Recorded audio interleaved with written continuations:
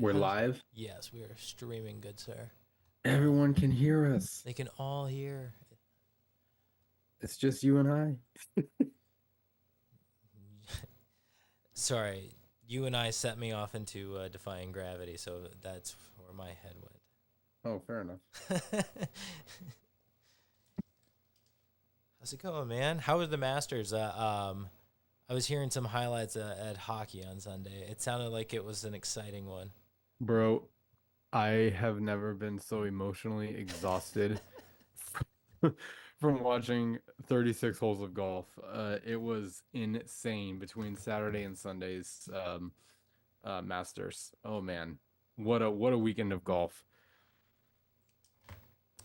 Because I mean, since Thursday, I was pulling for Rory. Like I was Mm-hmm. like, it's his time. He's got to get his career grand slam. This has got to be a thing. And then to see him just come alive on the third round was just, I mean, six threes in a row. What a start. Like that was something that you've never seen in Masters history practically. And then yesterday's, oh, up, you talk about just a wild up and down roller coaster of a golf round where you didn't know what was going to happen. Sounds exciting. Hmm. This feels like one of those movie moments, you know? It's his What? time. It said this feels kind of like it's like one of those movie moments where it's his time. It's gonna happen. Like it's this big dramatic thing, and then it's like Yeah. either way, if he wins it or if he loses it, it's like it's the because of the hype of the situation. It's a big moment I in mean, at one sports. point he's 14 under par. He's got like either a 4 or 5 stroke lead. He hits a perfect drive down a fair down a on a par five. Hits a really good layup. He's got like 70 to the green, and you're thinking, all right, he gets up and down. I mean, that you could pretty much nail in the coffin on this. And he sprayed a wedge, and it went right into the creek. And the entire world was shocked at that moment. Like, there's no the announcers didn't even know how to broadcast that shot. They're just like, what did we just watch? And so then, It's like, just the we're biggest like, choke in okay, he's gotta, history. he's gotta bounce back, all this stuff. The And drama. he loses the lead at one point. He gets the lead back. He's on another par five where he now hooks it around a tree and sticks it, what, 6 feet to the hole for eagle. And he barely misses the eagle putt, gets the birdie putt, but that birdie puts him back in the lead. And then he's on the 18th green. He's got like a 3 footer, maybe even less for par, and you're like, all right, I think he's gonna be the Masters champion. This is probably gonna be it.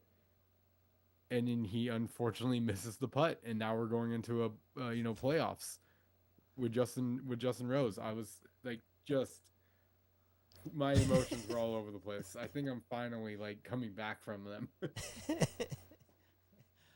I'm glad it was so exciting, man. Like, especially It with you was, coming back into golf and everything too. It's like this is a big dramatic moment. But you said he was yeah, 14 under, and didn't you just have a round where you were like 5 over? yeah, Some but I mean, it's 14 under through the tournament. yes. Um, Still though, I'm just saying you're whatever his rounds were like comparatively speaking to me, like yeah, you're that close to that level of play of like that you're in. you could argue that his golf course was a lot harder than mine.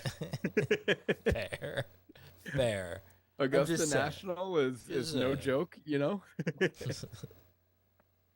And I would say his the amount of pressure that he had was probably a little bit more than I had too.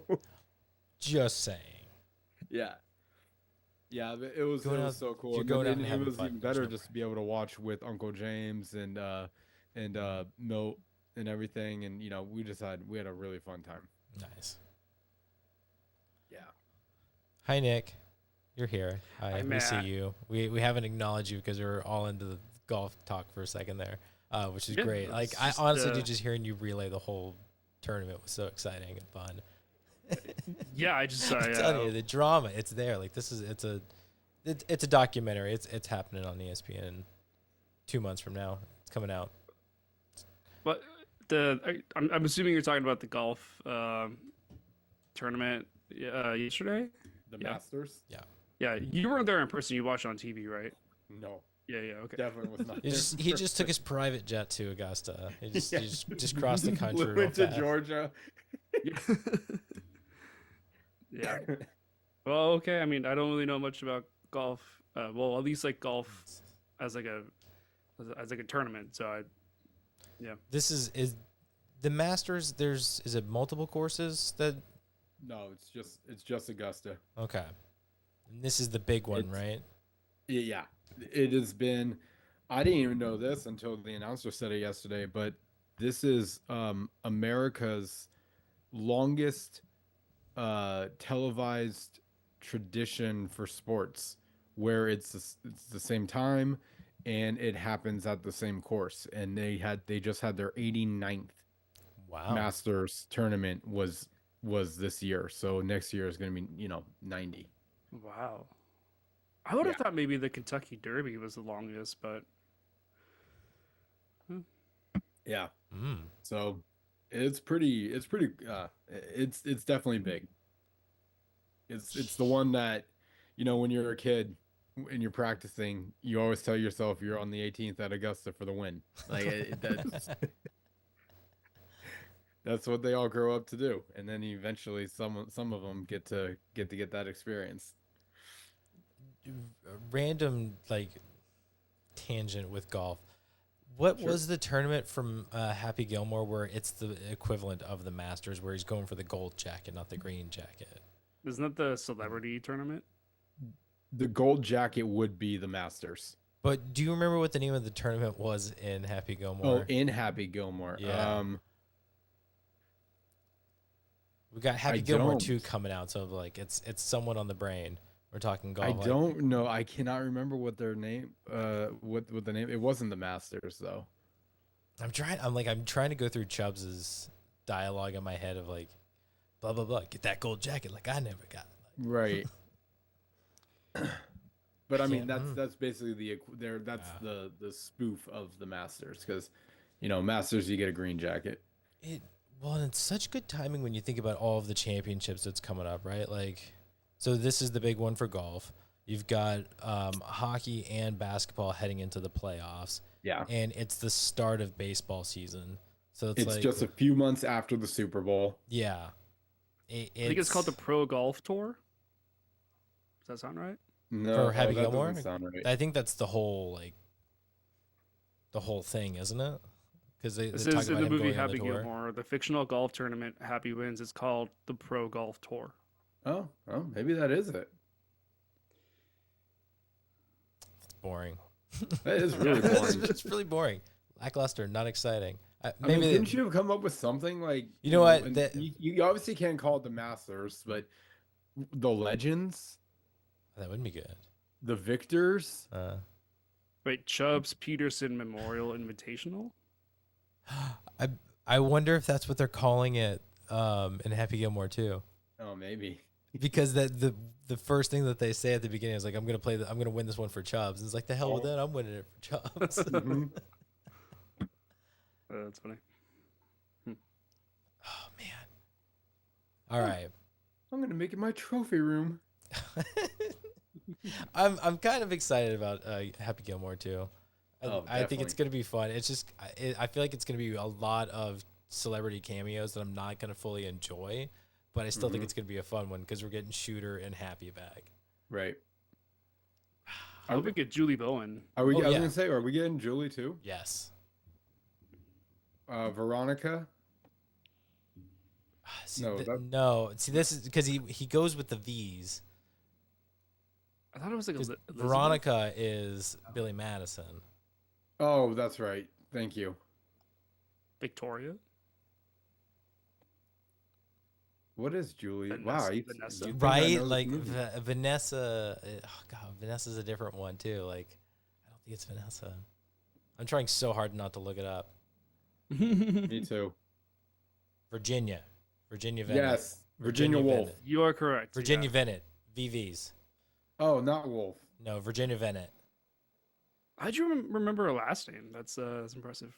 Because look up. I think the trilogy of Happy Gilmore, Billy Madison, and oh god, there's another one. But he tends to use the female character is Waterboy. That uses the initials VV. Oh, Vicky. Vicky Valancourt. Vicky VV. Valancourt. Oh yeah. Mm-hmm. Yeah.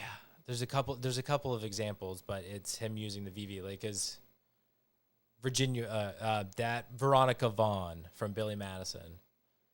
That Veronica Vaughn is one piece of ace. Me and her got it on. Woo! No, you didn't. No, God, yeah, these movies are still fun. We haven't watched those ones in a while. I just watched Waterboy. I love Waterboy. Yeah, it's funny. It's very silly, but it's fun. I love Waterboy. Yeah. My big claim to fame with Waterboy was we were doing a hockey tournament somewhere, I can't remember. So it was playing in the hotel lobby area, and like a bunch of the team was watching it, and I was like, oh man, I know this. I like kind of me flexing a little bit. I face the other way and I narrate exactly what's happening based off of the music that's playing. I'm like, yeah, I got this shit on lock, guys. Dude, the music is really good in that movie too. Dude, the movie is so freaking great. it's good. It's so good. That's what I call not high the devil. quality H2O. It's not the devil. Oh my god, you're drinking the wrong kind of water. Gatorade. Water sucks. It really, really sucks. Water sucks. It really, really sucks. What's the matter, boy? You're too stupid to do it. God, it's mean. It's mean. Oh, God. Nobody talks about my mama. Never said anything about your mama. Oh, please don't hurt me. Yeah. Safety. The Mud Dogs win. The Mud Dogs win. I love that And movie. everything is the devil. Oh my his god. mom. God, she was so good. Oh, Kathy Bates is amazing. Kathy Bates was so good. Yeah. Love her. What part do you think I'm about to eat? Well, the snake don't really have parts. But if I had to say it was anything, probably its knee. The medulla oblongata. That pops into my head so frequently throughout life. It's sad. Well, You playing that foosball? looks like Mama's wrong again. No, Colonel Sanders, you're wrong. Mama's right. Oh my god. It's okay. It's okay, fellas. Mr. Coach Klein said I could. Mr. Coach Klein said I could. Wait, what? When he tackles Colonel Sanders. Yeah. Like the tie and the collar and everything. Oh, it's amazing. Oh, what your mama said.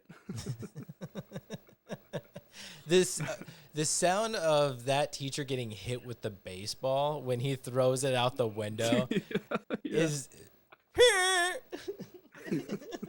just drops. Oh my god. So funny. And the fact that the Fonz is the coach is still just one of the funniest things too. God, that like, dude, you're Henry Winkler, you were the Fonz, and this is where you are now. And he doesn't even know what he's doing. The flashback of him telling the story of not getting the coaching job, and God, him in the heels, but with the phone cut. Like, no, Grandma, I didn't get it. Yeah. Oh, it's so sad. It's so sad. I didn't take it very well. No, sir, you did not. I love his assistant coach who's like, "I wish every day, Mr. Bedane." Oh my god, that guy's amazing. That guy. I think the only phrase you can catch is "Damn, he killed him." Is that the other one? It doesn't sound exact. Damn, he killed him. This is a mini Goodflickas episode of The Waterboy. I told you I love this movie. Which I don't remember the last time I've watched it. That just tells you how memorized I have it. Oh man, no, I it's love on this movie. Either Hulu or Netflix. Oh, I do. I'm staring right at it. I own it. VHS, motherfucker. Oh, I don't know that. Oh yes. Wow. How long have you had that? I don't know, but long enough to. This actually looks like a copy I've acquired, so this is not something that I grew up with. But I might have a second copy of it. Yeah. Oh man. Yeah, this one's not my copy, but whoever it was, it's rewound, so this thing's ready to watch. Wow. Love that. That's what I call a respectful VHS player. Or person, sorry. VHS watcher. I don't watch them because I'm actually afraid of like ruining them. What? Oh, come on. Do you think people had that mindset in the 90s and 80s? On occasion, I will test it out, like because there's a bunch of I have a bunch of VHSs of things I've never actually seen. So on occasion, that checks out. I'll watch one. But yeah, I got some good ones. Cool. Is your entire VHS collection just like right there to your right? Yes, but it's not visible inside the room. It's literally inside the closet. Oh. So I still have, technically that's not all of my movies. That's just DVDs. But yeah, I figured because you pulled it from somewhere off screen. Yeah. Yeah. So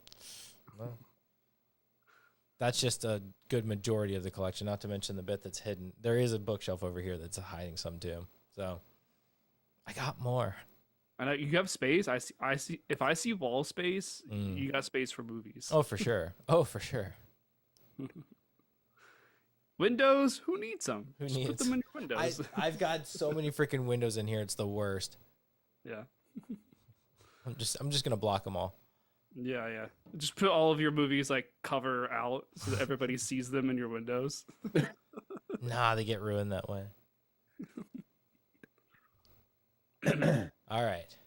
I think this has been a fun intro. Are we ready to hop into tonight's actual movie? Yeah. Oh, right. Ooh, hold on a second, because there we go. I should probably sound a little bit different to you guys, but this means you can actually hear the song now. Ready? Okay.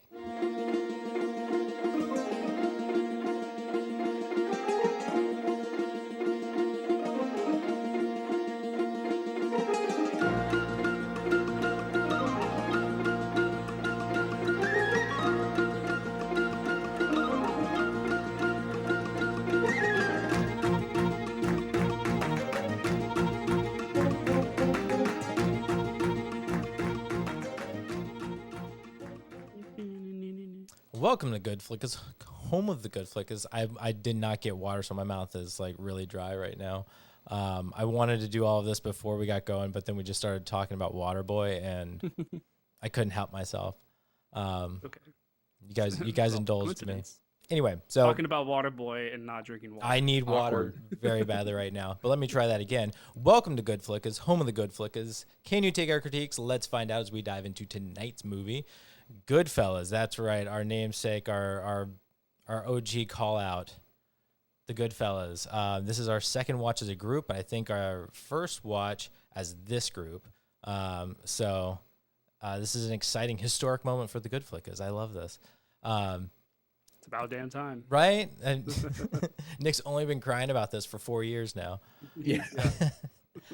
Speaking of, like, I went and found my notes from the first movie. The first time we did it, I have not looked at them, but they are visible to me. Okay. Interesting. So I'm going to focus on my new notes. So I've got to make a little note that this is the updated one. But I have both sets of notes. So at some point I am going to like cross-reference and see, I'm like, did I have the same thoughts? Did I write down the same things? So that'll be an interesting thing to witness, because it was so long ago that we watched this movie. Yeah. I had to dig deep into my binder to find these things. It is insane. We've been doing this for a while.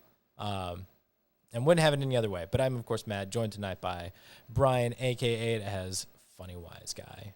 Well said. I mean, what can I say? I've just been looking outside, checking for helicopters, and making sure the sauce doesn't stick today. Keeping us safe. Show us the shirt, man. Yeah. The best. Oh, it has been a minute since we've seen this one. And know what even makes it better is like the Venetian blinds, like the blinds hitting your shirt adds that like extra flavor.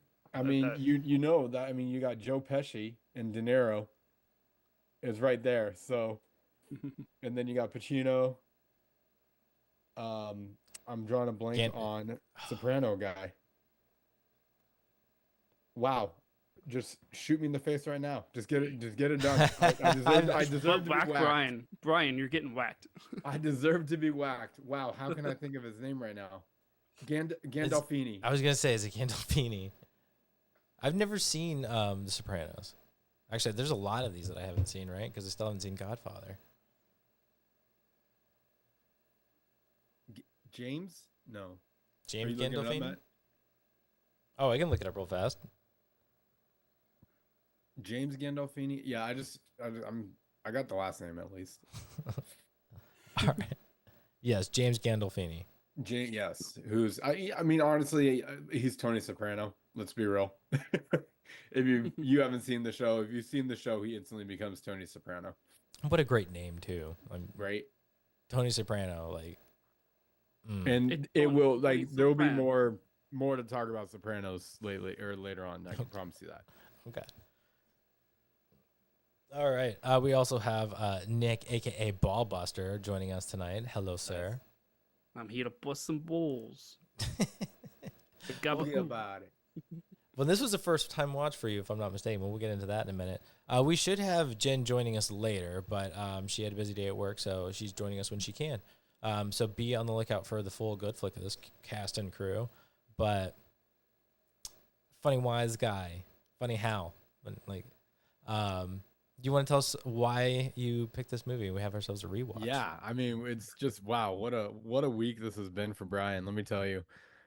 Starting off with last week, starting last Monday, we were able to deep dive on Predator, and that was kind of the thing that jump started the week. Then the day after that, I got to test out my new golf clubs, which was just the greatest feeling ever. Wednesday, I got to go to the Warriors game with the wifey and had a blast there. Then I had to sandwich 2 work shifts in, just kind of get through that midweek, and then came Saturday, Sunday was Masters weekend, and just getting out there golfing the best round that I've had in years with the new set on at TPC Harding Park, which is a golf course where the PGA Tour players play. Ended up shooting 5 over, so really stoked with that. Then came home, watched the Masters with the boys, and then we got to watch the Masters on Sunday. Got to watch Rory take that green jacket, and here we are about to break down Goodfellas. I mean, what a week. I'm so glad this is recorded. I can always now re-listen to it and relive the week. The reason though for Goodfellas. How many times are we gonna say Goodfellas tonight? Oh, I knew this. What is the over under on this? Oh my god.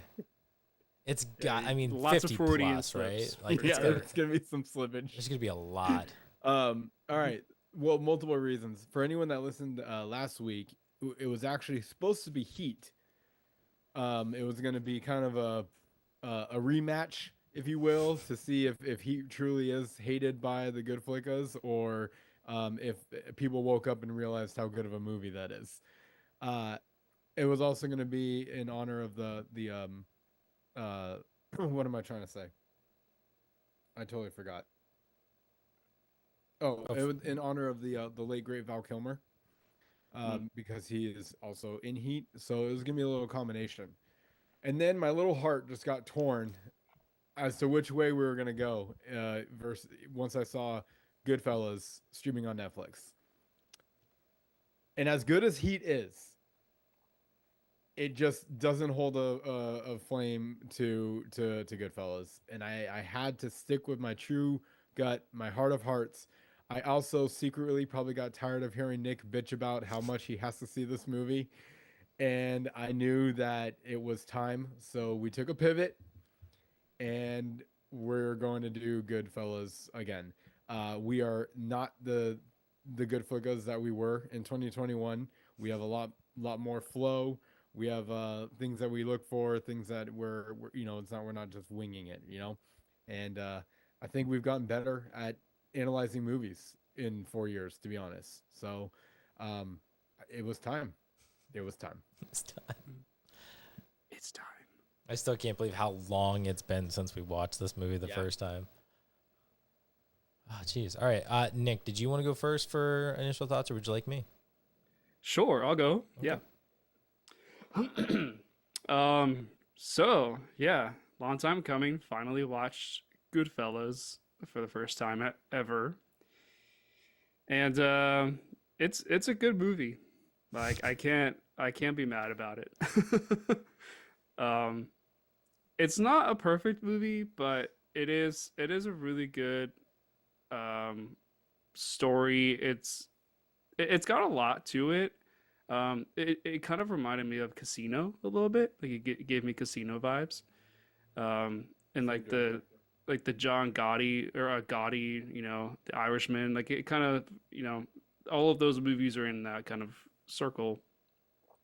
And it's funny to watch. He directed Casino and The Irishman. Yeah. Well, right, but like I'm watching this one after those movies. Right. So I'm kind of doing it backwards. So like I can see where all of that has kind of stemmed from this and like The Godfather and all that. But yeah, it's really well written. The acting is great. I love how a lot of the characters tell stories in the movie. They just have really good energy when they're telling the story. Even if I don't find the story very funny, I like that they have a lot of a good passion about it. I will say like a lot of stuff I am not necessarily entertained by, but it was well done and I can certainly appreciate it. And yeah, it's a great rags to riches story and had a good solid ending and yeah, I'm looking forward to. It felt very long too. It felt very long, even though it was just over 2 hours. But it was like a good long. Like it still kept me reeled in, and to see what happens next. But yeah, overall, good movie, solid movie. Not perfect, but I'm glad I watched it, and I'm giving this a 4.5 out of 5. Sorry, what was it? 4.5. 4.5. Okay. Yes. Okay. Something's telling me something. Well, I don't know what Brian's looking at, but I have my scores from this movie, so watching it this time and the last time. So I see 2 numbers. Okay. Yeah. So not a first watch for me, but it has been a while since watching this the last time. And as much as I thought I remembered, definitely felt like it was somewhat of a new watch or a rewatch, or at least this time around, I was able to pay attention to more things. And like, I didn't remember how much, like I completely forgot about the wife's, Karen's voiceovers. Karen. I completely forgot about those. Like that was, didn't remember that at all. And it was really interesting because I started really kind of paying attention to her side of things this go around, versus more from Leota's point of view. So it was definitely an interesting rewatch. Still really enjoy it. The iconic moments are still freaking iconic. We're going to talk about them. You can't not. But interestingly enough, I felt like at a certain point things they kind of went through fast, and this didn't feel like too long of a movie for me. I almost wish it was a little bit longer, where when shit starts hitting the fan, it just hits it fast. And I think it's something that Scorsese has kind of changed in later years of stretching things out a little bit, or making those moments where people are just getting whacked, make more of a spectacle out of it. Like, give us a little time to burn on it. And it's good, but I wanted more. I wanted it to slow down a little bit and give me a little bit more. I know. I feel like that's something I'm always saying, is like, give me more. But it doesn't mean I don't appreciate this. It's a full story. It's a lot of fun. I really enjoyed it. But I did have a change of opinion. So my original score was a 4.5. But this go around, I went just a little bit lower with a 4.4. Dang. I'm looking forward to talking about this one. Like, it's fresh. I watched it today, so. All right. It's no secret that I have seen this movie multiple times. Can you count how many? No. Like tens, hundreds? Not hundreds. Okay. Not hundreds, but I mean, I would probably over 20. Okay, I was gonna say like 20 I plus. mean, I watched it twice already for this week, twice already for 2020. That's 4 times just to do a Good Flicka episode. It came out in 1990. So yeah, I've definitely have seen this one. I own this one. I love this one. You could probably argue it. Everyone asks me what's your favorite movie, and I always say, it's really hard to narrow it down to one. This one is a fighter to for me to say it could be my number one movie of all time. Easily in the top 5. Easily out of, I don't know, I think I'm at over 1,500 movies watched. And definitely in the top 5. It is, to me, Goodfellas is more than a movie. It feels like a symphony of film that just flows so perfectly. It's like a waltz dance. I don't know how to explain this. It's an experience. It is. It's an experience. It's a masterpiece. The soundtrack itself is a storyteller within the story.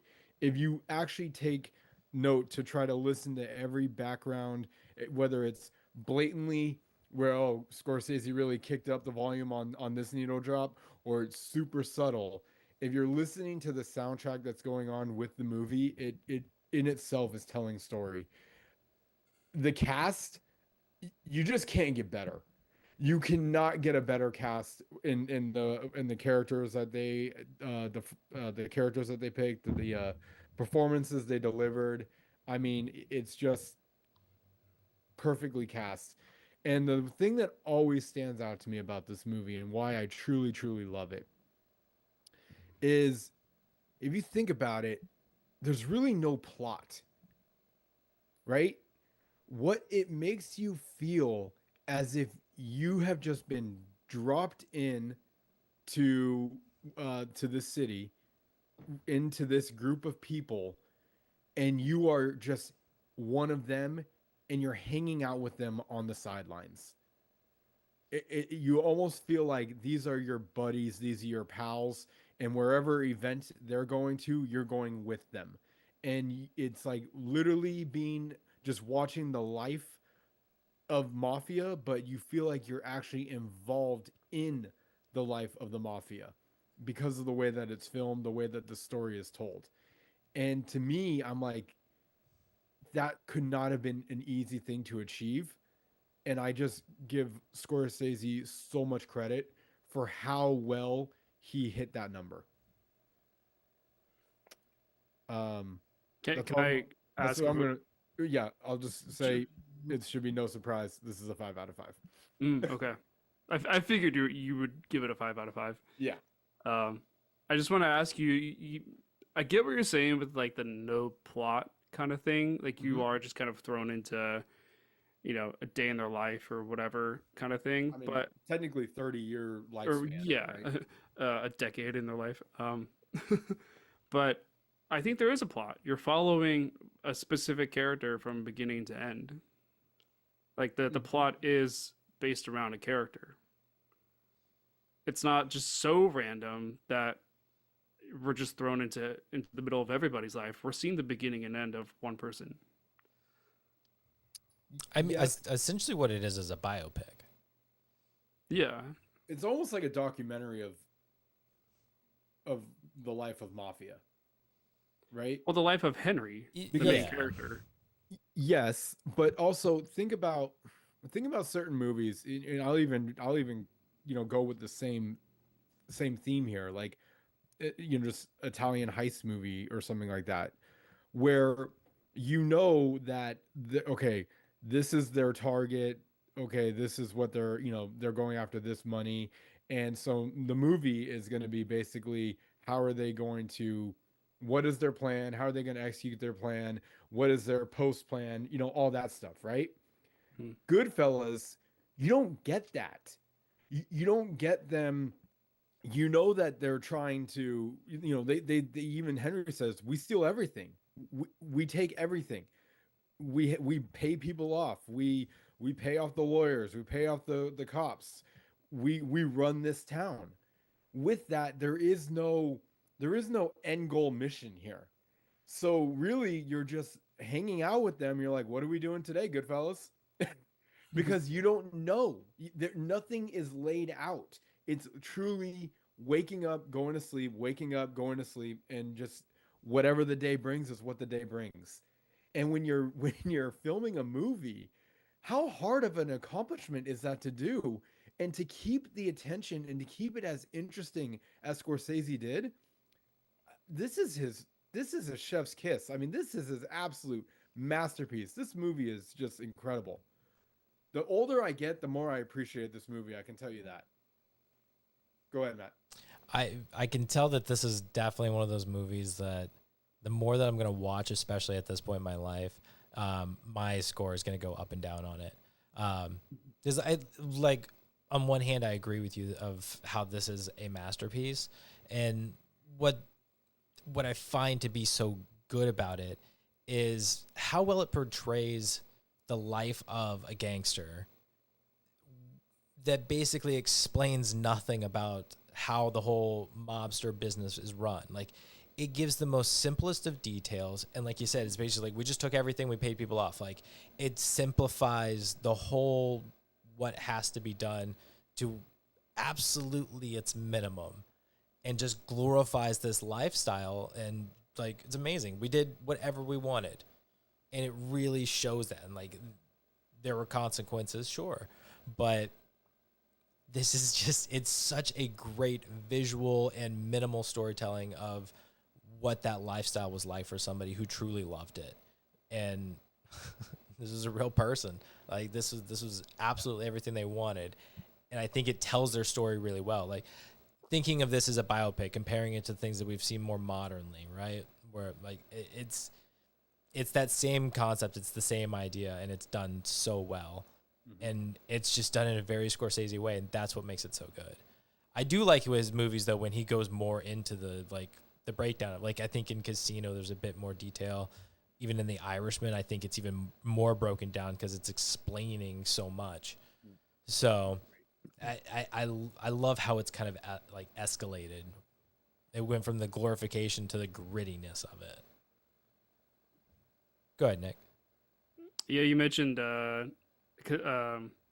how like the movie doesn't have a plot. Well, I remember when we did Casino, you read some kind of a fact somewhere that the writers for that movie also stated that Casino doesn't have a plot either, but it does follow through the decades the life of Robert De Niro's character, just like how this one follows. I don't know what the actor's name is, but Henry. So it's like it's almost like Casino is like the Robert De Niro of Goodfellas. It's following a person loosely, but then you still get everything else, like the day to day for stuff. Because even in this movie, sometimes I forget that Henry is the main character. So it really does like throw you into it. I'm trying to think if there's ever a scene that Henry's not at some point involved in. Or if he's not directly involved, he's in the background. But like, yeah, like there's no conversation. I'm sorry, like we're jumping into movie now. Yeah. But like as far as to my knowledge, to my memory at this point, it's like I don't remember there being a single scene without Henry being involved directly. And it's when Karen's with the wives. Okay, but at that point we are getting Karen's perspective, Correct? Because she's doing the voiceover. I think the only time we get a scene that doesn't actually have Henry involved is when, what's the wig guy? Maury. When he gets killed, I think that's the only time that. No, you're right. He's actually not there. Yeah. But he was there like 30 seconds ago. Right? Like, I mean... His essence was there. Yeah. his cologne you could still smell. Yeah. But as far as his story, his telling of the story goes, he was unaware that was ever taking place. Right. It's good stuff. Good stuff. All right. Yeah. Any word from Jen, or are we ready to hop into that song that we love so well? No word from Jen yet. Okay, then I'm just going to go ready for... We'll get her thoughts when she jumps on. Yeah, absolutely. Fun facts. Fun facts. Sit your butt down because Brian's in town. Fun facts. Fun facts. Here we go now, so let's talk about fun facts. Yeah. I gotta start playing like the cheers and stuff on top of that. So like as it's rounding out, it's just. All right. Well, it is April 14th, 2025, as we record this one. You can catch Goodfellas on Netflix, and trust me, it doesn't come back for a while. So don't miss the opportunity. That's all we can tell you. We've said his name probably about 50 times already. But he means no introduction. Directed by Martin Scorsese. Martin. You could probably, I think it's pretty much safe to say Scorsese is my favorite director. He just gets me. He makes material and movies that just call me anytime. I haven't seen Killers of the Flower Moon yet. I still want to see that one. I know it's his newest one, but that one has still eluded me. Well, let's just, what? Said he's back with Leo. Yeah, exactly. We'll start with the top 10 for Scorsese. Get ready. Number 10, After Hours. Crap. After Hours. Oh, and I'm gonna say this. I know I say it in a ton, in all the ones that we do, but I still have to really just make sure I say it for all of us. This is a list that has an order. I don't necessarily know if I agree with the order of the list. Yeah. And I think we can all on GoodFlickas agree to this. All right. You should have taken that top 10 and then put it in your own list and then done it. Yeah, I guess. You have to let the Overlord algorithm take its role. Like, yeah, this is, and there's only so much time I have in life. We could do it right now if we wanted to, but here's the list. All right, number 10, After Hours. Number 9, Raging Bull. 8, Casino. Wow. 7, The Irishman. 6, The Departed. Ooh. Matt and I were... The movies that I'm listing right now, Scorsese is, you're the man. Well, it's like you've listed some big ones. I'm like, wow, really, so high on the list. Right. But I'm like, no, keep going. Like, I'm trying not to wait for 5 to 1. I'm trying to not Number contest 5. anything yet. Number 5, Killers of the Flower Moon. 4, Goodfellas. 3, Taxi Driver. 2, Shutter Island. And number 1, The Wolf of Wall Street. Ooh. That's on Hulu. I just saw that. Interesting. It's on there. What? Am I remembering it wrong? Is Scorsese not Gangs of New York? He is. Why is that not on the top 10? Exactly. It's so good. My case on the list right now is, so I would probably get rid of After Hours just to start a shuffle and put Gangs of New York in there. Is that the And one? then Is that one with Leo as well? Scorsese And also Daniel has done Day-Lewis, Color yeah. of Money, and he's done Aviator. He's got some good ones. So yeah, there's some rearranging of lists, because I would definitely throw in. I don't know actually, because it gets hard at that point. Like, what do you bump? I'm scrolling through it and I'm just like, damn. I know. Damn. I know. The man is. He's a hardworking man.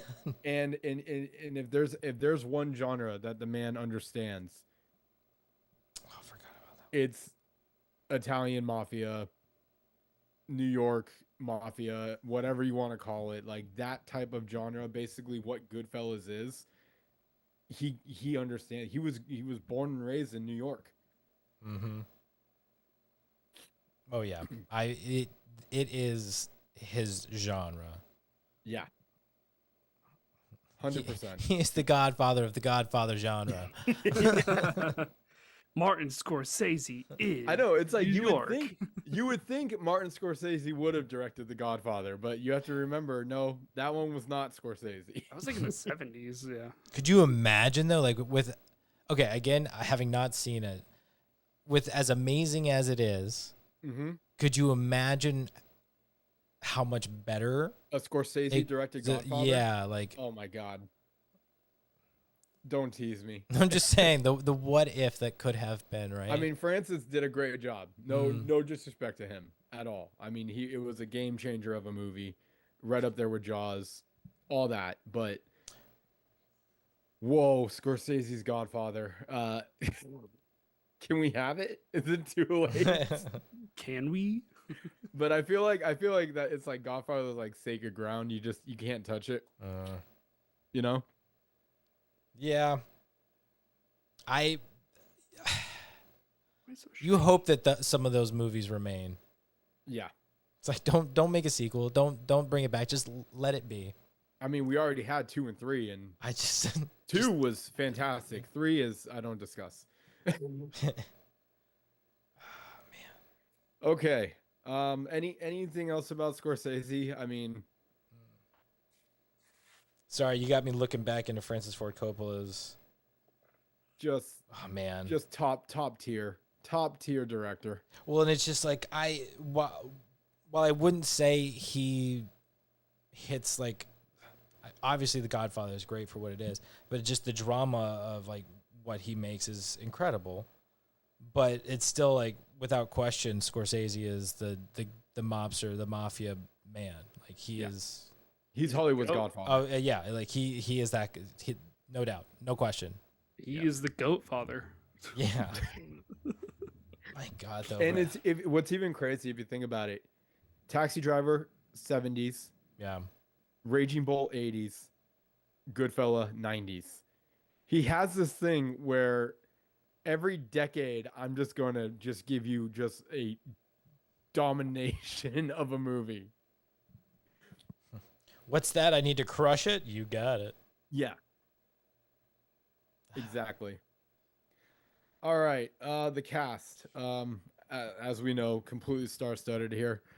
Robert De Niro, who plays James Conway, or Jimmy the Gent. You've got Ray Liotta, who plays Henry Hill. And you got Joe Pesci, who plays Tommy. Lorraine Bracco, who is Karen. Paul Sorvino, who plays Paulie. And I would say that's your top 5 for sure. Is there any performances you guys wanted to bring note? Anyone you guys wanted to mention? I mean, there's some familiar faces in here. Nick, you got anything? Because I do. I've got a few too. I mean, I'm looking. No, not really. Okay.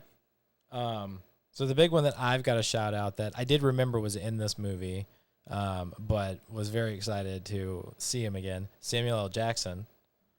Yeah. I remember, I think it was because looking back at my notes, the first time watching it where I was surprised. I was like, Sam L., what are you doing in here? Like, I had never heard of him ever being in Goodfellas, you know? So was he the one on the bed in the little apartment? Was that? That's one way of putting it.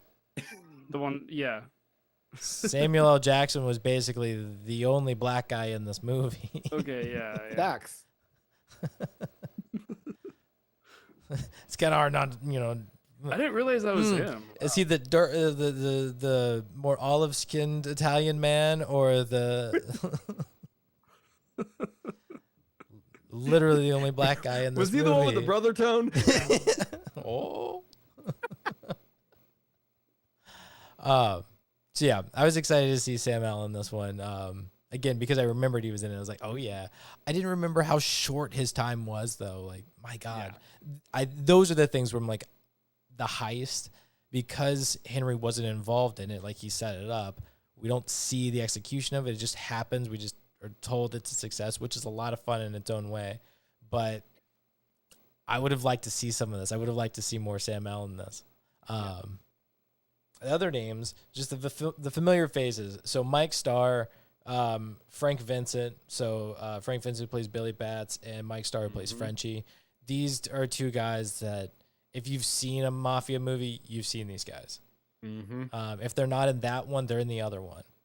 They are in these movies. They are recognizable faces. You may not know their names, but you know what they look like. And Frank Vincent just has the look. Oh, for sure. And he's kind of like, as he's gotten older and matured, it's just like more and more so of like, you're yeah, dude, you're the mafia man. You're just looking so good for this. Trying to remember if there was another. Oh yes. So Debbie Mazur, who plays Sandy. I'd kind of forgotten she was in this one, but when I saw her when I was doing my cast list, I was like, oh yeah, she's in this, and I could remember her character. I do remember it now. But she's one of those that I know she's been in a lot of things. She's a very recognizable face. She's been in tons of stuff. But from my childhood, I always flash back to Beethoven 2, where she is the mean lady. I think her husband or boyfriend is Sean Penn. Sean Penn? I'm not going to remember this. Oh my God. But yes, my childhood memory of Debbie Mazur is Beethoven 2. And she was not nice until she was nice. Okay. So it's just one of those things is like, she's always kind of been a bit of a villain for me. And it's not her fault. Does anybody remember Beethoven 2? Just me? Just you, bud. Oh, so sad. So sad. Just change your pants, George. Beethoven Finds Love, guys. That's the first one. That's the second one. No, I was saying just change your pants, George. It was from. Oh, gotcha. Yeah, but I do remember he finding love. She's got the pink little bow collar on. Yeah, yes, the bow. Yes. Yep, she's rocking it. Yeah, I don't remember the movie at all. I do remember Beethoven gets his little crush. Yeah, it's nice. It's a nice one. It's cute. All right, so I already mentioned Lorraine Bracco, but the other one to mention is also Chris. What was his name? I almost had it. Oh, Michael Imperioli.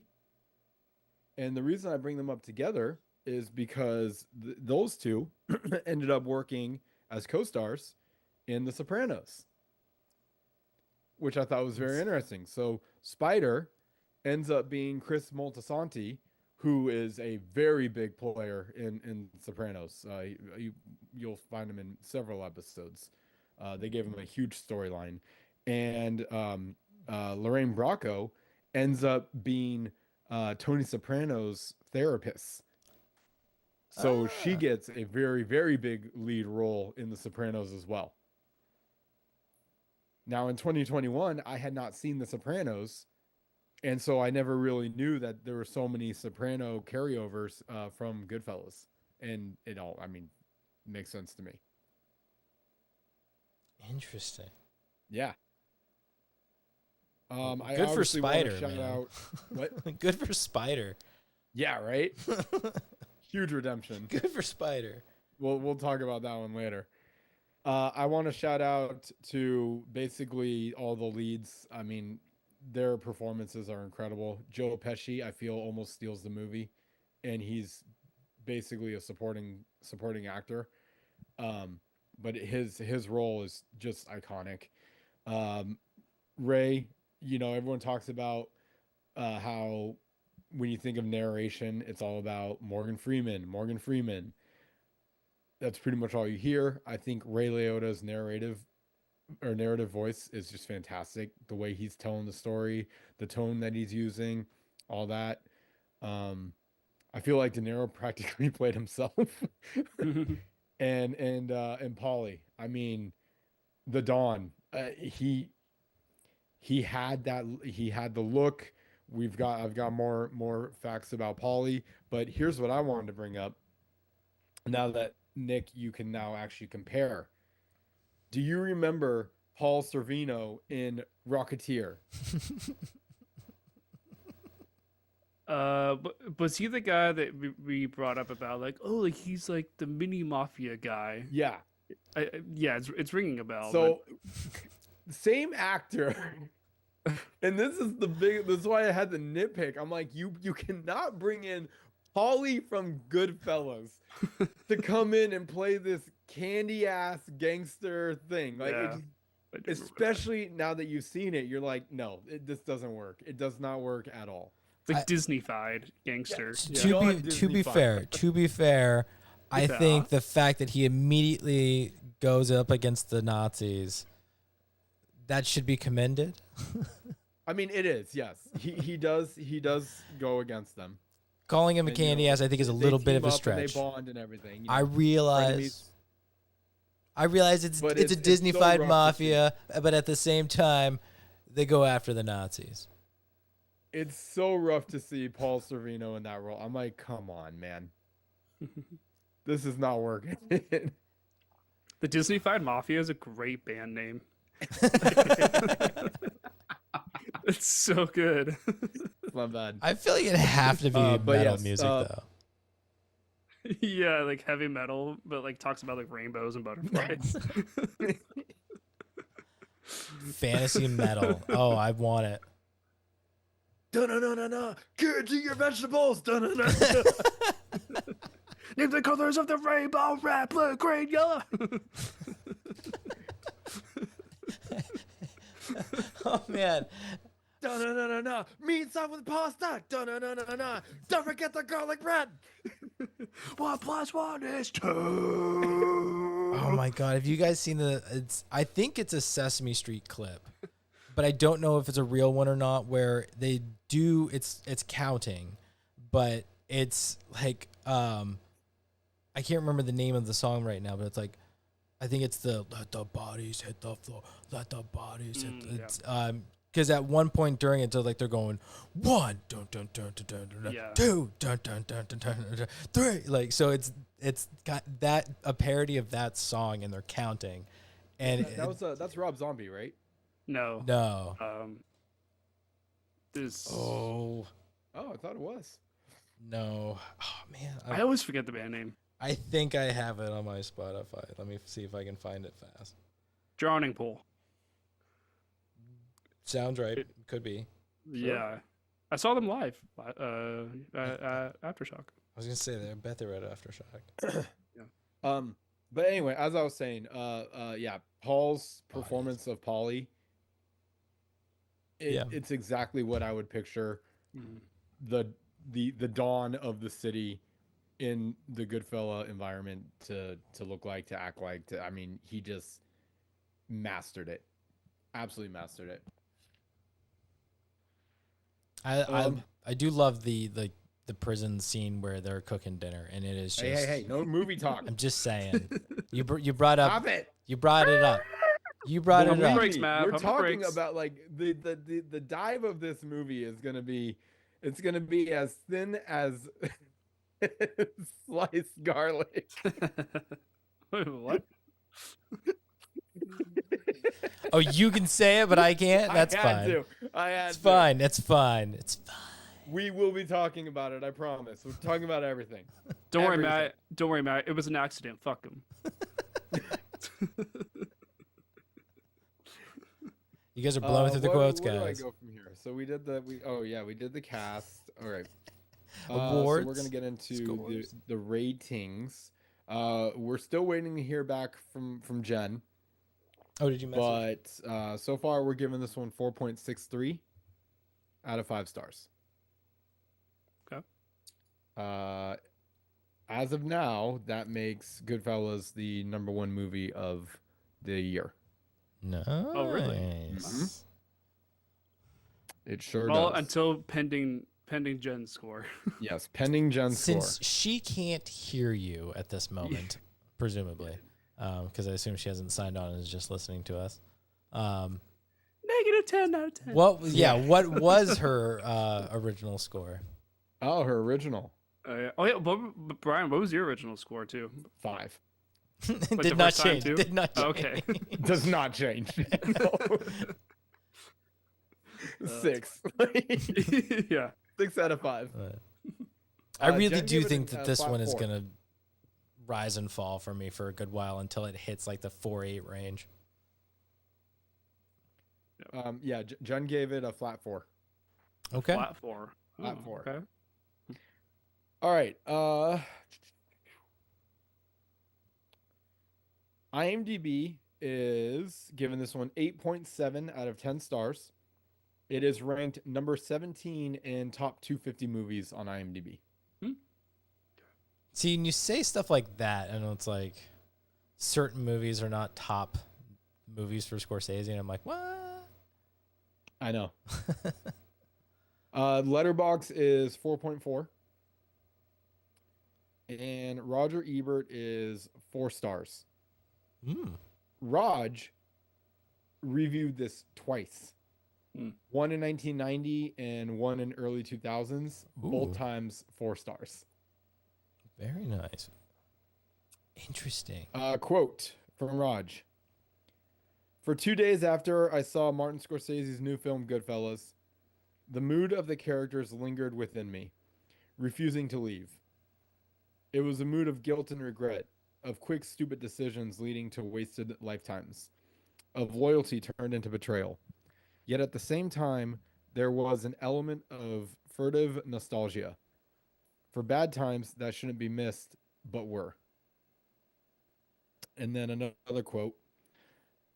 Most films, even great ones, evaporate like mist once you've returned to the real world. They leave memories behind, but the reality fades fairly quickly. Not this film. And then there was one more that I read. Oh man, what was it?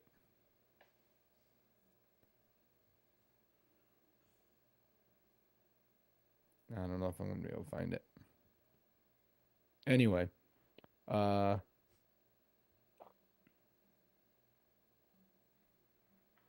okay, that's all right.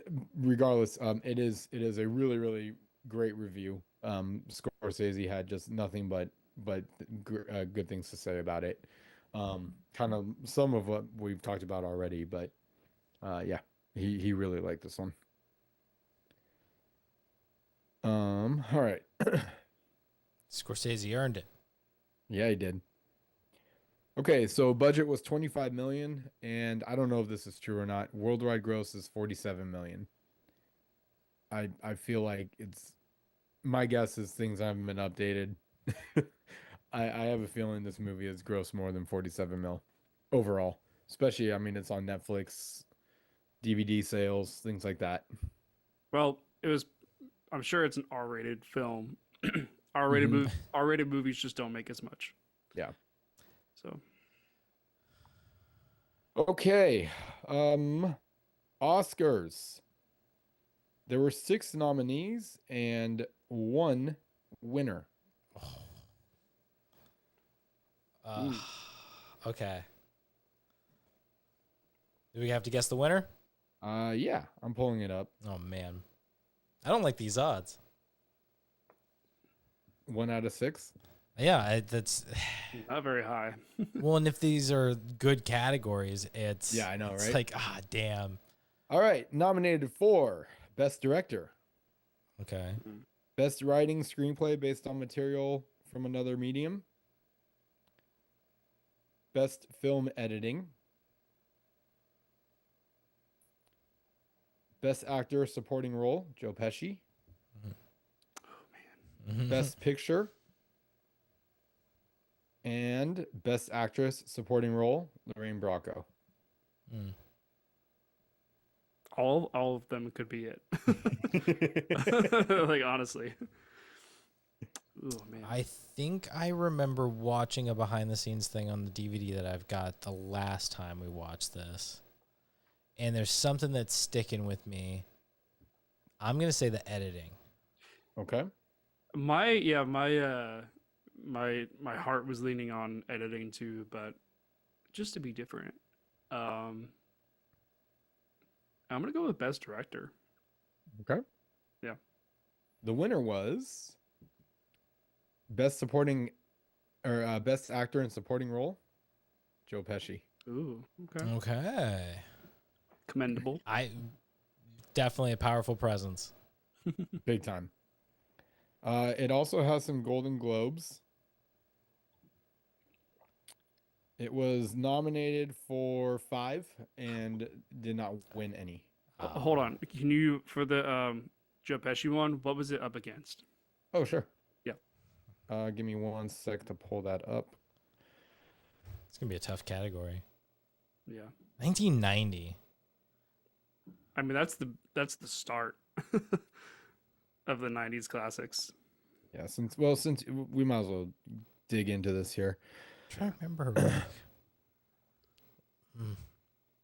Yeah. What was the Pish up against? Okay, so he was up against. What was the Pish? I don't think he's ever been called that before. That's no. awful. The Pish is going to pop into your room like the fucking Kool-Aid man and kick your ass.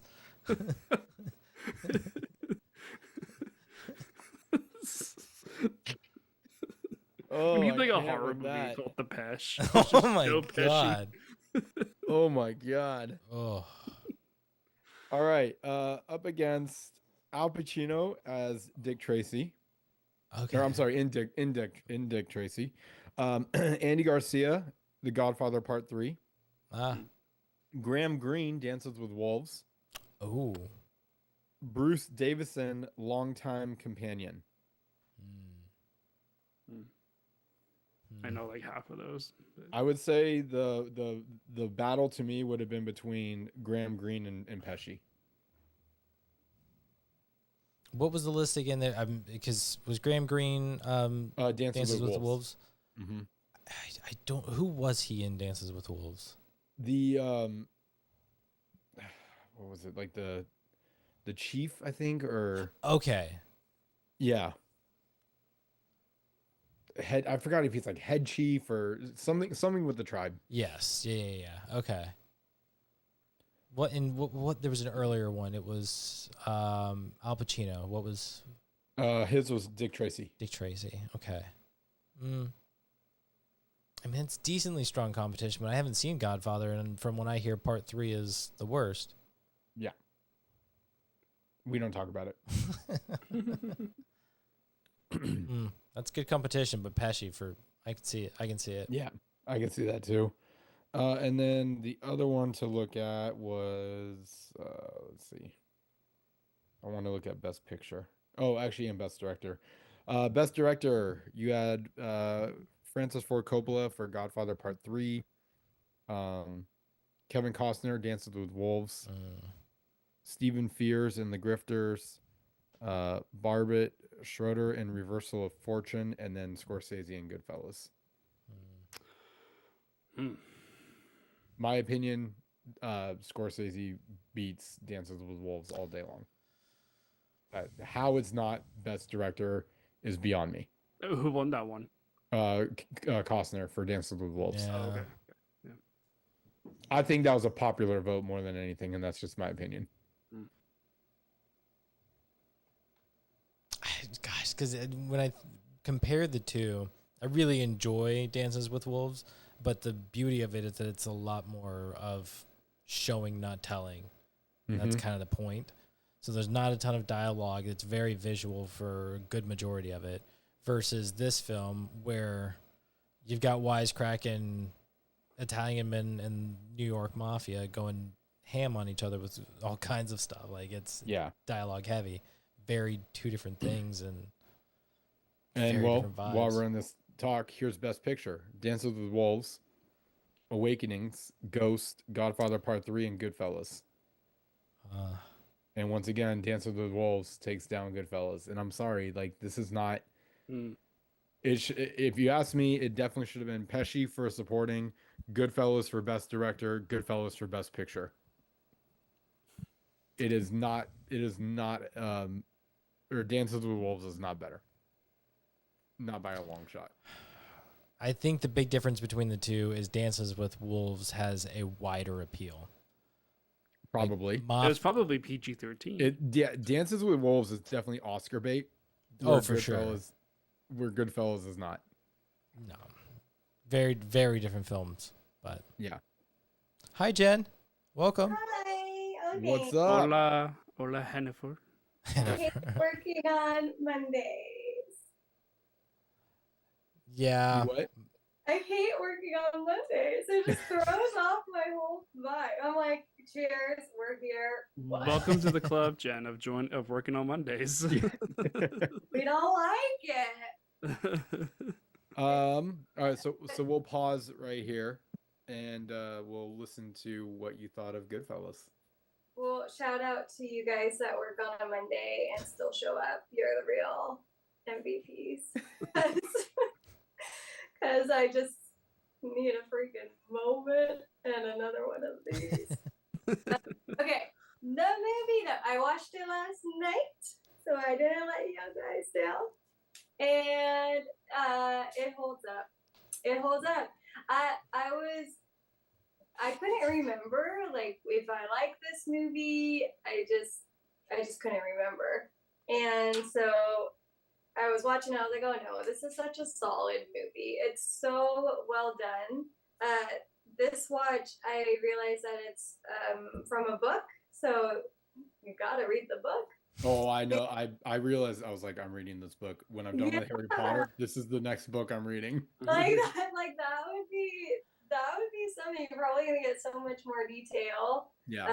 But it's what a walk of life this is, and I think they do such an incredible job just showing this life, and there are some really gross scenes, but it's to be expected in a mob movie. And the actors, I mean, just, you can't say enough good things about them. So I can't quite give it a 5, but I am going to give it a 4.9. Ooh. The biggest change. Big change. That's a big swing. 4.9. All right. Well, the score is official, so we're giving this one 4.7 out of 5. That's going to make Goodfellas the #1 movie of 2025. Nice. Okay. Was it? Can we compare our scores? Yeah, 2021 is what kind of mood was I in 2021? 2021. Mine was the same, 5 out of 5. Okay. Matt gave it 4.5 in 2021. Okay. He gave it 4.4. 4.4. Yeah, 4.4 now. You gave it 4 stars. Okay, we changed. Yeah, and so now you've given it 4.9. So that's a pretty big swing there. Jamie gave it 4.5. Oh, okay. Josh gave it 3.5. Oh, wow. This is why Josh is not part of Good anymore. Sir, what was his score? 3.5. Oh, geez. Your hating brother. And then Brandon gave it 4.6.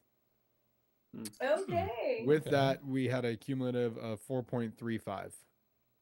Wow. Okay. So And now we're giving it 4.7.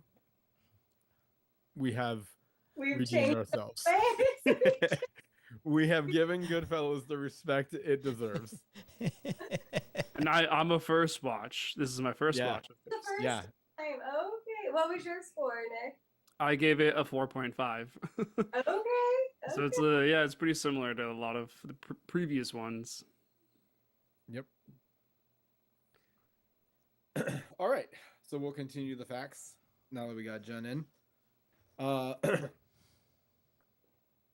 As far back, I'm not going to do the full quote because that's coming later, was voted number 20 in top 100 greatest movie lines by Premiere in 2007. What is that? What? What is that? What is what? What you just said. Premiere 2007. What does that mean? They did like I don't know if it's an article or whatever, and they said these are the top 100 greatest movie lines, and as far back was ranked number 20. Oh, got it. Okay. It's kind of like Jaws. You're gonna need a bigger boat. Got it. Okay. So it's as far back? Yes, but I'm not doing the full line because we're not there yet. Oh, okay. Sorry. I'll wait. That's Matt's part. What is that? What is what? What you just said. Why is that so funny? All right. Well, we just got done with the Masters, and in golf there's 18 holes, so it's pretty fair on that we're gonna have 18 facts to go through. So that works. Okay. We'll go with this one. Number 1. Real money was used. Interesting. Reason being, Robert De Niro, being the actor he is, was doing the scene with fake money, and he says, I don't like the feel of this. This is not real. It doesn't feel right, and it's really bringing the authenticity of my character is not working. So he forked out his own money.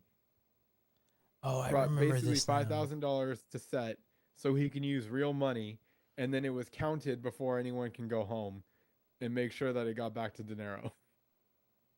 So all that money that was thrown in the swimming pool, that was all real? I highly doubt it. But that wasn't De Niro. Definitely wasn't him. Real mobsters were used as extras. Oh. To help with the authenticity of the movie. Scorsese's got balls, man. He has so much balls. You're using real mobsters in your movie. Like, woof. Let's be real. Never mind. I'm not gonna say it. We're not gonna talk too much about this because it's obviously one of the more iconic scenes of Goodfellas. But How Am I Funny actually happened to Joe Pesci in real life. He was a server at a restaurant, and he heard someone saying a story, and he says, "You're really funny," and blah blah blah blah blah blah blah blah blah. We'll talk later. Okay. So that happened in real life. Oh my gosh, like that aggressive? Yeah. There was a possible Jimmy. What's wrong with people? So instead of Robert De Niro, we could have had Al Pacino. Yeah. It's like he was busy in another movie. I'd rather have De Niro. Oh, for sure. Ray Liotta turned down Harvey Dent for Goodfellas. Oh. Harvey Dent in Batman. Good call. Thank God. Interesting. That works. Yes, Matt. It was on the last fact, but now that you've got me thinking about Ray Liotta and Batman, I'm reeling. I can't remember what the last fact was about. Possible Jimmy was Pacino. Oh yes. Just kind of like a hot take on that, and kind of curious what you guys think. When I think about, and this is going to sound interesting, I'm sure for anybody who's seen Scarface, but when I think about Al Pacino and Robert De Niro, I've always kind of seen De Niro as more of the tough guy, and Pacino is more of kind of like the sneaky guy. Like, he's not as intimidating, but De Niro feels like he'd beat the shit out of me. Like, he's always scarier to me in this kind of like physical role. So basically Heat. Pretty much.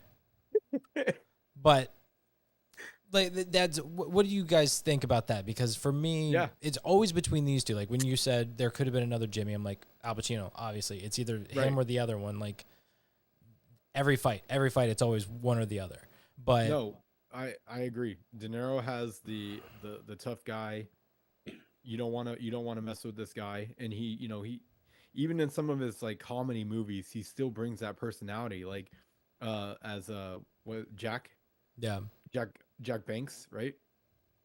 Is that the name in Meet the Parents? Yeah, Meet the Parents. Is it Banks? Is it Banks? Oh no, that's Father of the Bride. Which I do have a Steve Martin connection. Yeah, I forgot. I forgot his last name, but yeah, even that it's a comedy, yet he's still like, you don't want to mess with me, bud. You know. Jack Burns.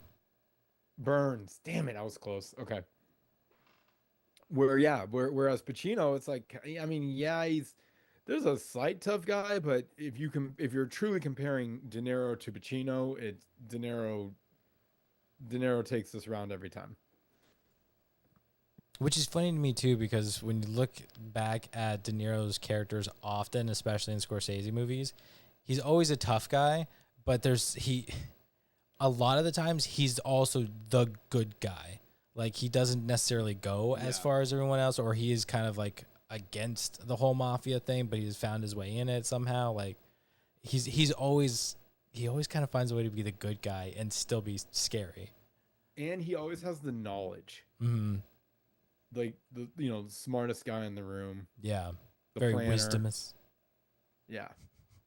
Was Pacino doing Scarface at the time? No, what he just did, it was Godfather Part 3 that came out, right?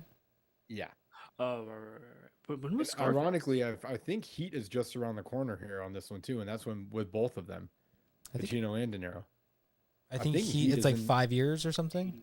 Yeah. I feel like I haven't seen enough of Pacino to make a comment on it. I just know Robert De Niro does a great job. Yeah, I think Taxi Driver kind of solidified it for me. He's just kind of like that physically scary looking dude. Yeah. He's out of his mind in that movie. Quite literally. The word fuck used 321 times. 3, 2, 1, fuck. That's insane. And we're breaking the record tonight, folks. This is great. Again, we're not going to talk too much about it. Dinner with Tommy's mother was improvised, so just remember that when we keep talking about the scene. Oh, right, yeah. Are we going to talk about who his mom was? If you want, sure. Isn't it Scorsese's mom? Oh, I did not even know that. Now I've got to confirm it. God, that's not even on my facts. If you found that out, that's awesome. Let me double check. Bonus fun fact. Let me double check.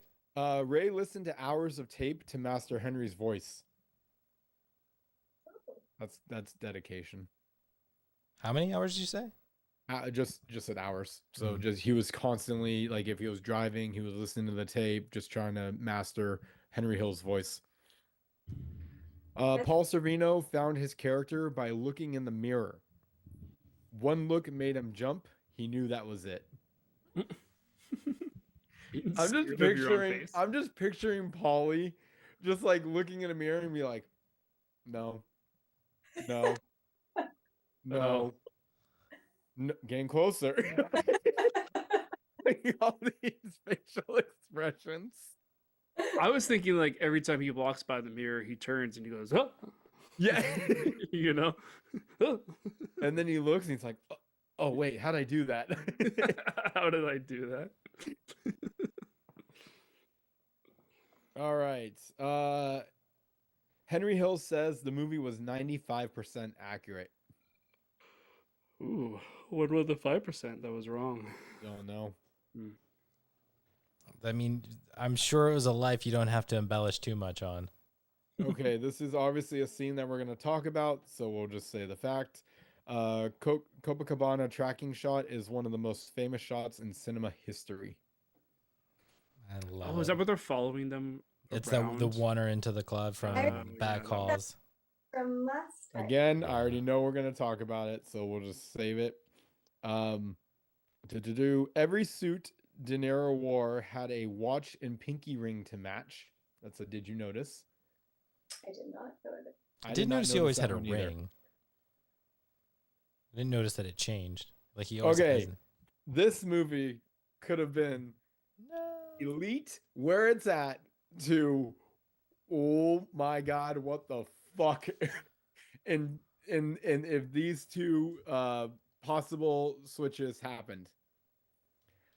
There is a possible Henry and there is a possible Karen. Can't even believe I'm gonna say this. We're recording, right? Like we don't want to miss this one. It is recording, yes. The possible Henry, Tom Cruise. Jesus. What? Why was I thinking that? Why was I thinking that? The possible Karen, Madonna. Wow. What? Okay, I was not thinking that. Why was I thinking Tom Cruise? That's wild. It's always Tom Cruise. I mean, I get it. Scorsese has worked with Cruise. It's always Tom Cruise. I'm sorry. But there's the 2-decade period where it's just like, oh, we're making a movie. Tom Cruise. Tom Cruise. Let's put him in everything. But I mean, can anyone picture Tom Cruise in Madonna? No. My brain breaks at how horrible this would be trying to think of it. Yeah. I don't like it. I'm picturing Tom Cruise. Well, I don't want to talk about the movie. Damn it. Let's just say this really quickly. I'm now picturing if Tom Cruise was the one that was walking across the street of Karen's neighborhood. Oh. And Karen is Madonna. Yeah. Anyway.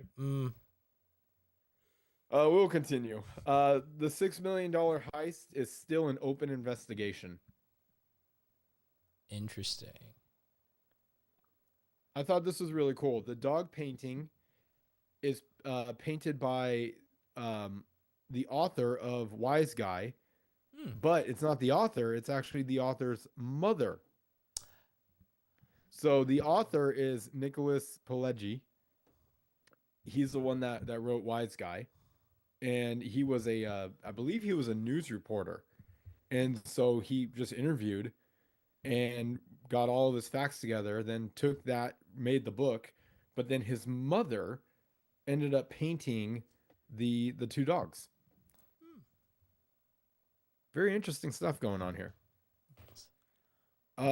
Go ahead. I just because we're still on, I did confirm that Tommy's mother is Scorsese's mother.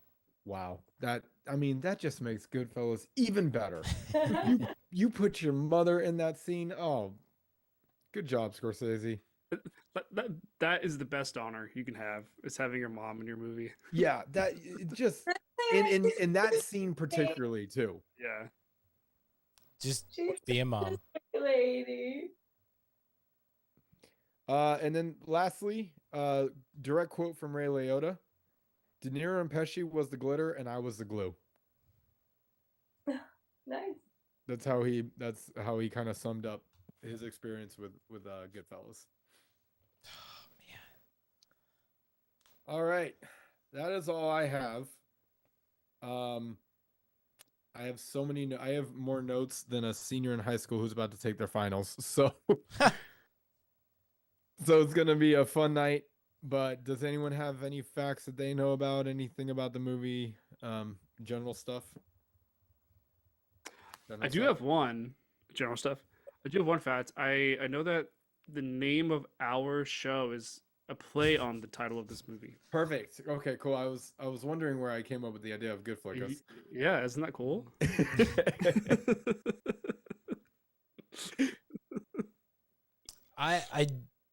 Yes. With that in mind, we originally, or at least I was originally spelling it with a lowercase f as if it was one word, GoodFlickas, much like Goodfellas is. No. You changed it to the capital F, and it has remained that way ever since. It's just kind of like, it was a subtle change of like, that's been established. It's staying. Yep. Like, I like it with the capital F. It does work. I like it. I like it too. I think it doesn't hit the very obviousness of it. It's not the GoodFlickas, it's the GoodFlickas. There's a difference. But it was a subtle change that I did notice, Brian. It was very smooth transition. Yeah, I'm trying to think if there's anything else general that we haven't mentioned yet. General that we haven't mentioned yet. Sorry. Appropriate after the Predator. Yeah, I can't think of anything. Cool. Well, I can't wait to dive into this one again, though. Yeah, I was gonna say, quick break because I do need to get some water. Like we're gonna have things to say, and I need to have. Yeah. Oh, actually, I will say one thing. I did not look back at notes or anything. I went into this fresh and just wrote down my notes and my quotes and all that. So no plagiarism of your own work. No plagiarism of my own work. Yeah.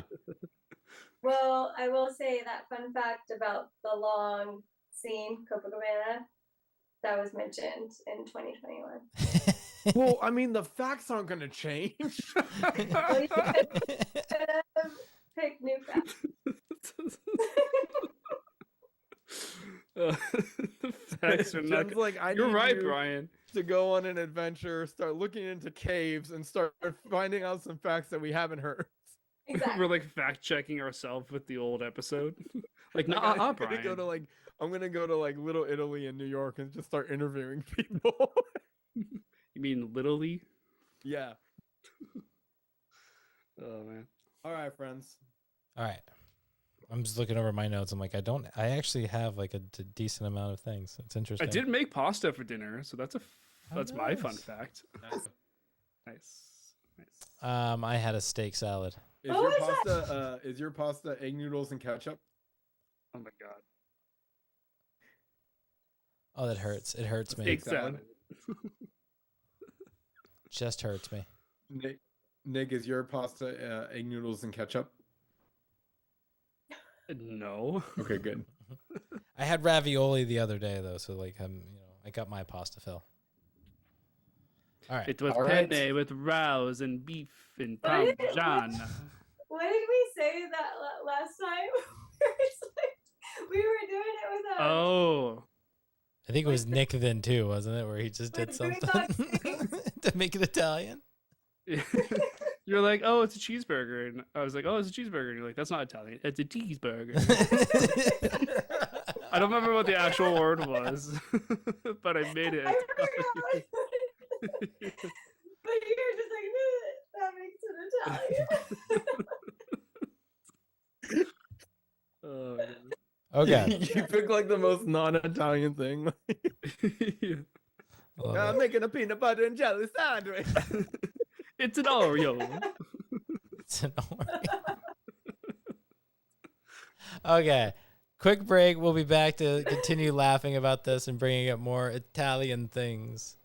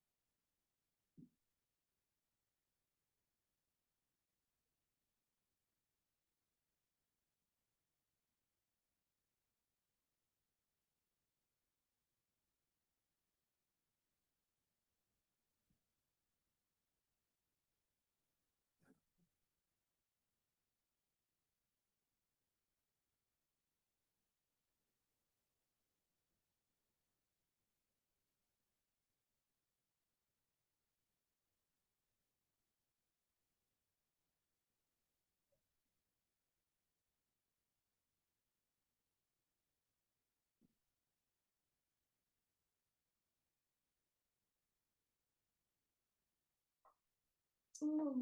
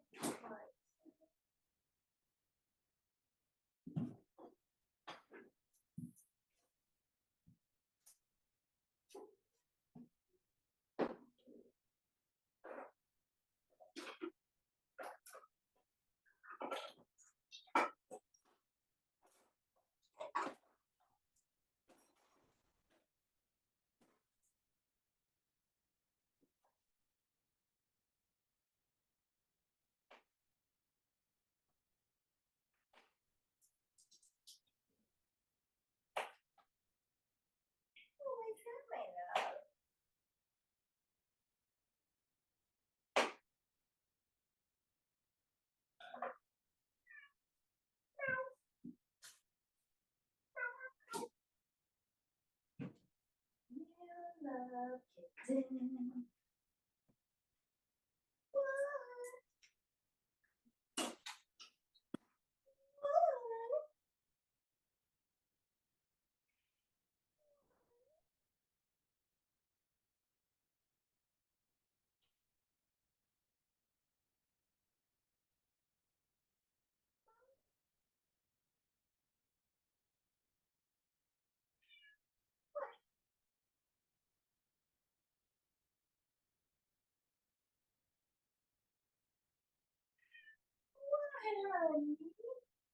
You eat your food. You eat your food. You eat your food.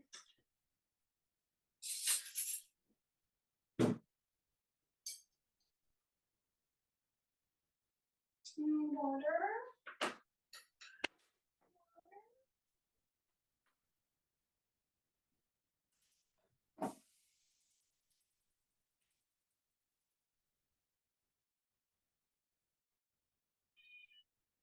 with the bird in the world do you go, little turkey? There you go, little turkey.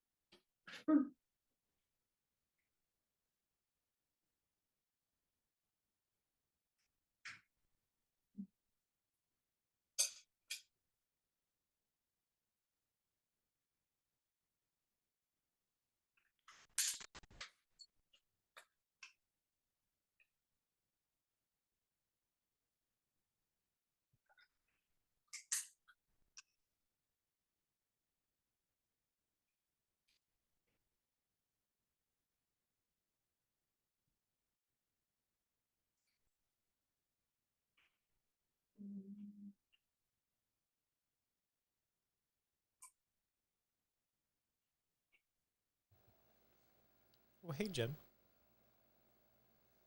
Hello.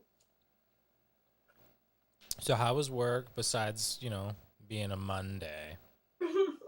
It felt like a weekend. It was really busy. Or like I forgot it was Monday until I saw the announcement. I was like, don't forget to go to movie club. So it was fun. I yelled at a customer because this guy, so no, it's like super creepy. And I told all my managers and like anyone really. But there was this guy, he comes in and it started like he was cool. He was nice. And then he started to like flip it. It's like I was being nice, like whatever, customers, blah, blah, blah. And so then he started to come in and he was like calling me babe. And he's like, you have to like show me where this is. And I would point, especially when he started calling me babe. I was like, oh, it's right over there. But he's like, no, you need to come out from behind there and come and show me because I'm a paying customer. And I'm just like, well, I don't have to do shit. So actually, no.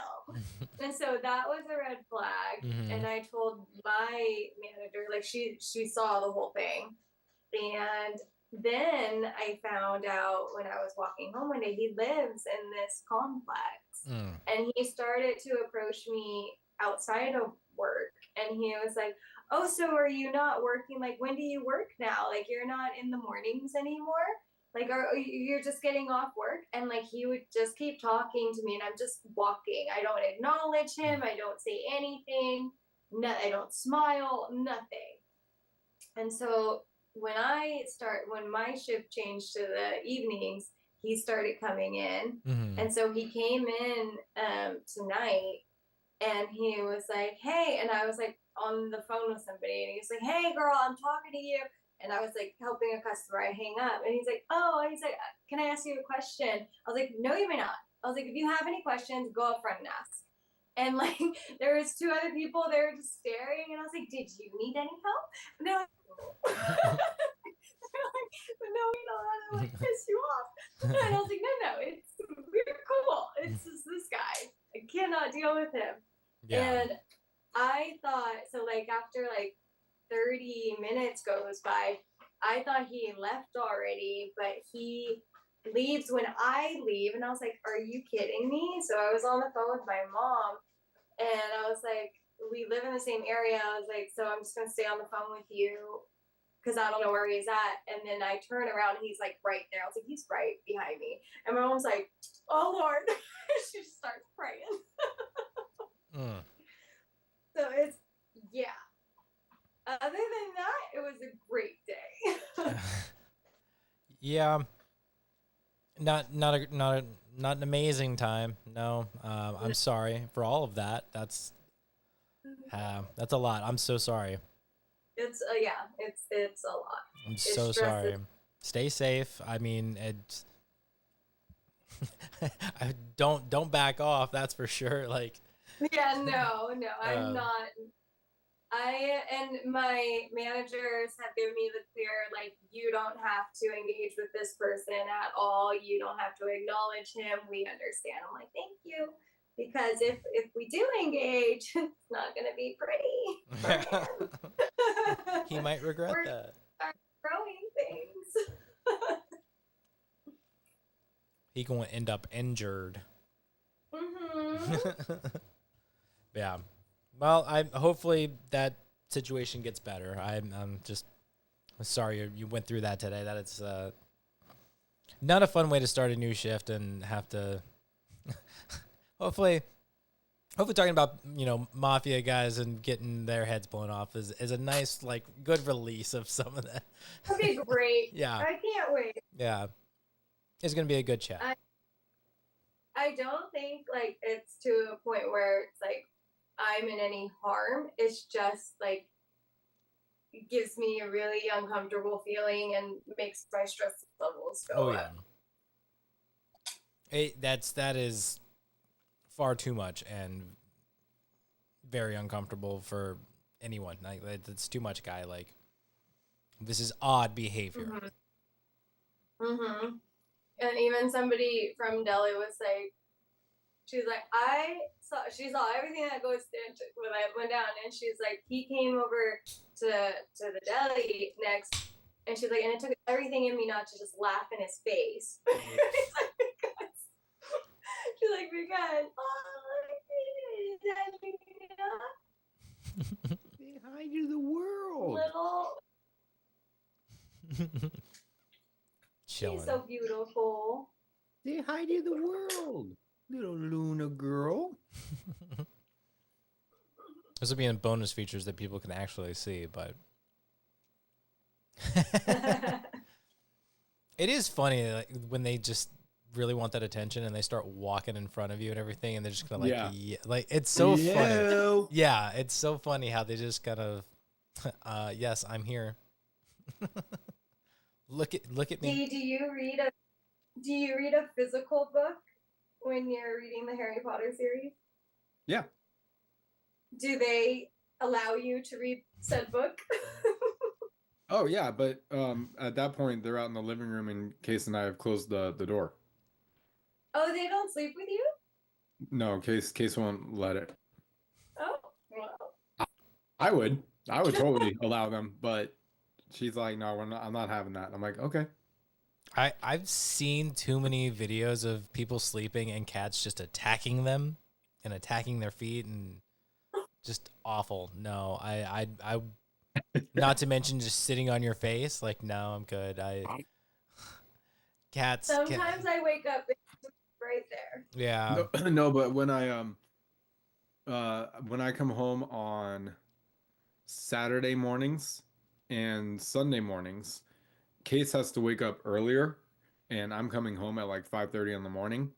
So I just crash in the bedroom here, and when I do that, I leave the bedroom door open, and Luna almost guaranteed comes in to come snuggle, and then sometimes Whiskey and Luna do, and they just lay like right on my lap and let me sleep, and I let them sleep. Yeah. Well, that's nice and adorable. Yeah. I'm just imagining you passed out, just like chilling on the bed, just all relaxed, and you got two cats on your thighs. Pretty much, yeah. Just chilling. I need a pet. Attacking the microphone cord. She has something to say. You lost your privileges. He's like, good. Now I'm on the bed. Ha ha ha ha.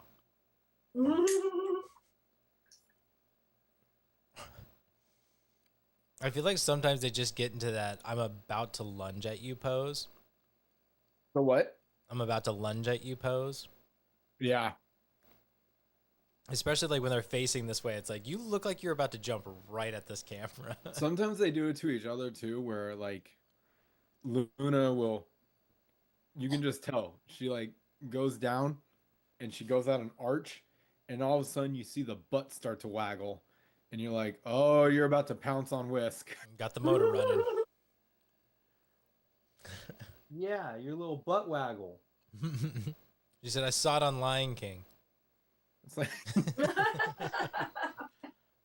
it's like that's how you charge. Are you purring? She's staring at you. She's purring. She said, scratch my head.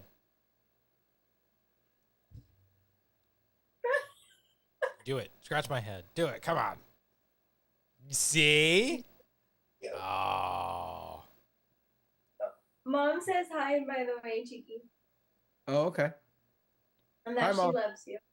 Oh. And Hi, she loves- Mom.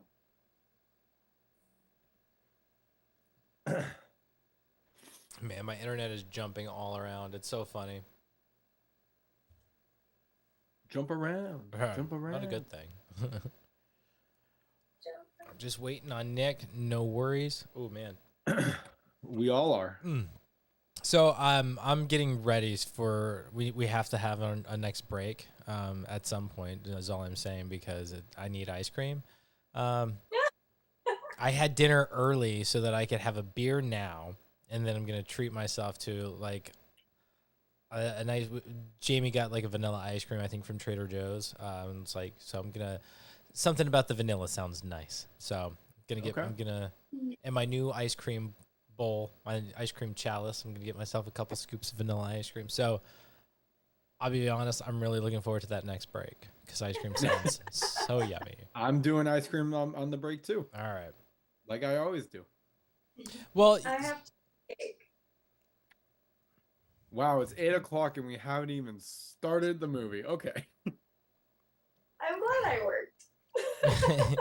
I was just about to say. This might be a long one. I was just about to say, we didn't have Jen before, and I think you showed up for like maybe the last 10 or 15 minutes of fun facts and stuff. So I think it's fair that we jump into this and we have Nick show up late. Like it's been a long break, and he's had a chance to talk a little bit, so this is going to open up an opportunity for Jen to get some time as well. I'm fine with it. Balance, that equilibrium stuff. But if we're all up for it, we'll hop into this, and we will have Nick join when he joins us.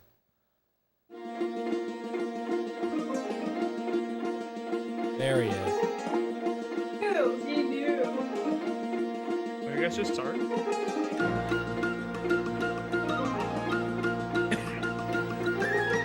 You guys just starting.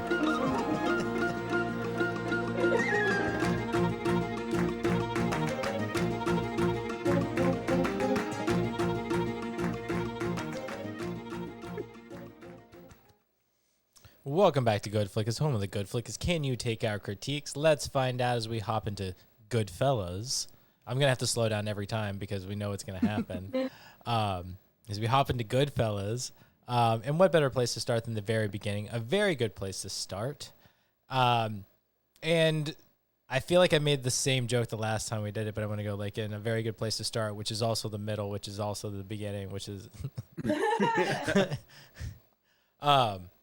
But yes, so I remember this movie starting in the middle of our story. I remember it starting with a bang and fantastic. It's more of a thud. Very much so. I'm pretty sure that's what the closed captions actually said too, was thud.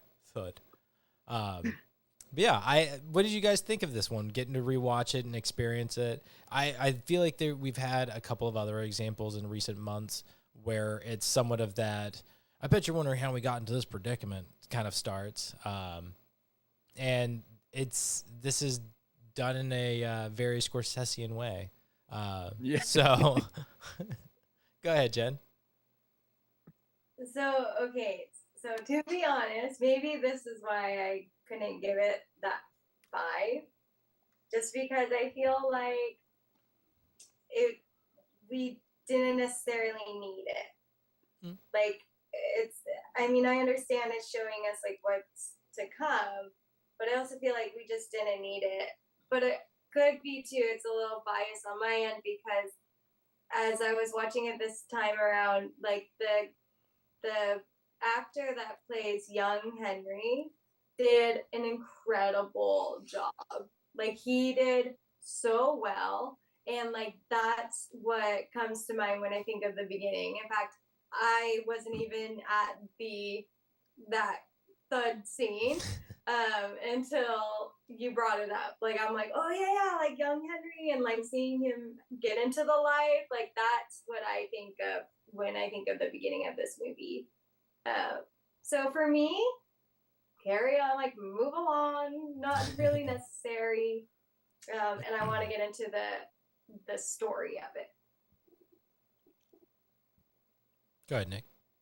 Yeah, I agree. I think it's a great scene, but I don't think it's necessary to have it at the beginning. It's a good hook. It's good shock factor, shock value, but I would have rather have had more screen time with younger Henry than have this intro. Because the feeling I get when we do see this scene in real time later in the movie, it's like, oh, okay, we're just back here now. Like it doesn't really, it doesn't enhance the feeling when you see the scene, you know, in the middle of the movie. So I would say, yeah, just get rid of it. More screen time with young Henry, and then when we get to the actual scene, like that's when some of that shock value comes in. May not be as high as how it is now, but it would still be there somewhat. Go for it, Brian. Yeah, I mean, I agree with you guys. To me, the beginning of this movie is when you hear Henry Hill say, "As far back as I can remember, I always wanted to be a gangster." That is the greatest intro. Mm-hmm. I mean, I think. As far back. Right? Was that the line? The 20th? Yes.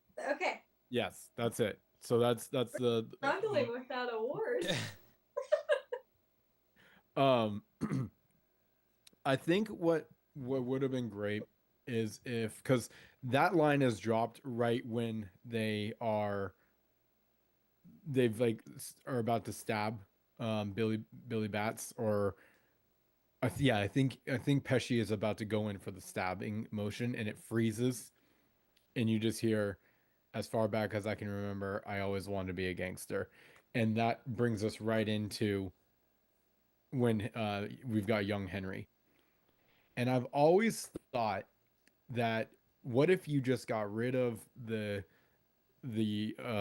grown Henry scene, and it's when he's sitting in his room and he's panning out and the camera's panning out looking at the mobsters down on the street.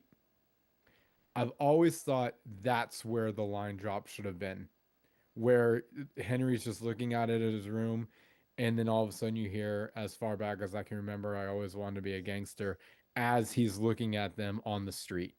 And now we're off. That's the start of Goodfellas. I've always thought it's a stronger beginning. I think it was a Jen or Matt. I think it was Jen. Okay. No, you shot up first. Go ahead, Jen. Okay, so just for me, I think it just like it's a black screen. You hear that line, and then it jumps into. Oh, that's okay. Like just black screen. Mm-hmm. I always knew I wanted to be a gangster, and then in it. Just cut to the story. Yeah, that's not a bad. That's not a bad start either. Yeah, because like you don't. It's just like that's kind of like a hook, at least for me. Yeah. I'd be like, okay, little G, let's see what you got. The line is so strong. Yeah. The idea that I had for the intro, it simplifies that whole situation. So it kind of keeps it kind of keeps that whole beginning scene in theory, but all it is the shot of the car. So one thing that I like about the design of this intro is you've got the names that are going to whoosh, whoosh, is going by as if they're in cars, and it sets up the car scene. And I like this kind of natural sound that it has with the cars, like the sound of a car on a road leading into this. And I would like that it like to just maintain that silence, show the car on the road, kind of cut to like a wide shot that shows the guys in the car. So De Niro and Pesci in the car, but like sleeping, and Leota driving. and then cut to a close-up of Leota's eyes in the rearview mirror. And then you hit that red light like it does when he's staring at the back of the tailgate. And it's just that close-up of his eyes red. And then it focuses back onto the trunk of the car as you hear the thud right after he drops the, as far back as I can remember, I always wanted to be a gangster. Thud. It focuses on that, and then it cuts to him as a kid. The guys on the street.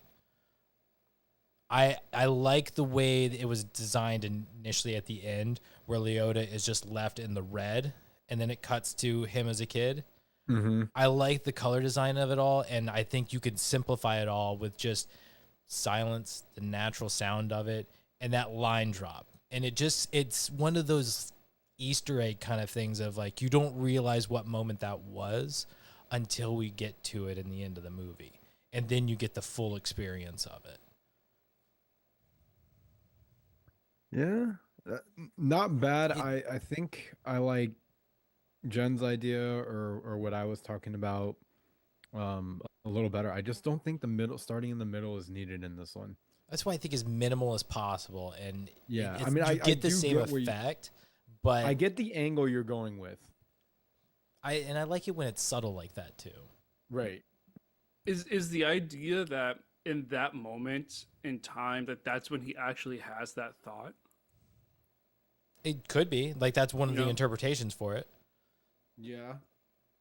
Like, what is it about that moment that makes him realize, wow, narratively speaking, like, this is why, Well, narratively speaking, that's the moment where his life really goes off on a different trajectory, because that sets in motion what happens to Tommy, what kind of happens with where the rest of the guys end up when they're doing their stuff. And like, that also is the moment that Henry starts to steer away from why, like, this isn't what that's not the reason why they wanted to. The reason why Henry wanted to be a gangster is because of the respect that they had, the power that they had, the money. That it wasn't about the killing or the or crimes. It was about owning the city, doing what they wanted to do, right? He wasn't all about like, oh, I get to murder everybody, that's why I want to be a gangster. He wanted the power, the money, and the respect. What am I, a rap song right now? Anyway, that's definitely a lyrics to a rap song, but yeah, he wanted the three things. And then this is another reason I love this movie so much, is the tone of the movie absolutely changes with how depending on how Henry is acting in the movie. And you can tell it's like, this is clearly pre cocaine Henry, and you can easily tell when Henry starts doing drugs, the tone of the movie has shifted, the feeling of the movie has shifted. It seems claustrophobic. It Scorsese just does so much here in terms of the overall tonality of this movie, and it all caters to what Henry's doing in his actions.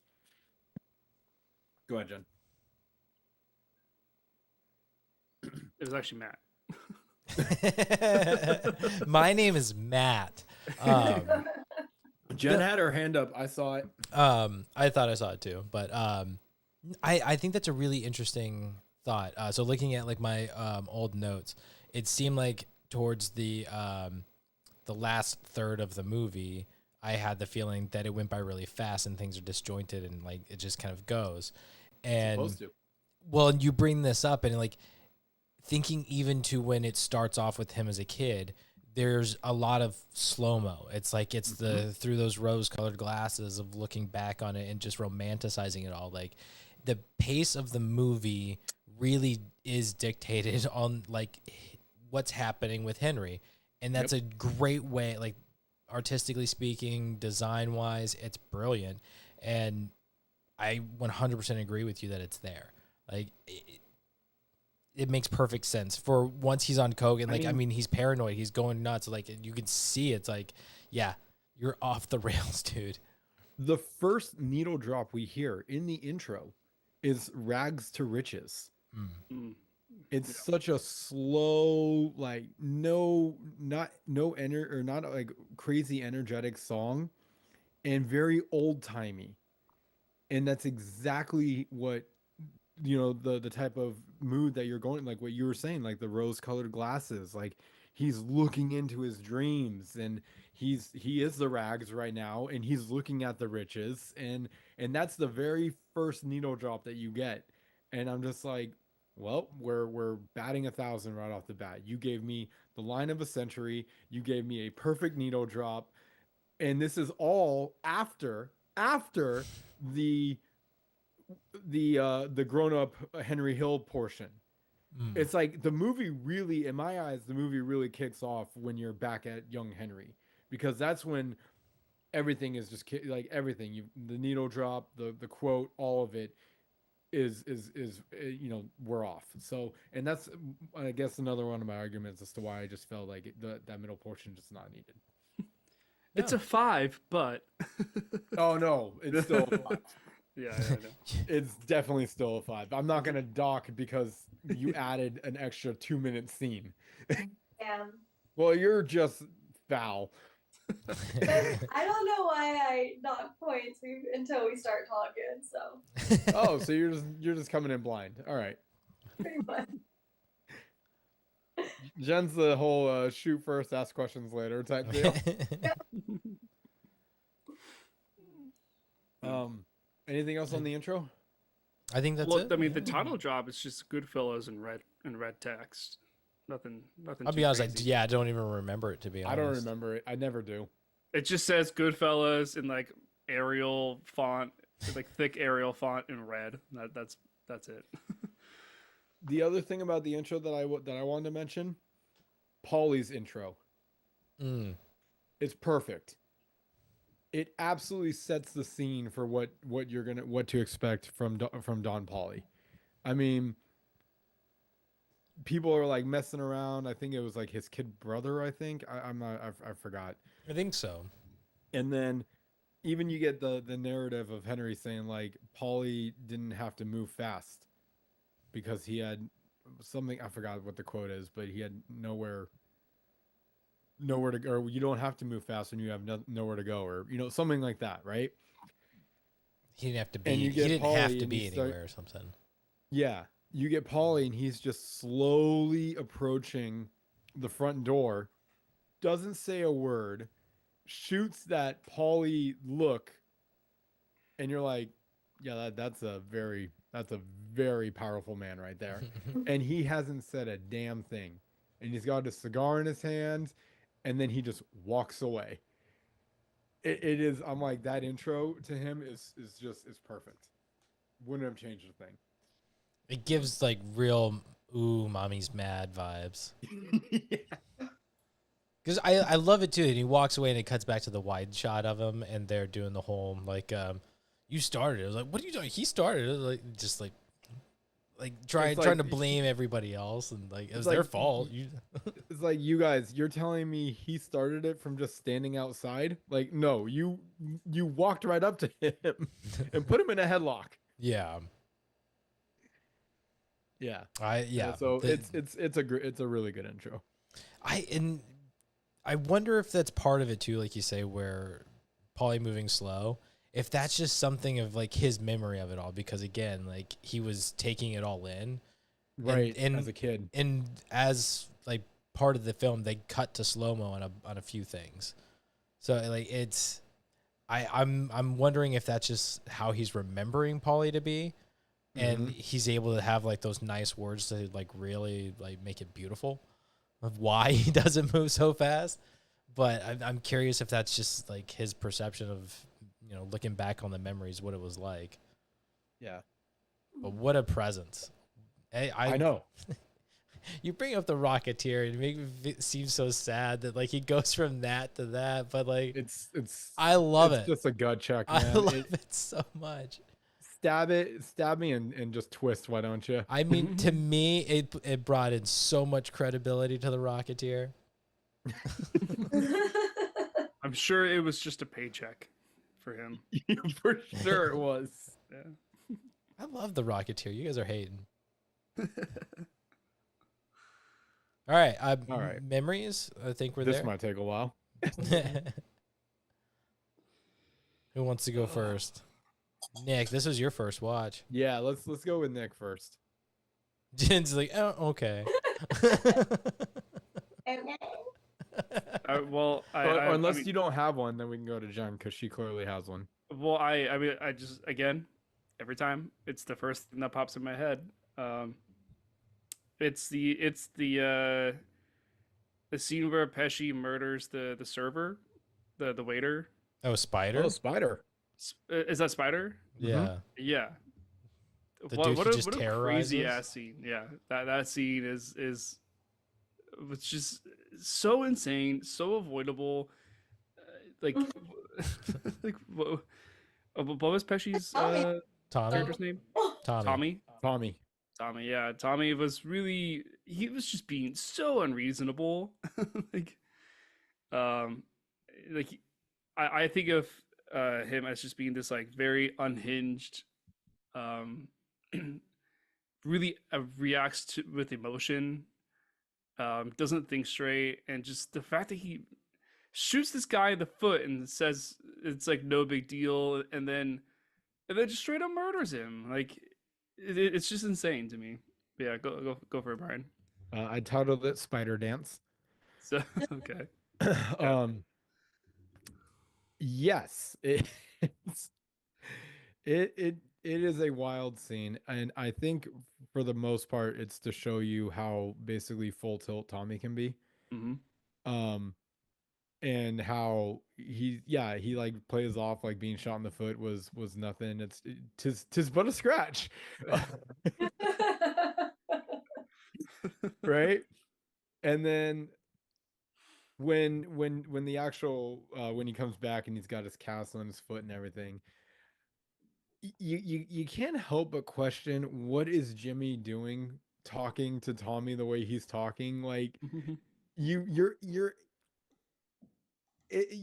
pushing, or you're basically slowly dripping gasoline all around, and you're gonna light the match yourself, man. Like, it's just, you're literally just dancing around danger at this point. And I give Pesci so much credit for this scene. If you watch Pesci and only Pesci, the way that he's looking as Tommy. Jimmy keeps antagonizing him, saying like, what is this world coming to? I mean, what does he say? Like, he gets shot in the foot and he tells him to go fuck off. Like, that, good for you, man. Like, don't take shit from anybody. And that's when he looks and he's like, you're just gonna take that? Like, what is this world coming to? Not Tommy, but actual actor Joe Pesci. His face delivery is tightening up, so you can see the tick tick tick time bomb going off, and then he just unleashes. And I've always given Pesci so much credit for that, because the anger and that pent up fuck you attitude, it was just, he did such a great job on that scene. He gives me my favorite, like one of my favorite lines of the movie is, "It was an accident. Fuck him." Like what? That, and then that's such a contradicting statement. That, and also when he says it was a lucky shot, and then someone else says, who's gonna miss at that range? Yeah. Like, they're just, everyone's calling him out that it was like, that was completely uncalled for. And then I love how they start arguing about who's digging the hole. Oh, yeah, yes. Most people that are in that situation are gonna be like, holy crap, we just killed somebody, the cops are gonna be after us, like, how do we hide? That's not even their concern. Their concern is, who's digging I'm not digging the hole. What, you think this is the first hole I dig? I'll dig the fucking hole. Yes. It's wild. Do I agree with it? Should Spider have died? No, I don't think they should have killed Spider, but I guess they needed to show us exactly how unhinged Tommy is getting. Mm-hmm. Yeah. Go ahead, Matt. This is quintessential Pesci. I mean, nobody is the wild card tough guy like Joe Pesci. I think it's Casino, where again, he's just another completely unhinged dude and so unpredictable and scary. But that's what Pesci does. Like, he is the best at being that type of mafia guy. And like, I think that's another incredible thing about what Goodfellas is. I had to catch myself there. Like with Goodfellas, it is the best of the best when it comes to, especially like with Scorsese, because it's him. This is what he does, and these guys are the guys. De Niro, Pesci, like they own these movies. And this is them, I would still say, kind of in the early days of them really crushing it. But this is God, they've done so many big things by this. But nobody does crazy like Joe Pesci does crazy. Go ahead, Jen. Nobody cusses like Pesci either. Nobody is as terrifying as Pesci. I mean, that guy's he literally will go off at anything. And yet he becomes hairy. Unbelievable to me. I mean, he did bite Macaulay Culkin. Or like my cousin Vinny. Yeah, Vinny's probably my favorite. Yeah. I was trying to compare like who's a competitor to being as scary as Pesci is in these types of roles. I was thinking of Hannibal Lecter. Anthony Hopkins? Yeah, is that the actor's name? Yeah. Like he's terrifying too, you know? In a different way, yes. See, yeah. You gotta date it back. Mine would be James Caan. Because he was from Godfather? He's Sonny from Godfather, but he's also Buddy's yeah, he's Buddy's father. Dad. Yeah. Buddy's dad. Yeah. God, Elf. it's crazy. It's crazy how careers go. I feel James Caan is toe-to-toe on that one. Yeah, look at a picture. Sorry, Jen, we've been kind of tapping around that hand of yours. No, that's okay. So I had a question, and then I do feel like it's a perfect lead for me to share my memory. But my question before I share my memory is, was this, the spider killing, was this before or after Billy's killing? After. Oh, yeah. After. Okay, so we already know that he's unhinged at this point. Because Yeah. I feel like even Billy's killing was like unnecessary. You agree? Thanks, Nick. I agree. Oh. That's twice it's happened. That's so. I love that it's so consistent with him. Didn't I'll even let you support my decision. I got one. Well, did you want to talk about that scene since it's part of your memory? That's not part of my memory. Well, I guess it could be. So okay. whenever I think, I should have done the first memory. I think because whenever I think of this memory or this movie, the first thing that comes to mind is Joe Pesci, Robert De Niro, Ray Liotta. It's those three guys. I can't tell you what the heck happens in this movie, but I'm like, oh, that's the one with Joe Pesci, Robert De Niro, Ray Liotta. I know it. Like that they do. Okay. They do such a phenomenal job in this movie. Their acting is outstanding. Yeah. Every single one of them, like when they're on, they're freaking on, and they did well individually and they did well collectively as well.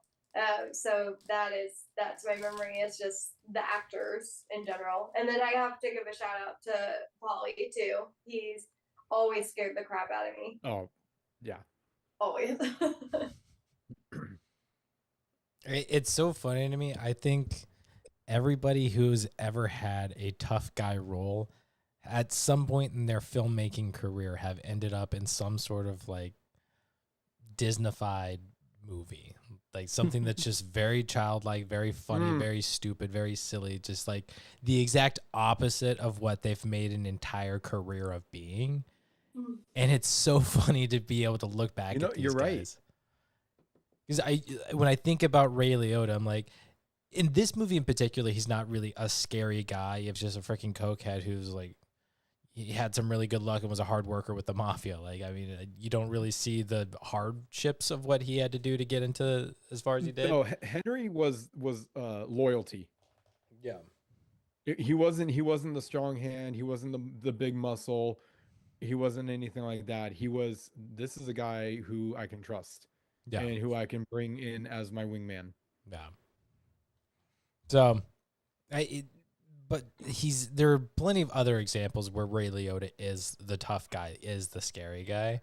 Yes. But when I think about him often, it's Wild Hogs, where he is the leader of like the bike gang, and he's supposed to be tough, and he is, and kind of gives off like the whole thing. Like there's the big brawl between the Wild Hogs and whatever the motorcycle gang is, but like it's such a silly movie in concept. It's such a fun movie that it's like, Ray, you're not tough. Like it gives that kind of vibe, especially when his dad rolls in and is like, hey son, get the hell out of here. Like you just got scolded by daddy. But yeah, like these guys, it's such a funny thing that they make such a career out of being the tough guys, out of being these hardened mafia guys, that almost all of them have ended up in some sort of comedy that is the exact opposite. Oftentimes still playing that kind of character, but in a comedic capacity. But I'm glad it shows like they're human and not scary. Well, I feel like if you're gonna get typecast as the mafia guy, as that character, you might as well have like a good sense of humor about it. Like, yeah, you can do like, I'll be the mafia guy that's scary and intimidating, but I'll also be the guy who just shows up and is just like, but I want the cannoli. Like, just making very Italian references. Yeah. Well, yeah, leave the gun, take the cannoli. Exactly. Well, that's why I went with the cannoli bit. There you go. But yeah, like I think you've got to have a bit of a sense of humor to be willing to take those roles and just have fun with the characters, right? Yeah. I bet a bunch of these guys are the nicest people in the world. Playing the scariest usually people. How it goes. Like, could you imagine Tommy Joe Pesci in Home Alone when he gets Kevin McAllister? Oh, I mean, that kid would be dead so quick. Oh my god! Yeah, I'm the moment when they slam on the brakes of the van to not hit Kevin McAllister. Yeah, Tommy's just pulling his gun out and shooting that kid right then and there. You know what I was thinking? I was thinking like when the paint cans, are swinging, Joe just he catches the can, swings it back twice as hard, knocks Kevin right in the face, and just bashes his skull in. Yeah. That's a whole other movie. Oh man. I don't think they're even going on vacation. When Pesci's the cop, that's it. Game over. He's made it into the house. What more does he have to do? Yeah, that's all it's Yeah. SNL needs to do that skit where someone's acting as Joe Pesci or basically as Tommy from Goodfellas in Home Alone. That needs to happen. And then even Harry, is that the tall guy? Marv. Or Marv, yeah. Even he's like, whoa. Harry, what's gotten into you? Like he's flabbergasted by it. Marv just gets shot. Yeah. Yeah. Dance, Marv, dance. Shoots him in the foot. Oh my god, he would drown him for his wet bandits bit.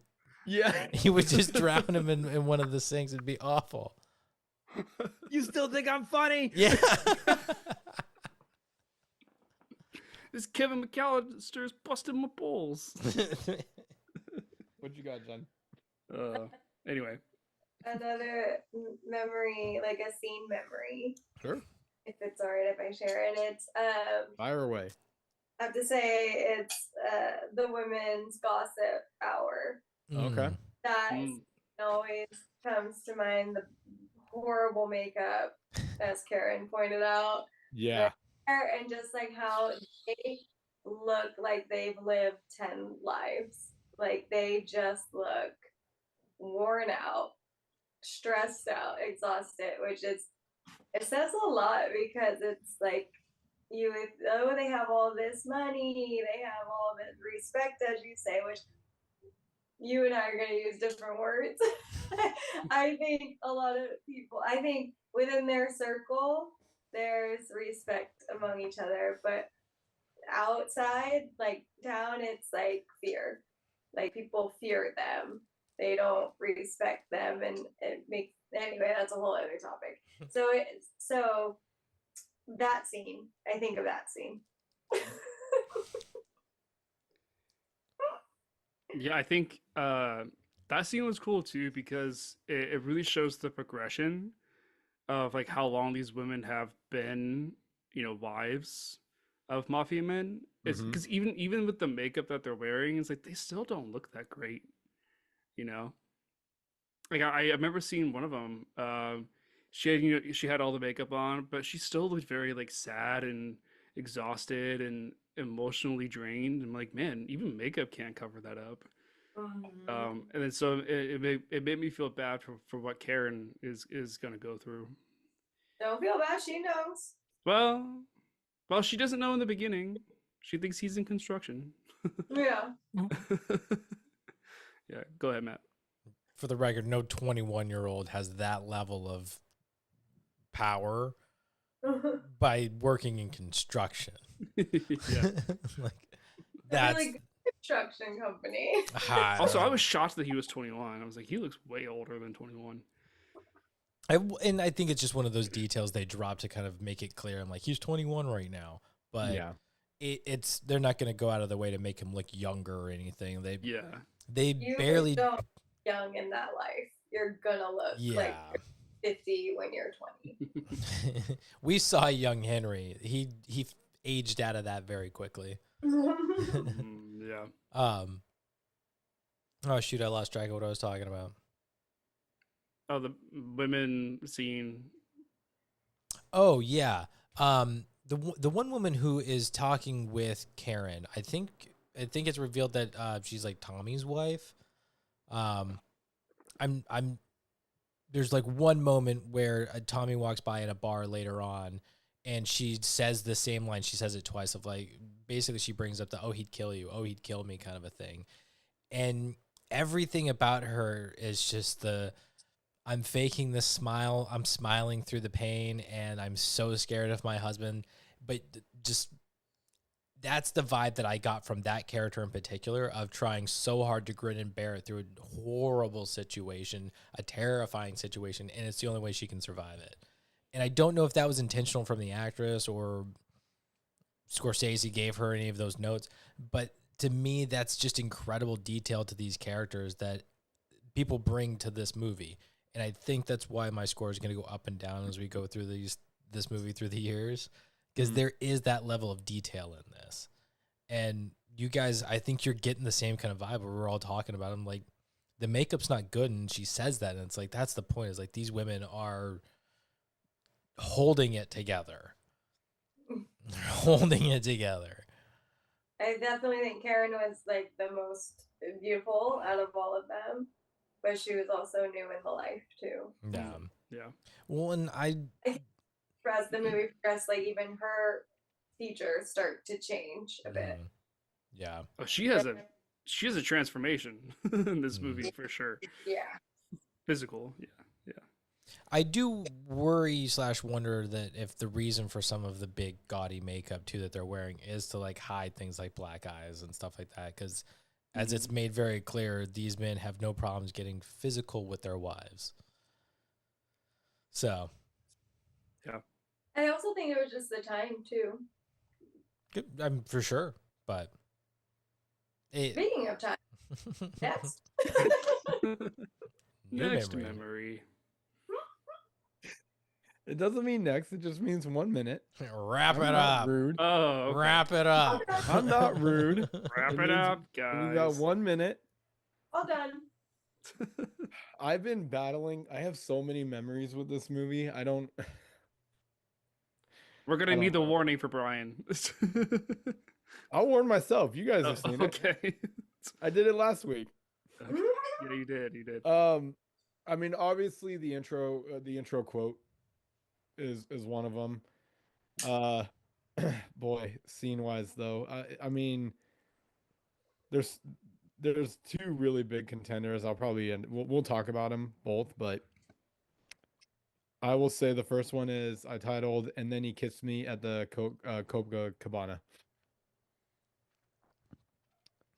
I titled it because that is the needle drop that is being used during the scene, which is again, I said earlier how the soundtrack is basically a storyteller in itself of Goodfellas, and that is such a perfect song to use while we're on this one track shot from outside to the front, because it's like her head is spiraling at this point. He's like, what is going on?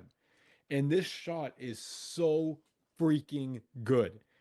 It's like you're starting out outside, you walk in, you've got the guards at the door, or the doorman or whatever, and then he's just giving them money, and then he's walking through. Then they walk through the kitchen, they walk through the back alley. He's like, he knows everybody. He's like, you two, every time, you two, like all this.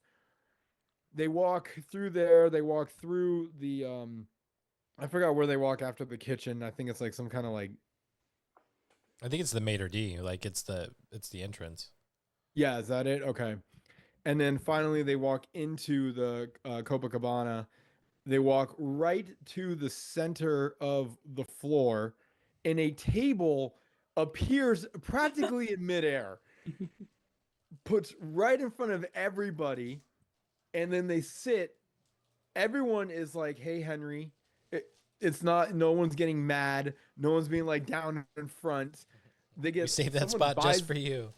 Someone buys them a bottle of wine on the house. Like, just everything about this scene is it is so good. I mean, this is Scorsese flexing unbelievably hard in this part of the movie. Agreed. And again, And Then He Kissed Me is playing in the background the entire time, which just matches the pace of the walking and the Copacabana and just everything. It's just a perfect blend. Go ahead, Nick. I'm sure I'm the only one that had this thought, but when they put the table down and then they put the lamp there, where is that lamp plugged into? You were not the only one who had that thought. I'm not. See, Matt, we have the same brain. This is the problem, because working in AV, like I run into this issue of like, if I have to think about this, I'm like, okay, this thing has to plug in somewhere. Power doesn't just appear. So like, well, unless it's battery operated. It wasn't. No, you could see that they plugged it. Yeah. Oh, okay. So I mean, and it's not impossible that there would be a plug in the floor. Like, I mean, it's very likely. But yeah, I absolutely had that thought too, just because, like you said, you can clearly see the cord. They had to plug it in. Yeah. Okay. But so weird. Thank you for validating. Yeah. God, AV work just ruining us as people. Yeah. Did anyone have any other comments on the Copacabana scene? I still love this. I love any movie that has these long oneers. I love it. This was the first one, right? Or no? I definitely not. I mean, Alfred Hitchcock used this all the time. Got it. Okay. Actually, I like the intro to Psycho, right? Like that's one of the longest oneers. Just like, oh, you're right. And then it leads into the transition into the bedroom. So yeah, I mean, the concept's been done you're right. for a long time.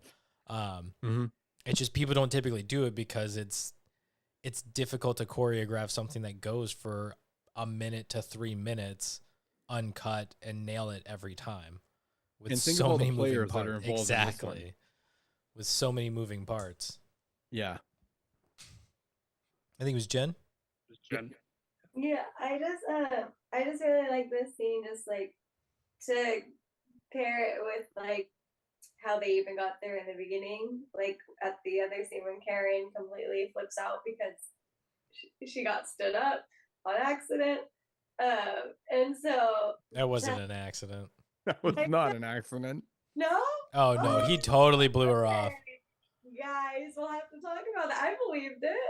You think she got stood up? Okay, that was for sure on purpose. Really? Oh yeah. It wasn't until she showed up being all feisty and like a firecracker that was like, oh, this woman's got some heat. I like it. That was the first time he ever looked at her. Got some spice in that one. Yeah. Interesting. Oh, the guy's a penny girl. Anyways, so I like how it was like, it's just, to me it's like cute. Like it's just cute because they were horrible in the beginning, and then now he's taking her out on this date, and I love the little song that's playing with it. But yeah, I would definitely, some alarms would go off in my head if that was. I'd be like, oh, okay.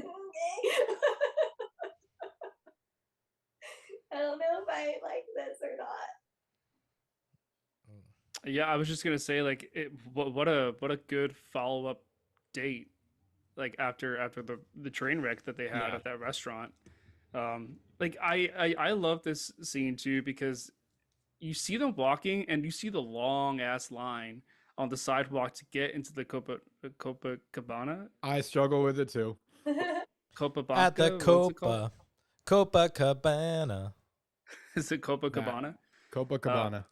Yeah, and you see the long ass line getting to the front, and then Karen and Henry just they jaywalk first of all. that's the most of their crimes. The most offensive thing, they've crossed the street illegally. Yeah, that's what the public sees. How dare this wise guy? He has his own valet. Let's start there. Oh, that's true. Yeah. Because that was the first, like, wait, he's like, yeah, he parks my car for me. Mm-hmm. And then he's just like, oh, I like taking this way. Like, he's so nonchalant about it all. Yeah, like he's one of us, you know? Yeah.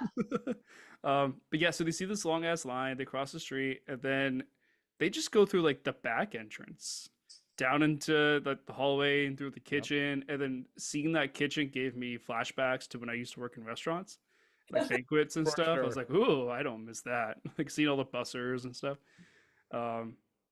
And to me, like, that's so real to see like the like giving her like this special treatment and then finally getting there. Like, what a good follow-up date to really impress her.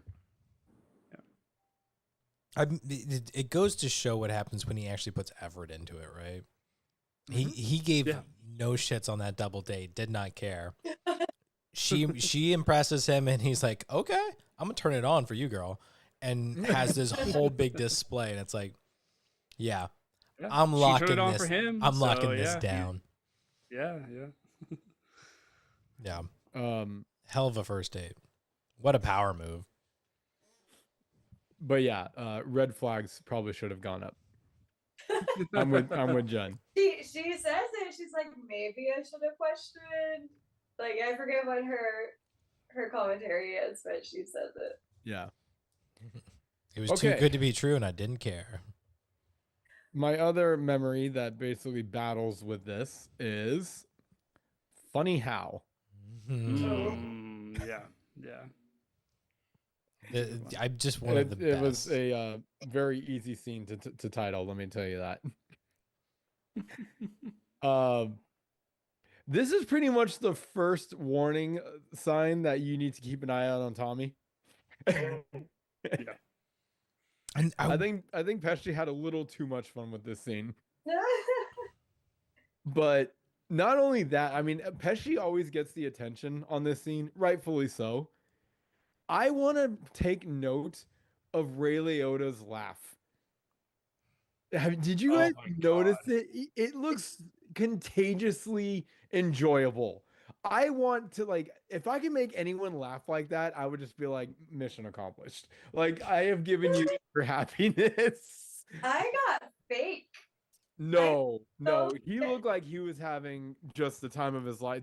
That's the other thing about Goodfellas. When they were all hanging out as a group, I was so jealous. Like, I was like, I want this type of vibe. This vibe is amazing. Whether you guys are sitting around and eating dinner or you're at a restaurant, like whatever it is, they always look like they're having a good time. And yeah, I don't know, but this one, like, you know, Pesci's reaction, how he's playing off the character of Tommy on this, the fact where if it's, you know, Nick, it was your first watch, you probably had no idea where this was headed, and then all of a sudden, Henry calls Tommy on his bullshit. And it just gets even better from there, where they're just completely joshing around with each other. And Oh God, I love this scene. Go ahead, Matt. I can't remember. You brought up that the funny how thing actually happened to Pesci. Yeah.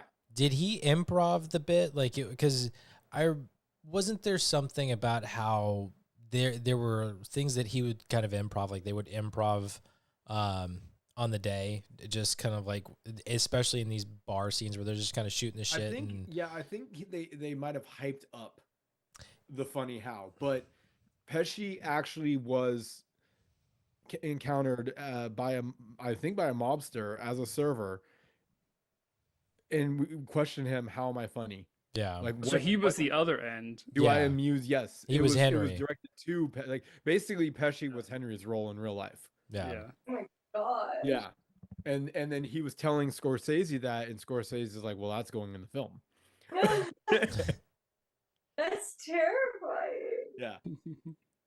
I hope he quit that restaurant and can capture that. I think he stayed. They probably get some really good tips. You? Am I a clown? How the fuck am I funny? I was like, oh my God, that is the just the level of energy that Pesci's bringing to this scene.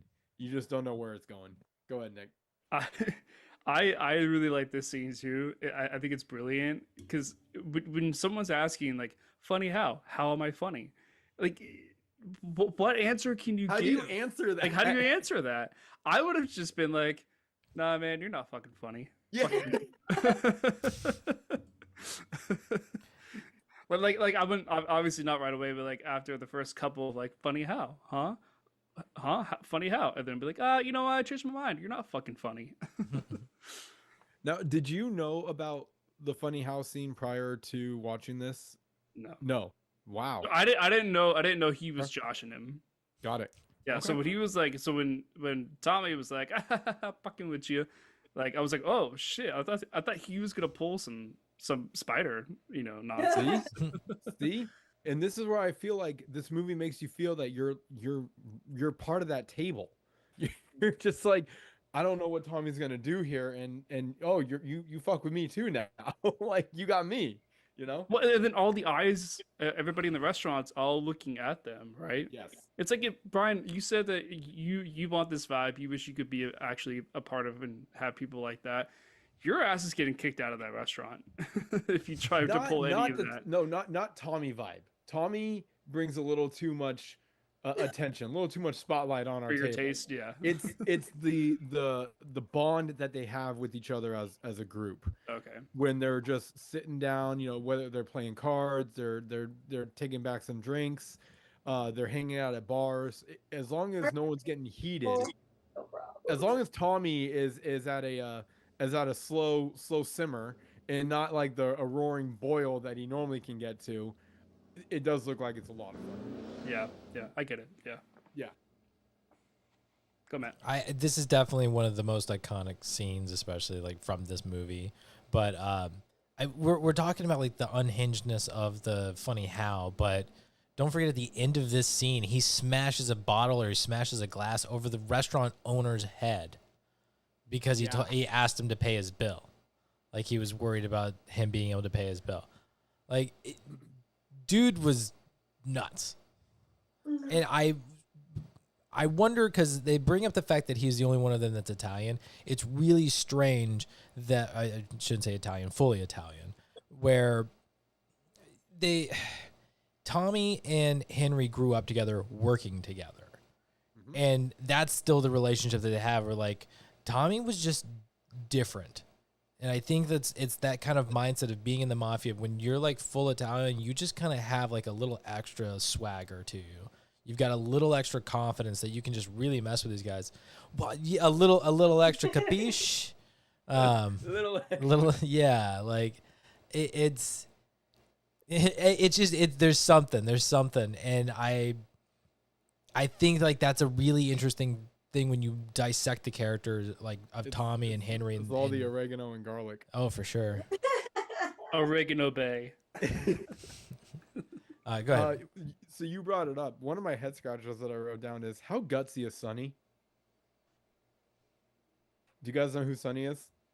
Don't remember. Sonny is the owner of the restaurant. Oh yeah. to walk up to that table and then let alone it be Tommy calling him out about not paying a bill in front of his friends. Yeah. Do you have a death wish? Like, what are you thinking, dude? Like, have Tommy, like, hey, Tommy, can I talk to you on the side? Like, have maybe do something to not, have an instant hit mark put on you. Go ahead, Jen. I honestly think, okay, maybe I'm not a mobster. I don't hang out with them either. But I feel like the owner of the restaurant did right. At the end of the day, it's business. And that's one thing that the mob is about, is business. I agree. Get your money. Yeah. You had bad business today, fuck you, pay me. but actually you see, I don't know. Like, but pull him aside. Do not do that in front of that's his family. Don't do that in front. Like, that is like just that's embarrassing. Witnesses. Lots of witnesses around. Because if it's a one-on-one meeting with Tommy, you're dead. Let's be honest. But to embarrass him in front of the family is the better choice. I think so. Yeah. I'd rather be embarrassed than dead. Yeah. Because with that, there's his family that will keep him calm. Whereas if it was a one-on-one, you're dead. All right. You're dead. You did. You did. I think one of the brilliant things about the restaurant owner, what was it, Sonny? Sonny had no chance. I mean, whether yes, I think it was probably smarter if he had pulled Tommy aside and had the conversation rather than doing it in front of his friends, because like that's just not cool anyway. Like, but who this guy is. Like, you should not talk about money, especially money he owes you. It's there's no good situation for him. But the brilliance of the situation basically being is it pushed him to the point where he had to go to Polly and be like, look, I need you as a partner. Like, you're basically the boss, because I need you to keep him in check. But what did they do? They bled him dry and then burned his place to the ground when he couldn't pay them anything. They couldn't get anything else out of him. They blew his place up. Like, to collect the insurance. But they drained it of everything that they possibly could. It was an empty house at a certain point that it's so messed up. And they got everything they want because the mafia doesn't care about longevity. They're like, that's what Vegas is for, right? Like, they have the casinos to keep the longevity. They've got all of these businesses they partner with so they can get the fast cash now. And they can't pay me anymore? Fuck it. Your place gets burned down and move on to the next one. Hopefully the next people in can pay their rent. Go ahead, Jen. I was gonna ask, what do we, if I'm allowed to, it might be jumping. I don't know what we're doing. Are we still on memories? Still technically in memories, yeah. We're on Brian's million list of memories. I have a lot. It's his movie night. I'm gonna limit it. This is my last one. It's a very, very quick one. And it's one shot and it looks so good. I love it every time. It's just that I have a topic. What? Just remind me that I had a topic to ask you guys about. Okay. Okay.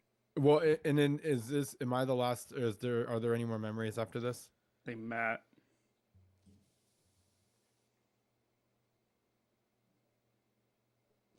I mean, as far as memories, we've kind of talked about the ones that are my memories. Okay.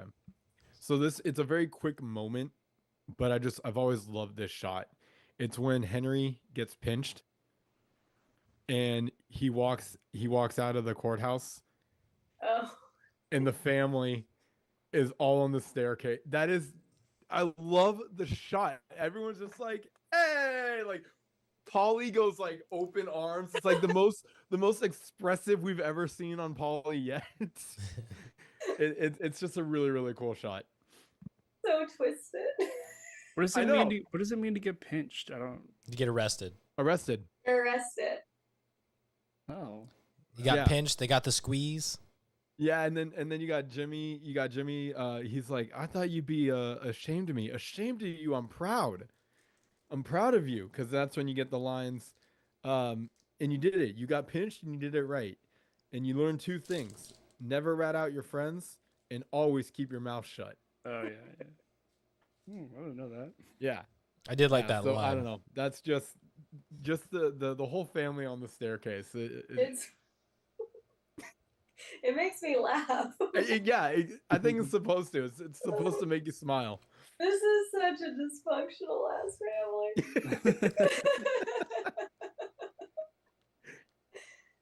Because what does Polly say? Like, oh, you graduated or something. Yeah. He's like, oh, I'm so proud of you.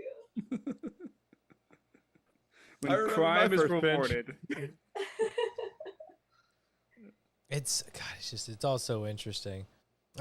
When you think about it, how many of these mafia movies have we seen where like they're basically grooming these kids since like teenagers, right? Like they meet them on the street and they're like, you seem like a cool kid.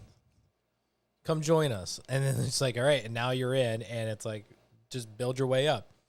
How many kids are they doing this to? You know, like when you think about it, it's like Damon's character. What was it? The Departed with Damon's character. Yeah, got him as a kid. Exactly. I wanted to throw out Johnny Dangerously just because that's a fun one that still has the same effect. Yeah, but yeah, it's. I think that it's funny to think about that there were other kids that people were mentoring or whatever or bringing in that the first time they got arrested, they're like, same kind of thing that they're all excited for this kid who's come in and is like doing some stuff for them, provided they're actually beneficial, right? I'm sure like you got to build the relationship, and that was the thing that Henry had. These guys liked him. Yeah. So I think it's funny that they are having these little graduation ceremonies all over the city at different times. Graduation every day. Remember, we got that thing at 3:30. Oh, Angela's getting out of jail. Yeah. We gotta get the kid out of court. They're calling it the pinch party. Yeah. All right. Any other memories, guys? Matt, did you have any, or did we kind of say? If anything else, it would be the paranoid car ride, like just thinking about being followed by a helicopter and all of that. Like that's something I think about with this movie. Do you want to unpack that scene? I titled it. It's not creative, but we can. I figured since it was closer to the end, if it was something we wanted to build we off will of, definitely talk about that scene. Yeah, 100%. I mean, we're talking really like we're in scenes, guys. Just talk about it. Brian, you said like 5 times. Well, we're gonna talk. No, just talk about it. Let's talk about it. Do you want to talk about it? Let's talk about it. Talk about it. Forget about it. I titled it Sunday, May 11th, 1980. This is Law and I Order? wonder. That's deep. I don't know how you came up with that one, but I don't know either, man. Isn't that Mother's Day? This is another one of those just amazing scenes right out of Goodfellas. It's one that's talked about. It's like the day, and this scene is trying to make us feel the way Henry feels. Mm-hmm. Think of how cracked out this scene is. I had to wake up at 6:55 in the morning, and then I had to go get on the car ride and pick up my brother, and then in the middle, I'm doing all this. I'm also trying to cook dinner and prepare dinner because I'm Italian, and that's what we do. We start cooking at 1 p.m. and then we eat at 11 p.m. On Sundays. On Sundays. But in the process, I need to sell guns and I need to get my Coke, and it is so bad shit crazy. And then I got going on. Gloria, is that you? It is, yes. It is so hyped up. But again, he is so strung out on Coke.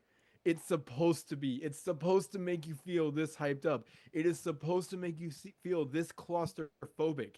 It is supposed to make you feel like, okay, apparently a lucky hat is super important and I need to derail my plans for it. Like it is doing its absolute job, and I love like the last 25 minutes of this movie are just so lights out. Go ahead, Matt. It. I think it's a lot of fun. This is the reason it's a memory for me, and like always thinking about the but it is funny watching him just losing his mind and, like you said, being so coked out. But this I did notice this time, and you brought it up, of like he mentions trying to start dinner early at like I think noon or 1:30 or something. Like it's early afternoon. And then he's got all this other stuff that he's doing, all this craziness. And then I see dinner, 10:45 p.m. I'm like, what? And they're all sitting around the table like that's normal. Like it's 10:45 at night and you guys are just now having dinner. How long has he been working on this sauce? There's no way. That 10:45 dinner time was insane to me. Also, babysitter sucked. I don't. Oh my God! I need my hat. I used your phone. Like you suck. You suck. Him like rolling up the ball, looking outside, rolling up. Yeah. Just losing his mind, all sweaty, his eyes all red, and love it. It is fun. And then he just keeps going with the cocaine. It's like, my God, dude, stop. Just stop. Go ahead, Nick. What's up, Nick? Yeah, my favorite moment from this is half of the narration is about the sauce. It's like this category of like True Italian, baby. Of guns and cocaine and getting money and then sauce. Like it's all in the same like circle of what's important in these people's lives. I love it so much. You can't let the sauce stick. No. Burn. I also love when Henry's Henry's like, and I felt bad for my brother. All he's been doing is looking up at helicopters and making sure the sauce doesn't stick all day. Yeah. That's their priorities. Yeah. When he's I didn't remember this, but his brother's in the wheelchair, and that's like another thing that I kind of feel bad for, is like he's reaching up at this he's like yeah. poor guy. But I do point... I wonder what his family knows of like his whole thing. Like, do they know how much of a mafia guy he is? It seems like they've got to have some kind of idea, right? Probably some type of incline. And I mean, I assume the rest of his family's all just like good people. He's found his way in, and that's it. Yeah, at the time when he was doing the sauce, I think he needed like a Wayne Selinsky invention. Oh my God. To help him out there. Okay. It's so funny you say that. Have you heard about the sequel to this movie? What movie? The Goodfellas. No. Okay. It's not official. This is not like a real thing in the sense of Don't make me mad. No. So let me I don't have my phone on me to remember. Give me 1 second to find it. But there is a movie that came out the exact same year as this, starring Steve Martin, that is based off of Henry, same character as this movie. So this movie tells the story of how he ends up in the witness protection program. This movie by Steve Martin and Rick Moranis is his story while he's in witness protection program. So it's like it's the story. Oh God. It's the story of Henry after Goodfellas. My Blue Heaven. My Blue Heaven came out in 1990. I don't know if it's streaming on anything, but yes, it is an unofficial. I have not seen unofficial like comedy sequel to Goodfellas, simply because it's based off the same character or same guy. Wow. Okay. It sounds like an SNL movie. Yeah. It has that vibe. He's over the top. Like he's got like this crazy flat top thing going on instead of like I haven't seen this, but I'm on the lookout for it. Seems like it's only available for rent or buy on Prime. I'm gonna bring us back to Sunday.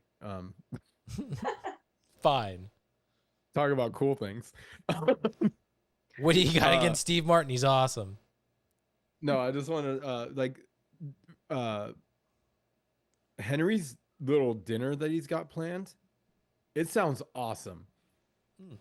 Perfectly cut veal cutlets that he's gonna fry up for an appetizer. Yeah, that sounds great. Oh, when they're in prison? No, on Sunday dinner. Paranoia Sunday. Yeah. Yeah. Just everything he's got planned. He's got the cutlets that he's doing for an appetizer.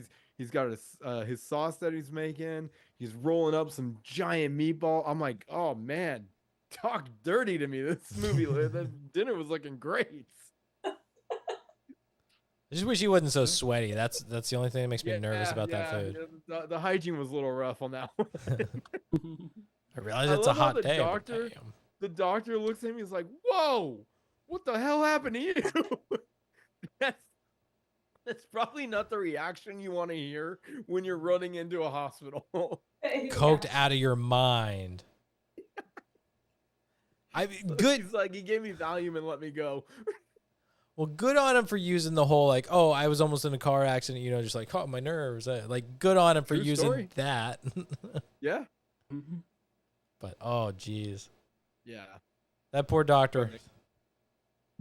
Are we just kind of free for all now? Free in it.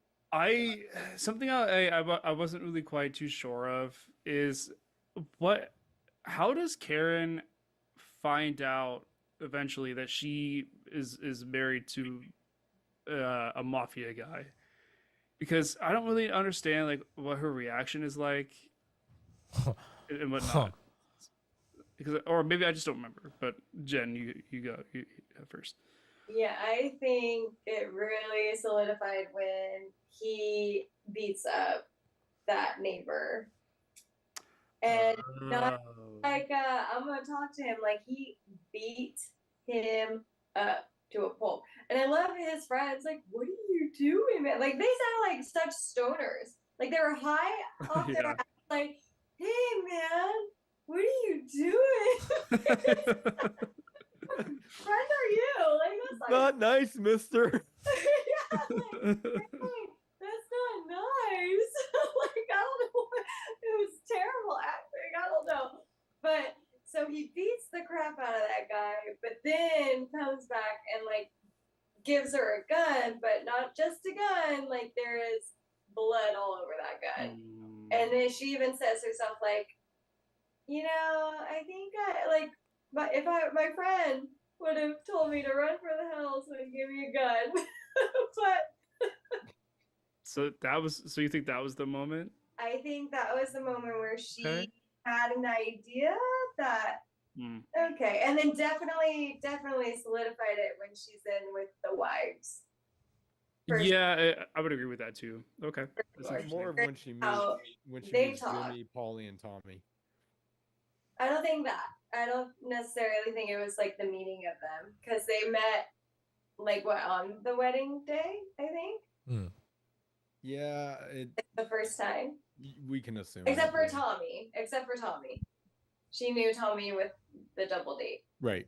Mm-hmm. But yeah, I want to say that was number one was the beat down, and number two is being in the room with the wives, hearing how they talk.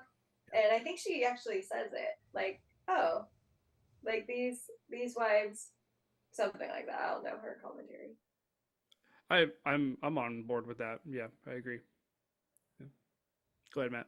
I think the first three big signs for her. One is beating the guy from across the street, which by the way, he's very aggressive as he's walking up, and like I think he throws a fuck out in some way, and it's like, yeah, you're already starting off bad, it, dude. Like, and I think he says you want some of this fucko or something like that. I'm like, you idiot. Something like that. I mean, you idiot. No hi, hey, how are you? Just immediate gun to the face and just breaks his nose. So yeah, face. yeah, that's more than a face. That's one. I mean, the nose. Watching him beat the hell out of that guy and then being handed a gun and saying, "Hey, hide this." Like, that's one. She knows who he is now. 2 is wedding day, when all of the cards and the stacks of money are going into that fund, and she's just like, she's overwhelmed by it all. And like, I think she sees the guys carrying off the bag or whatever, and she's like, "Our bag," and he's like, "Oh, you don't have to worry about that. Like, That's right. Like, don't worry." Like, that's moment 2 of her kind of realizing the life. And then 3 is... Can I pause you real quick? 3 is with the wives. Oh, okay. That's it. Go ahead. I was gonna pause you at the because you were talking about the money. Yeah. I had a few head scratches about the money. Okay. Number 1, estimate how much do we think was in that bag? Oh my gosh. Based off of those thin envelopes, assuming that they're checks, lots of money. I thought everything was in cash for them. At least $1 million. I don't know, because I don't think $1 million. it was a I big was deal thinking when like they hundreds of stole thousands. 4 million. I was wondering. I was thinking probably around 100K. Yeah. I don't know, because In 1990. Yeah. their big scores were like in the tens of thousands, right? Like, Yeah. So you saw their house, right? I know, but like that's the That's fancy. I feel like, I don't know, Okay. because how much was the? I think 100. I mean, I could see it, because that's, And then the other it's head the same kind of scratcher thing. that I could see them blowing. like honeymoon expenses. I mean, just like, you buy a house, you buy all of this clothes, you buy all of the jewelry. And it's Yeah. like, oh shit, there went our money. The other head scratcher I had was, I just wrote, Karen worries about the bag of money. Mm-hmm. It just doesn't make sense as to why you're worrying about it. It's like they all just gave it to you. Yeah. And you are surrounded by the mafia. Who's gonna mess with you guys? I think that's a sign of her character, where it's moment number 1, he beats the shit out of the guy and she hands the gun, and she actively says like, any of my friends would have run away, but I have to admit it turned me on. So I was like, okay, so this guy's violence is something that you are into. And then there's the money. She knows how much money is there. So like, there's the greed level of like, she wants all of that. And I think logically, yes, she has no reason to worry, especially since all of those people just gave it to her. But she's never had that kind of money in her life. And that's like, it's just kind of like my money. It's the scarcity mindset. It's like, that's mine. Like it's the irrational fear of it. Yeah. The greed of it all. But I want the cookie. Exactly. So, yeah. And I think, that third moment when she sees like how the wives are. Yeah. I think that's another eye opener, but probably the biggest eye opener is when she realizes he's been cheating on her with somebody else that he's gotten an apartment for. It's like, he's got a wife and a girlfriend. Like, It's a Goomba. Oh, is that really what that is? Like, Goomba is interesting. Goomba. Interesting. Oh, Boomba. No, Goomba. Oh, you're saying Goom. Okay. Goomba, like the mushroom, like the Mario, the mushroom. character, Yeah. Which is why that clip and then with the you got dude's your playing Goomba. through. The dude's playing through. Goomba, fuck you. That changes that video for me. What did you say the guy was? We said it was. Jeez. For the wives and the girlfriends, what was the name? What were the names? Goomba and what was? There was another name. There was another name you said, wasn't there? Oh, you got your wives and then you have your Goombas. Is that what you said? Mm-hmm. Okay, sorry. There's no name for guys. I thought there was like another name, like you had said that like something equivalent to Goomba for, I don't know, wives. You got your wise guys. Yeah, I don't know. There's code words for everything. Mafioso. Code words for everything. I don't know. Yeah. Oh boy. All right. All right, Brian. Ton of scenes. Go through your notes. Got a lot of scenes. All right. Um, this Nah, is I don't a want to talk quick. about that one. This is a quick moment, but it's Jimmy's intro. Ah, Do you guys remember it? Trying to. I believe so. Yes. It's a bar or something he's walking through. Yes. And it's like Slow kind mo. of dark, and then the door opens and you can see Jimmy, he shows up, but then he like steps into the light and he just has the I run shit, I own the world, I am the man type thing. Mm-hmm. He's like slowly passing around money to everyone. He's $100 at the doorman, $100 for the bar just to keep the ice cold. You know, Oh, all, yeah. all it's such a great, once again, they nailed the intro to Polly and they nailed the intro to Jimmy. Yeah, I totally agree. That's all I need to It's say on that one. well, he's got such swagger, right? Yeah, exactly. Oh, and then the other one, I guess, while we're on intros, is a scene that I wrote down. How you doing intros? How you doing? Oh yes, I love another this good part. oneer. Yeah, Yeah, go ahead, Matt. You. I don't want to keep talking about all this. I don't remember when this one actually takes place, but I love it so much where it's just it's another one shot from the camera's point of view, and the assumption is Yes. that you're just someone. Where you are meeting them. They're breaking the fourth wall, looking directly at the Mhm. camera and addressing it with like, "Hey, how's it going? How you doing?" Like, I I I think that's really when he's enjoyed young, that. When he's what? when he's young Henry. Yes, Is it is. right It's when he was. before? It's basically when he's like meeting the guys. He's meeting everyone's like, how they say how you doing. I'll How you did doing? I got that handled for you. The one that I always remember is I'm about to go get the papers. Get the papers. Oh yeah. Is it like Tommy Two Times And or then you something? also the more you watch Goodfellas, the more of that in that intro, certain faces stand out to you more because you're like before Nick, it's your first watch. You probably don't remember anyone that they introduced you to, but No. you'd be surprised to know that Frankie was in the introduction. Um, I believe the guy that was doing the first heist was in that introduction. Like a lot of them are in the introductions that you just don't even pick up because it's your first watch. Is he Frankie or Frenchie? And on your second or third watch. No. I think I thought Frenchie. it was Frankie with he's got the black hair, kind of almost like curly-ish. Um, Not to jump scenes, but he was in the meat locker. Oh, he might have been Frankie. I thought that was Frankie, but he's in that intro scene. Interesting. Yeah, I think I like remember said, that. The more you watch Goodfellas, and the more you start to like familiarize yourself with the players, in that intro scene, you will start to pick them out a little bit more. It still throws me off when I see that guy. So we'll call him Frankie, the guy who ends up in the meat locker that we see. Yeah, That he's the guy. He's Robbie Hart and the wedding singer. He's his brother-in-law. I didn't even You notice like that at all. it's so weird because that's the only thing I knew that guy from for the longest time was he's the brother-in-law and the wedding singer who says the weird stuff sometimes about having sex with Robbie's sister. And then he shows up in Goodfellas. I'm like, oh my God, it's the same guy. It's so weird. Yeah, I just checked. Frankie Carbone. Mm, That's his character name. yes. And he's in the wedding singer. Weird.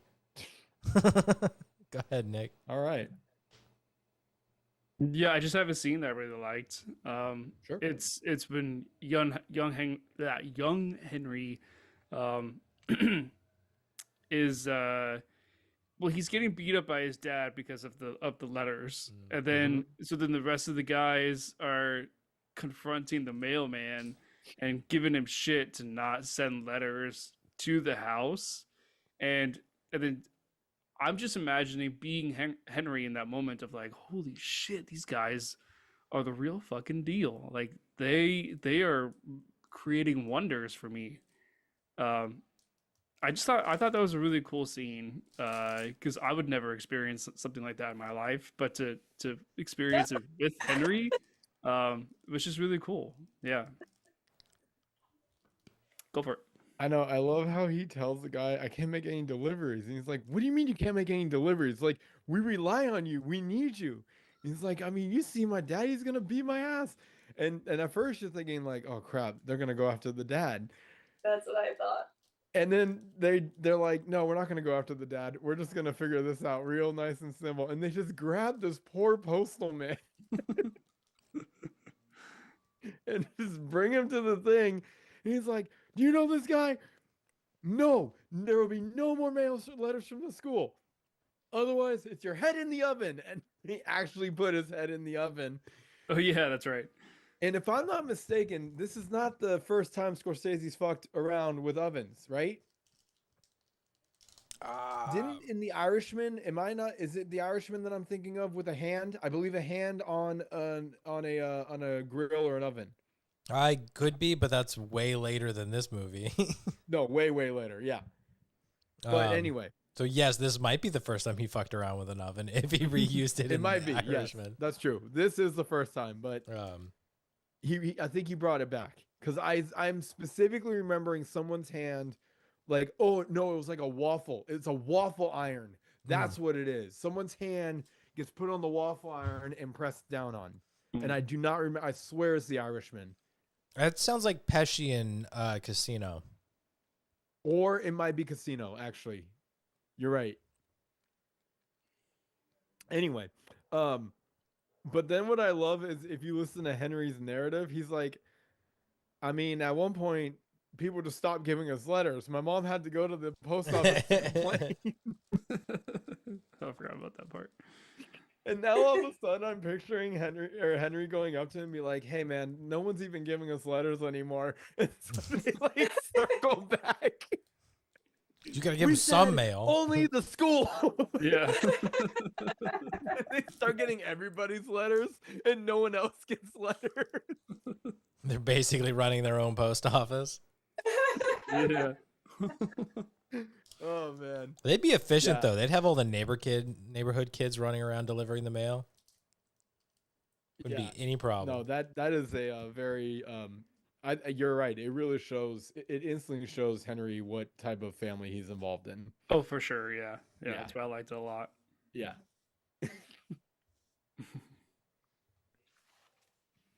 All right. What? Where are we? Break? Are we good? Break or what do we need? I would say we do one more quick conversation, then we can take a break. A quick conversation. I got my. Well, normally those are head scratch. Oh wait, Jen, you got something?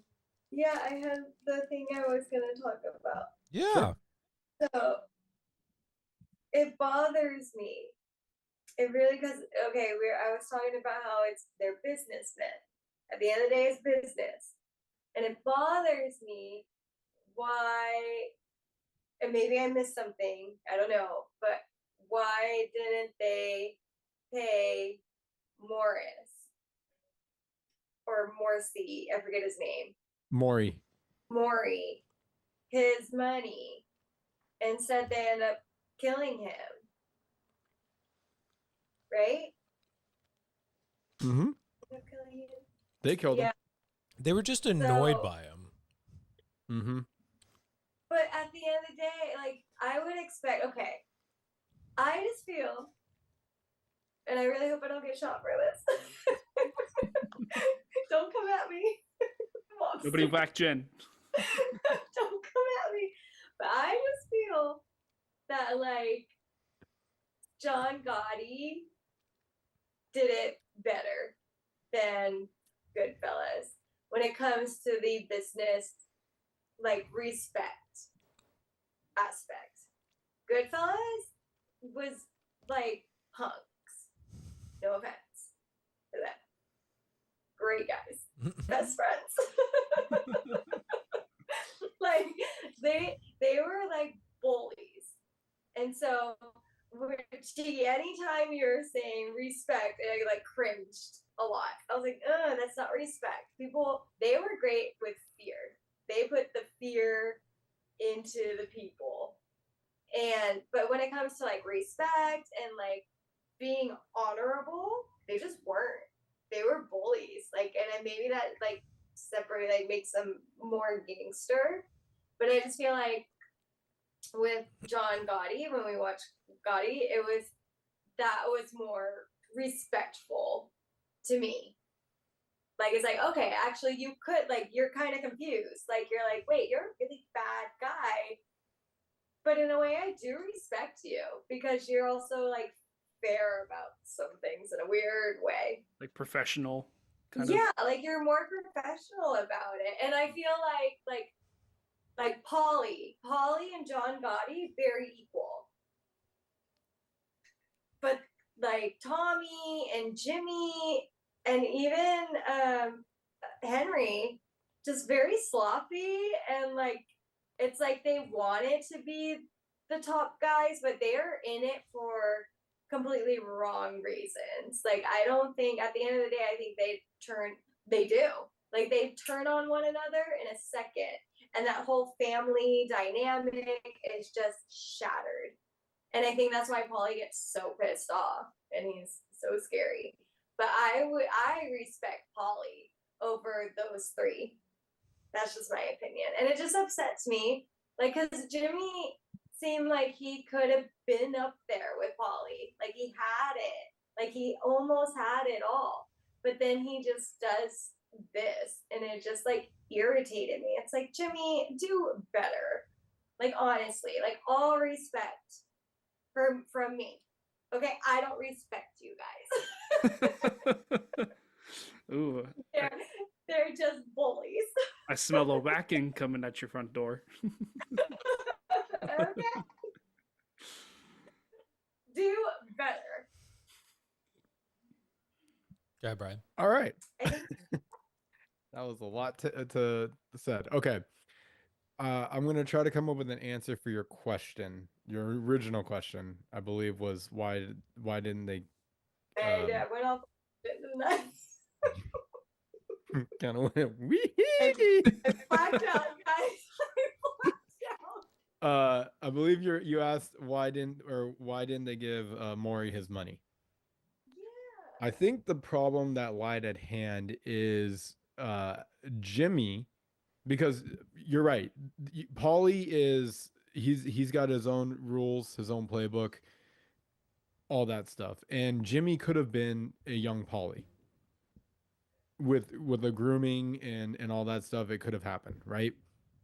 But in this particular situation, it was Jimmy, it was Henry, Tommy, a couple of other players in the game. Stax is involved on the Lufthansa, I believe is what it was. The Lufthansa heist. Lufthansa, I think. That sounds right. Lufthansa. Yeah, it wasn't Lufthansa. Mm. Yeah, I forgot. Whatever the heist name was, it was a $6 million heist. Lufthansa. Paulie was, I mean, he's going to get his cut because he gets his cut of everything, but he really has no say in this. And then there's a critical error that happens, and that was Stax ends up getting too high and doesn't burn the getaway vehicle the way he should have. It's supposed to be compacted. This now brings heat to the situation, and you can already see how paranoid Jimmy is. Right? And so all of a sudden, I think Jimmy starts to realize no one's getting paid. I'm just going to keep this money to myself, and I'm going to handle things on my own. And I feel like we're going to go into a bunch of the movie. This is not a short conversation the way Matt wanted. Sorry. You know, do we pause now? I don't know what to do here. Because I'm already going. bringing up a couple scenes that we haven't even talked about yet. I'm good. Like, I can keep going if you guys. I just feel bad because Matt wants his ice cream. Yeah. You're fine. We're fine. All right. Don't stop the momentum. Break. Just go. Just go. Keep going. All right. So he starts to panic, and he's like, no one's going to get their money. I'm just going to take care of everybody myself, and I'm going to keep the money. And essentially, it all started. I think the first kill just starts with Maury, and then we just continue and continue. So that's pretty much the reason why Maury didn't get his money. It's because things did not go as planned, and there was a lot of heat around the corner that Jimmy was afraid of. And I'm trying to avoid talking about scenes at this point. What are you I think ultimately the reason Maury didn't get his money was because he was being really annoying. He like, was. He was like an he was absolute ball buster. he was just like, hey, where's my money? Hey, where's my money? And this, to me, Maury is not a made man. Like, he is not ranking in any way. Like, this dude owns a business that's partnered with him, and he's been successful enough to maintain a presence. But this guy has no power. And when he gets like, oh, this is my score, this was my idea, and then like he gets this entitlement of like, where's my money? Where's my money? Where's my money? It's like, dude, you did nothing. Yeah. And it's like, shut up. You keep asking for the money, you're never going to get the money. And I think that like that paired with the fact that now heat is coming and this guy's got a loud mouth and doesn't shut up, dude keeps talking, he's going to rat. He's going to say something. So tying up those loose ends, like you said, and I'm pretty sure everybody that he kills that you see get killed were the guys who were flaunting the money. It's like, I gave you a chance. I said, don't spend on anything. Don't spend on anything big. And what did you do? You broke that rule. Like, too much heat. You're putting too much heat. I can't trust you guys. And Jimmy's not a made man either. Like, these guys, I feel like a casino is another good example where it's the same kind of thing of like, these aren't made men. Some of them, one of them is, but like, we've come up with this giant score that adds like, here's a huge chunk to the company bank account. We get to split the rest because we put up the risk of it all. And we have this huge score. Like that's all that is. And the reason they've got to cut ties and he becomes so paranoid is like, it can't get back to the Dons. Like, this was our idea. So it stops at us. It can't go higher up. Mm-hmm. And like, that's what they've got to do. Jimmy's a guy of like, those are the rules. And I think that plays a big part in who these guys are ultimately, because they can only reach a certain amount of status within the mafia because of their bloodline. They're not going to become Dons. They're not going to become like the leaders of an entire city. It's not going to happen. Right. So I think Maury, ultimately, I think it's just because he was annoying, but it's you gotta cut off the squeaky wheel. Yep. All right. Anything else? We take that quick break. Everybody? Okay, ice cream break. Let's do it. Let's go get some ice cream. We'll come back. That doesn't understand short discussion. I'm sorry. Don't apologize, Jen. It's always great when we chat. Always great. I'm expecting you to take off on a tangent like I did. You got to let it out sometimes. Nobody blames you. All right, quick break. We'll be right back.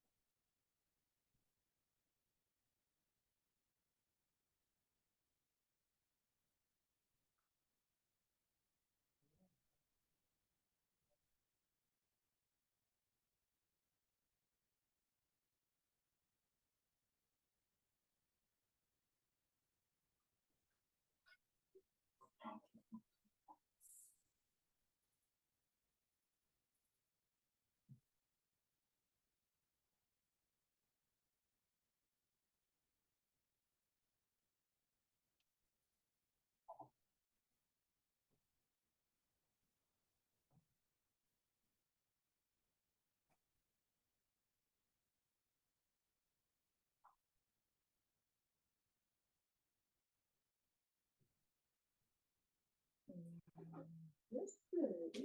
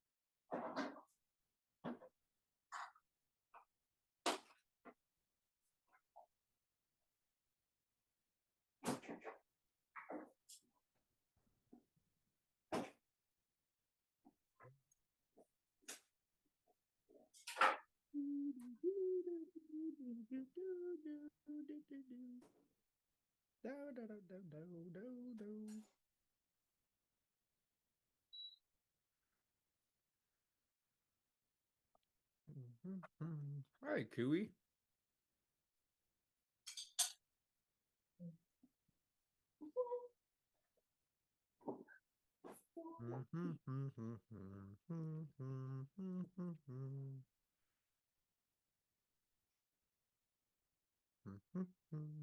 Meow. You talking to your kitty? 'Cause I know you're not talking to my cat like that.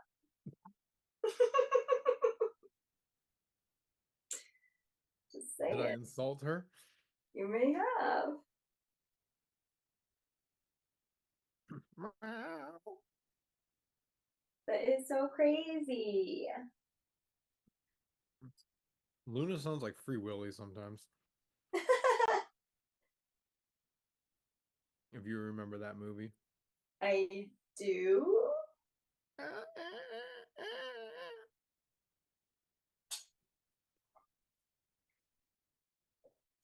Oops, I just knocked my. So, working on Monday, is that going to be a new thing or? I hope not.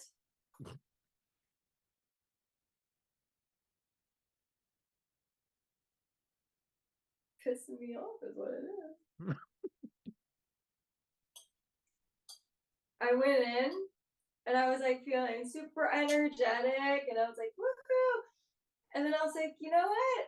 I was like, I feel like I'm like giving out my weekend vibes and I'm not about to waste it here. So I was like, we're just gonna tone it down a notch.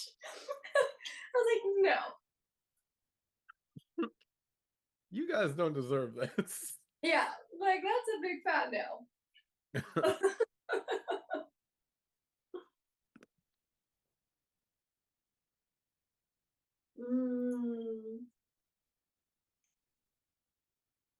Are we all I enjoying love our tea. sweet treats? Yeah.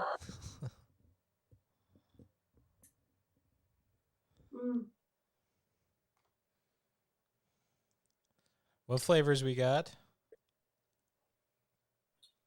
I have 4 different cheesecakes. So I have like the Oreo, chocolate, and strawberry. Nice. Oh, it's so good. I love me a good cheesecake. Gross. What flavor you got, Brian? I have caramel caribou moose chocks, I think. Oh, nice. Oh yeah, I've heard of that one. That's a good one. It's a good one.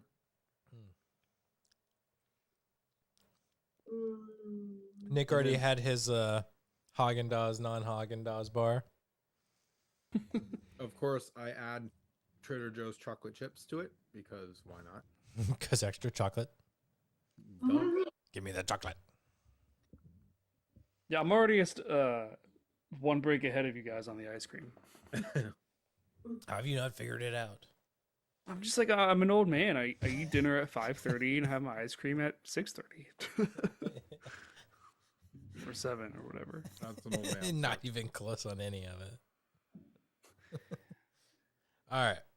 Ready to hop back into it, or shall I let you finish your ice cream, Brian? Hop away. Okay.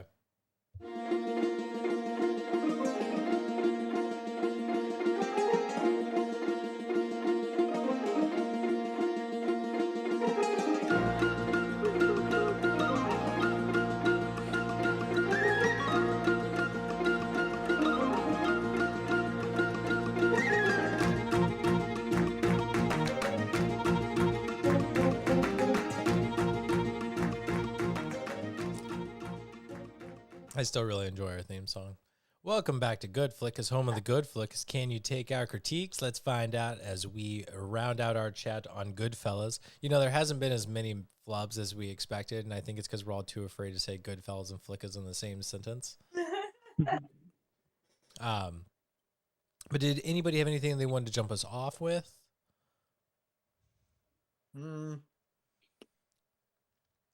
I've got something.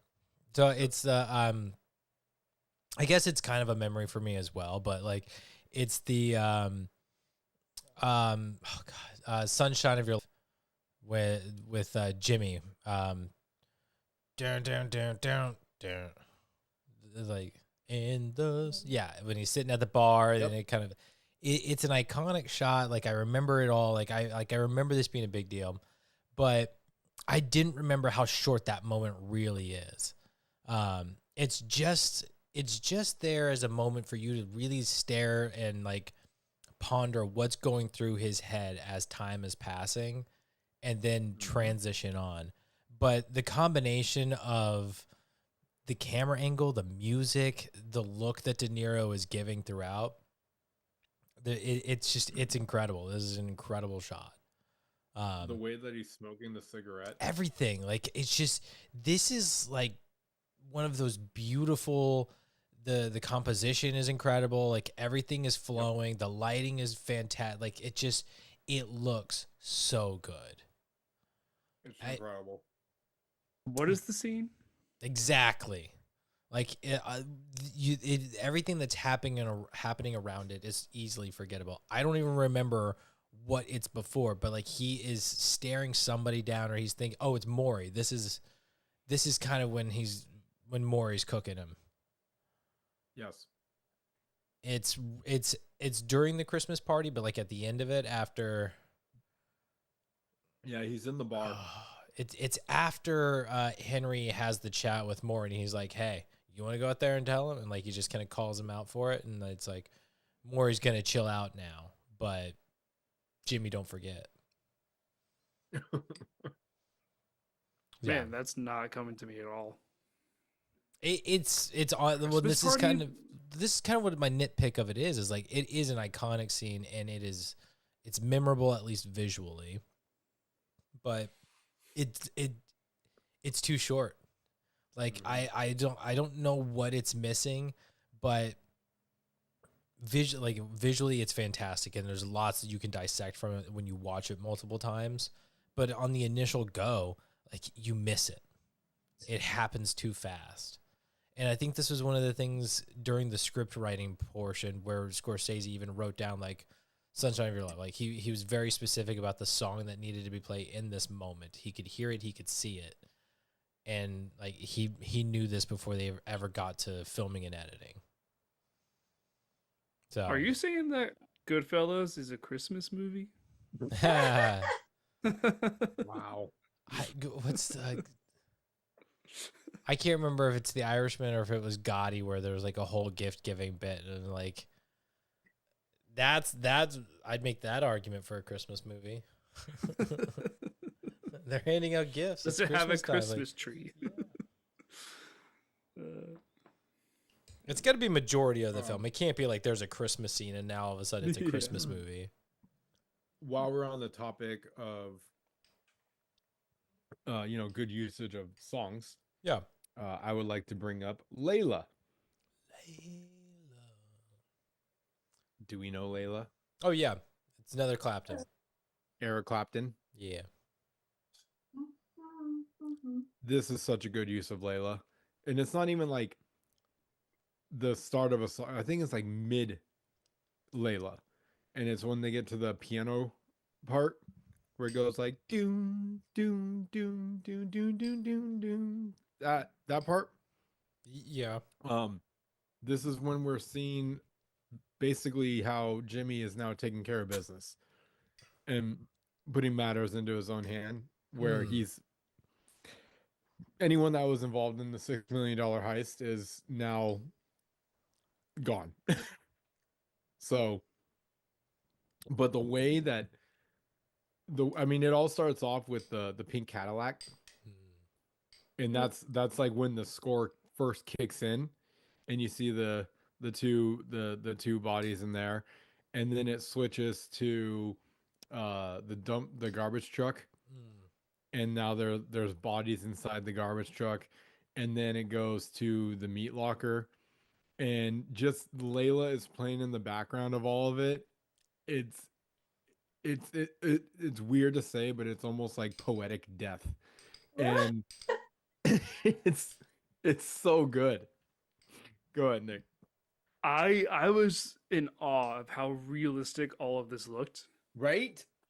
Just like the garbage truck and the meat truck locker thing. I was like, damn, like this looks legit. The truck with the guy, I did laugh though when the narrator was like, yeah, we had to defrost him for 2 days before we could do the autopsy. I was like, holy shit. Well, he got a little cold. Yeah, he got a little cold. But the garbage truck one was crazy to watch because I'm like, are those actual bodies that are being like tumbled? The actual people, like actors that are being tumbled with that trash? Obviously, they're not in like a real compactor trash truck or whatever, but it was scary how real it all looked. Like, great job. Yeah, it's such a cool scene. I do feel bad for the pink Cadillac couple, just because that wife, I mean, she got brutal. It was brutal from what you could see what happened to him. I don't think anybody was shot, maybe. If they were, it was after what was probably a lot of stabbing and throat slashing. Like, brutal death. And she only, like, I think she's the only wife that we see that's, like, involved in these things. And it's just, like, they just got married. Like, that's his new wife. And it's like, oh, that's so fucked. Like, just a brutal one to go. And you feel bad. I felt bad for her. Like, shame. Very sad. Go ahead, Nick. I do love the scene at the bar when she and the husband come in. I can't remember who's the one that's grilling them on it, but it was the guy who was like, "Don't be buying new stuff and bringing it around." Who was that? De Niro? Jimmy. Yeah. That was De Niro. Okay, yeah. Yep, that's Jimmy. I this whole scene was great because I just loved the back and forth of like, I didn't buy it. It was a gift. The car was a gift. I didn't buy it. And he's like, "Don't be buying my these mother's things." name. Yeah, it's in Momo's name. I didn't buy it. It was a gift. Don't be buying these things. It's like it's just like the back and forth. Like nobody's understanding each other for like 2 minutes straight.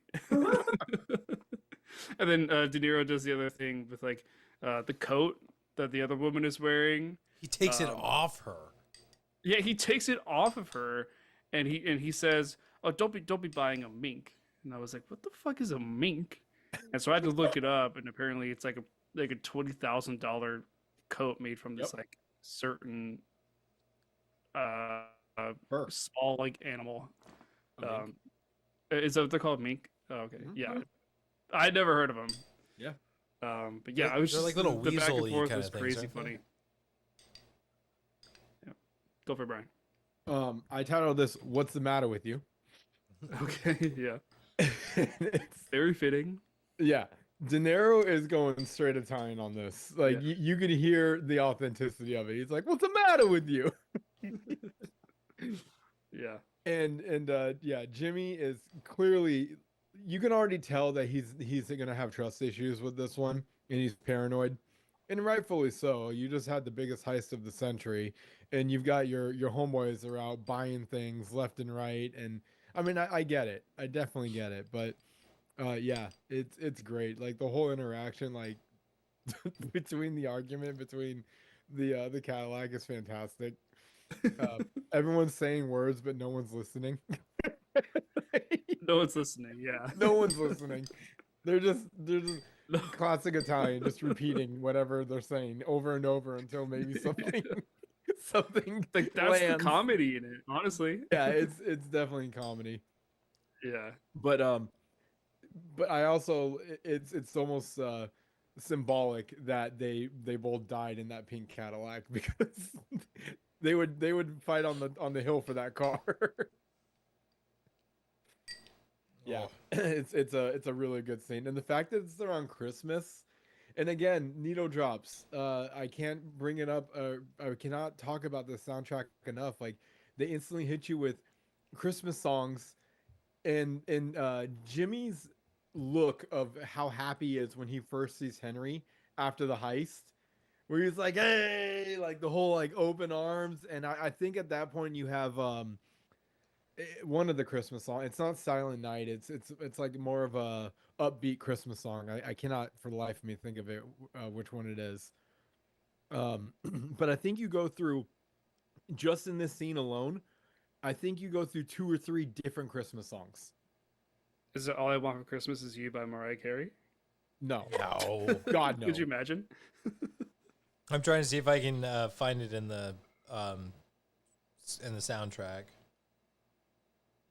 Yeah, I think it might be like Frank Sinatra style Christmases or anyway, but yeah, there's like 2 or 3 Christmas songs that happen just in the What's the Matter with You scene alone.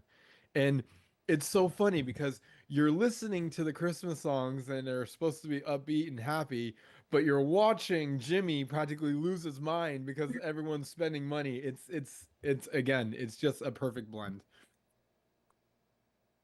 Do you think that they should have shown the heist, or do you think it's perfect the way they did it? I wrote that exact head scratcher. I Okay, wanted yeah, to talk because about I it. had a head scratcher too. Yeah. I wanted to talk about it. Yeah. We'll pause because Matt's got something. Oh, I've got the Christmas songs. Oh, sure. Frosty the Snowman. Okay. Christmas, Baby Please Come Home. Okay. Oh, And- that's what it is. Okay. And I think the last one is Bells of St. Mary's. Okay. Yeah. Go for it, Jen. To my opinion on the question is, I think the way they did it is good. I don't think, for me, I don't need to see the heist. I don't care. Like, I think putting the heist in would be almost like creating a whole other movie because there's so many working parts to getting the heist and making it work and all that. I just feel like it would have just been like, put that in like a deleted scene type thing. but not in not in the movie itself. Deleted 20-minute scene. Yeah. You see what I mean? Like it's just for me, I like that they like we know they're gangster. We know like they're what they're doing out on the streets. Like we see enough of it. Like I don't need to see the big heist go down. My assumption for why they don't show the heist is because Henry wasn't a part of it. Like he helped plan it, but he wasn't a part of it. So it's kind of one of those things of, I'm not saying they did it, but they did it kind of a thing where, because this is based off of a real guy. And I think even in, I think it was The Irishman, right? Where I think De Niro's character at the end is kind of like, he's giving some details, but he's not giving all of the details. So it's like, there's certain things that have been figured out, but he's not just giving it away. Like he's not a rat, right? So I kind of get the impression that they're leaving some information out of like how it was done to basically be like, I didn't give that information, or he doesn't know it, kind of, right? Like I don't think we need it because this is Henry's story. So there's no reason for it. But go ahead, Brian. 2 nays. All right. Let's see. I've always been torn on this one. Mm-hmm. I love the way that we find out the heist goes down, where Henry's in the shower, he hears it over the radio, and then Henry's reaction to it of like how excited he is. It's like, wow, I would love to have a shower with that much excitement. That'd be great. But then the more adventurous side of Brian starts to think, you see all these movies with heists in them, but a lot of them never really go as planned, or they don't work, or they get caught by in the process of it. This is the biggest heist that has ever hit, and they were successful. And you're like, I kind of want to see how they did it. It's like, it's $6 million. How did you pull it off? What did you do? Did you even have heat on your tail, or was it just smash and grab, and no one even knew who was behind it? Like, you get really curious about it. I guess with that said, do I feel like it takes away from the movie that we didn't see the heist? I don't. Could it add to the movie if we did? Yes. Would it ruin it if we saw the heist? I don't think it would. So really, I don't know if there's a right or wrong answer here. I think it's a question that just maybe just boils down to like how you personally feel about things. Mm-hmm. Okay, so we got a yay and nay. Yeah, it's tough, man. I can see what you guys are saying. I would say have it be really quick, but have that same energy that the Sunday scene had, the Sunday May 11th or whatever. Mm-hmm. How it was like the fast narration, like lots of cuts, lots of telling what is happening. Make it quick. Make it like 1 minute. So, Kind of like a chop shop, like quick montage of the whole thing. But then you could either put it in the movie or make it like a post-credit scene, or make it, or like for the credits itself. Yeah. Because like we talked about with that Sunday scene, I love the energy that's in that scene. Like how there's just so much shit happening. Right. I want that same feeling with the heist, and to see that with the heist. So it doesn't have to be long. Like make it quick. Like I personally would appreciate if I saw the heist more than not see the heist. Yeah. But I don't need Heat heist or Den of Thieves heist. If you guys are familiar with Heat, I know that. Yeah. Because we did that movie. And that's when they're, the freaking AR-17s are in the middle of the street and all that. It's like, I think it's like a 25-minute bank heist or whatever. Like, I don't think we need that. But if we got something, I do feel that it would even amp this movie up even more. Yeah, like make it quick. Make it like, oh, Jimmy does this, and then he does that, and then they do this. They fail this, and they like make it Right. quick. You know, make it Right. quick and action packed. Like a Yep. minute long. Doesn't have to be that long. A minute might be too fast, but Oh, you know, 5 minutes. Yeah. no, I think 5 minutes would be too long. You think so? Yeah, just make it quick. Make it like a 30-second commercial. You know. What if? Ooh, I've never thought of this before. What if there's like a scene? I don't know how they'd have. I don't know how you'd pull this off. But what if there's a scene where they're all at the bar, and Tommy, being the fast mouth that he is retelling the story of how the heist went down, and then you're getting like certain mini flashbacks on important parts, and then you're back in the bar listening to Tommy's story, and then you get another flashback, and you're kind of back and forth on that. Is that something that could have worked? Well, see, I was thinking narration by Tommy or somebody who was there, Mm-hmm. but just make it quick. Like it starts out with him in the bar, and then just show the heist as he's talking about it for that couple Yeah. minutes. Yeah. Yeah. So I think maybe that might work as like a little bit of a combo where you're getting a heist, but you're not getting this movie is about the bank heist because Yeah. it's not. This movie is about being with the Goodfellas and being part of the Italian mafia. Just make it one of the moments like any other moment is in this movie, you know? I mean, they already had one heist that was so nonchalant. They walk in, they walk out with a briefcase, and that was a heist of Oh, that's right. $420,000. Yeah. Yeah. Yeah. Yeah, it's a good call. Yeah. Go ahead, Matt.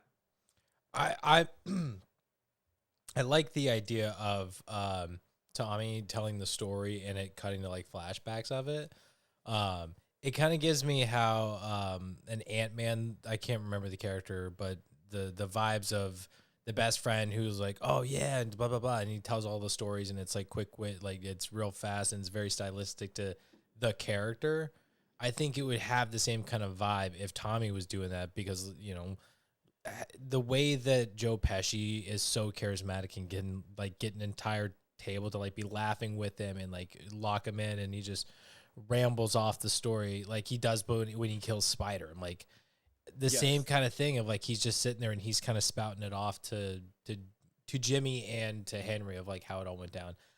I like it, and I like the interspersed shots of we're in the bar of him telling the story. Now we're at the heist as it's happening to show those like key moments.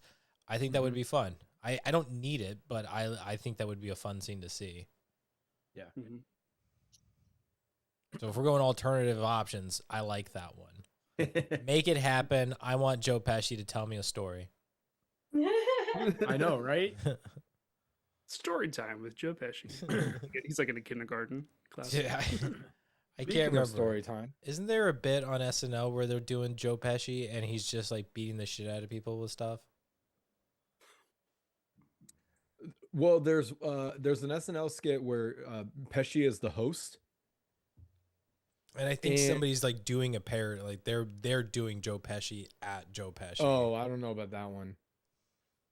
But I just remember one where he's like trying on suits. Okay. And he's like looking at a mirror and then he starts basically acting as if he is outside in public, doing like what Italian mobsters do. Okay. But he's doing it in front of a mirror.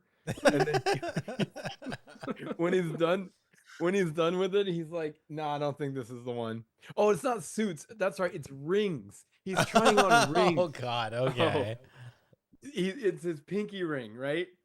And so at one point he like has the pinky ring, and then he pulls out his money, and he's like counting his money, and he's like, "Okay, no, this one doesn't feel right." And he's like, "No, I don't know about this one." So then he's like, "Okay, we'll try this one." And then he goes to the mirror and he goes like, it's so funny. Like the different situations for different rings. Exactly. It is an amazing SNL skit done by Pesci himself. That's funny. All right. Well, Just picturing speaking that of is funny. stories, how about we talk about dinner in a hoof? Okay. I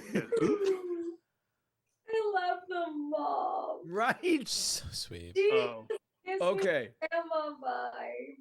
She is about as Italian as it gets. It is 3 a.m, and my boys are coming home. I'm gonna make them dinner. Covered in blood. What happened? I hit a deer. Oh, let me make you some food. Yeah.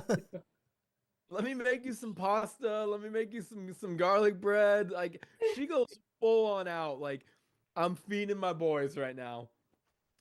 And the fact that this entire scene is practically improv is amazing. Matt, the added bonus of that is Scorsese's mother is just cherry on top. I mean, this scene is so good. And then they even bring in the artwork and everything. And then and I love how De Niro saves Pesci because he's over here again, it's improv.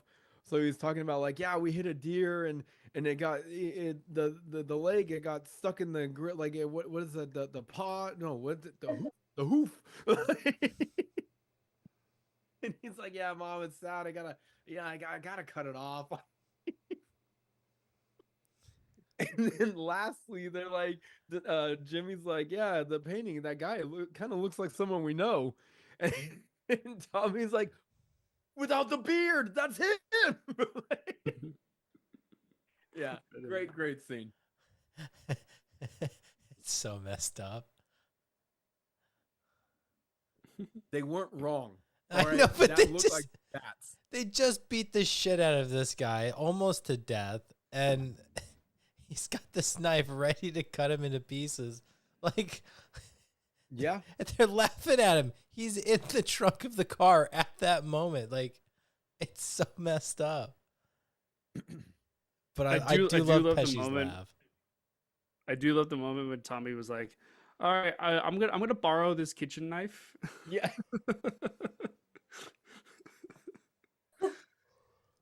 I gotta take care of something, but I'll bring it back. That was like Psycho knife. Oh, for sure, yeah. That was a big knife. Go ahead, Jen. I gotta say, I like Henry's, well, I guess Ray Liotta's performance in this, because it's like he knows what he got into from day one, like being in with these gangsters. But I feel like this was like the first almost like human side of him that we see, where he's like quiet. He's probably like, we have a body in the trunk and we are just sitting down here eating dinner with this woman, like this sweet little lady, like just talking. And like, it's like you can almost see like the wheels turning. And I gotta give credit to Ray's performance in that, because he changes his demeanor entirely. And it's like you could just sense like he's so uncomfortable. Even if the mom didn't bring it up, it's like you could tell like maybe this life isn't for me. Or it's like maybe this Tommy guy is freaking insane. Like absolutely insane. Because like, could you imagine? You just damn near killed someone. Like they're thinking he's dead. And then time for a family dinner. I mean, like, what the heck? Like just another Tuesday night. Wasn't the very next scene when they're back in the car after leaving the house when Henry says, "And this is why I wanted to be a gangster"? Was it because it goes back to this scene? After the dinner, it is cutting back to them stabbing him in the trunk and burying him. Yeah, so doesn't that kind of like contradict maybe what you're saying, Jen? That maybe he is into this. We don't know when he says that. Like we don't know. Just because he says that with that scene doesn't mean like that's what he was thinking in that moment. Well, to feed off of what Jen was saying too, watch that opening scene again and even pay attention to this. Like, he is not comfortable with what's happening. Like, look at the situation. He's driving the car. He's digging the hole. They're doing the stabbing and the shooting. Like, he didn't kill anybody, right? Like, these are the things that I always find interesting when it's them telling the story, because this is a situation where it's like, yes, I got in trouble for selling cocaine and doing this. I did that. I can't dispute it. But anything else that he could have possibly been involved in, the murder, the heist, it's like, nope, I had nothing to do with it. It's like, didn't you though? Like, I wonder what the truth of it all actually is, because I get the impression throughout this movie a lot that Henry's he's not the murderer. He's not the guy who's willing to kill somebody for the family. He's not that guy. But is he? Like, the moment when he talks, guys. What was that? He likes to have those guys. Yeah.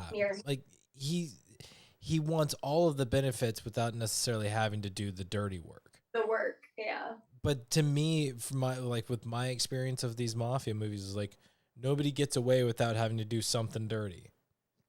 You can't maintain clean hands forever. Like, I get the impression that real life Henry may have done something more than what we see him admit to in this movie.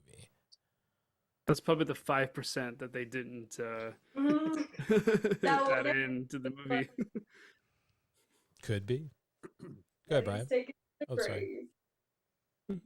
Question for you guys.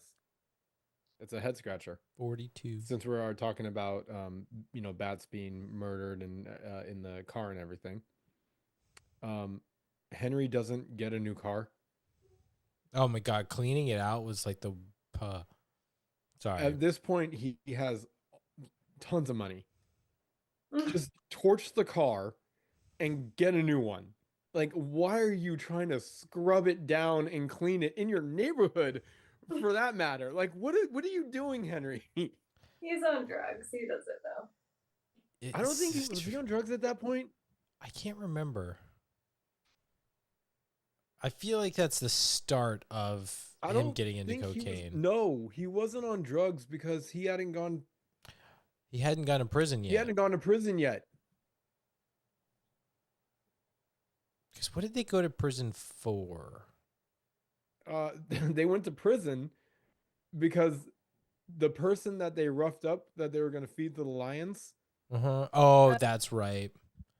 Her sister was an FBI. Was an FBI recorder or something like that. Yeah. And she gave up everybody. Everybody was involved in that one. Including her brother. What? Including her brother. Yes. Yeah. That's right. So like that's not something they could have been avoided. Yeah, so I'm it seemed like a pretty easy solution. Just dump your car, burn it, whatever you got to do, and just get a new car. I don't know why you're trying to scrub this thing clean. Like, what type of sentimental value do you have to this car? I mean, you can't just get a new car every time you murder somebody. It's going to look suspicious. That was his first one.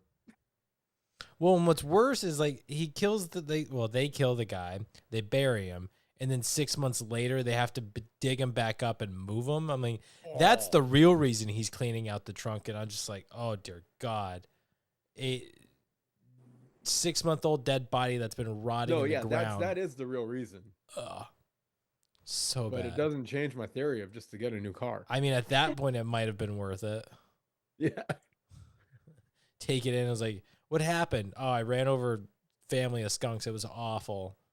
I can't get rid of the smell. I've washed it 1,000 times. Get rid of it. Yeah. Go ahead, Jen.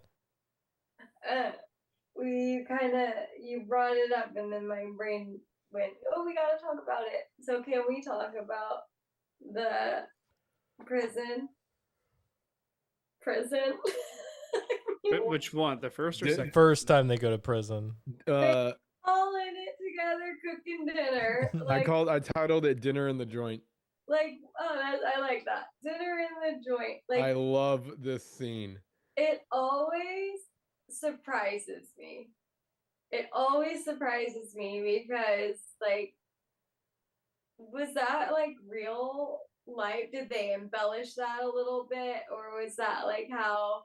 Oh no, I'm sure that it's probably like that. I mean, you got what do they call them? Blue collar prisons Mm.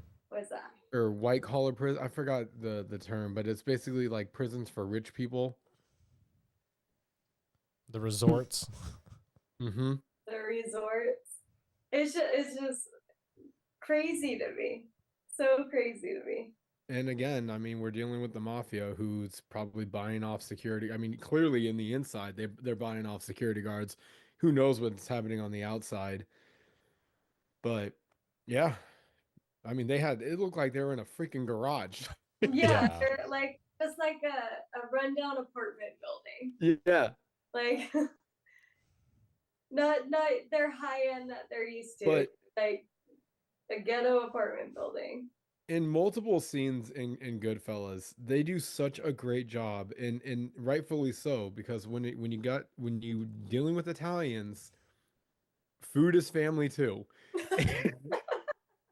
And they do such an amazing job at making food look good and just the importance of food. And this is a prime example. I mean, watching Polly With the razor slice the garlic and hearing Ray's I'm sorry, Henry's just voiceover on how they were handling the joint and what they were doing, and then watching was it Vinny? I forgot who's. I think it's Vinny, right? Was he the older guy that was making the sauce? I think so, yeah. Sounds right. I think so, yeah. But I mean, he's got that sauce going, and then he's like, "Oh, we're three different meats," and he's like, "In the pork," and he's like, "Oh, you got to do the pork. That's the flavor." It's- and the best part about it is when Henry comes back, and he's like, "I got everything," and he's like, "Okay, cool. I got bread." And what's the first thing? What's the first thing Paulie does? He squeezes it, doing the test. You got to test it, right? And then he pulls out scotch. He pulls out salami and prosciutto, and I think some type of cheese. But the best line is he's like, "Oh, and I got wine," and Paulie's like, "All right, now we can eat. And it's like red or white. Give me both." Yeah. But I just love the minute he sees the wine, he's like, "Now we can have dinner. It's official." Like I was waiting for it. You brought out all this crap, but you didn't give me the vino. Yeah, it's oh man, I love that scene. Do you have anything else to say about it, Jen? it just it just shocks me. Like I have no words. Like the whole thing just shocks me. And I wonder what the other prisoners think. I mean, if I was in prison, I'd want to join the mob right then and there. Be like, one more person? Like, what you think? Are you guys recruiting? Yeah. It's like, can I just, are you looking for somebody? Yeah, got you. Polish your shoes. Got it. Just let me in. Wasn't the previous scene of them getting the food like in the visitor room? Is that how they got the food? No, you're that's mixing up. You're mixing up when Henry is in jail. Oh, when he and Karen are there. Correct. Yeah, because Karen is the one that's smuggling things in. Oh, that's right. That's right. Yeah. Okay. I was getting that mixed up. Yeah. Okay. Never mind. Hey, it's a long movie, Nick. Don't. Yeah. There's a lot. Yeah. Yeah. It all comes through eventually. I promise. And Karen's like ballsy. Yeah. For sure. Or Yeah. just crazy. Yeah, she's very hot headed. Mentally unstable, maybe. But she's got she's brave. I feel bad for their kids. Oh yeah. Like their kids are like susceptible to all of this stuff. And I'm Yeah. just, man, Yeah, it's a tough beat. Like they're not in a lot of scenes, but it's like you can see how the scenes that they are in can be very impactful and like just emotionally damaging. Yeah. They just go quiet. Yeah. And When Karen is in that red dress and she comes Tommy's driving the car and she just comes flying out of the car to scream Oh yeah. at Henry. Yeah. I don't know. I think it's like probably what Henry saw is what we're seeing too, because she honestly looked incredibly attractive in that moment. Like I'm like, I get it, Henry. Like that's a very interesting girl. Like go after that. I don't know what it is. Lorraine Bracco really brought it on that scene. Her physical transformation over the movie is pretty crazy to me. It is. Her hairstyle changes, her makeup changes. She looks way clothing. better in the beginning of the movie than towards the end. And Oh, again, for sure. I think this is done on purpose. Oh, for sure. Yeah. Yeah. We're seeing like the passage of time with her. Yeah, she's becoming one of them. Yes. Yeah. Oh man, I still got some things. The gun. Since we're talking about Karen, we'll talk about when she pulls the gun on. Sure. Yeah. I titled that "Triggering Wake Up." Wait, what scene? When Karen is debating killing Henry for cheating on her. Oh, that's right. Yeah. Wasn't expecting it, to be honest. This scene just gets thrown in our faces. They're on the bed, right? Yeah. Yes. When they're on the bed. Yes. Yeah. Okay. Henry's taking a little nap. Mm-hmm. And Karen has her own plan. And yeah. I mean, I've definitely, I'm sorry, I feel for Henry on this one. When he says the line, I have to worry about getting whacked out there. Now I have to worry about it at home. You bring it home. I was like, he's not wrong, Karen. He lives a pretty dicey life there, girl. By choice. By choice. By choice, yes. So I wouldn't give two shits. It's such a great shot though, with the what is it, camera POV, I think is what it is. Yeah. But like Mm-hmm. the camera basically becomes Henry and you're just looking down the barrel. I was like, oh, Scorsese, what you doing to us? The very shaky barrel. Yeah. Man, I got scared for him. I was like, this is gonna slip and it's gonna be bad. Yeah, Henry was one sneeze away. Yeah. The thing that I love the most about this scene is how calm and collected he is towards her. Yeah.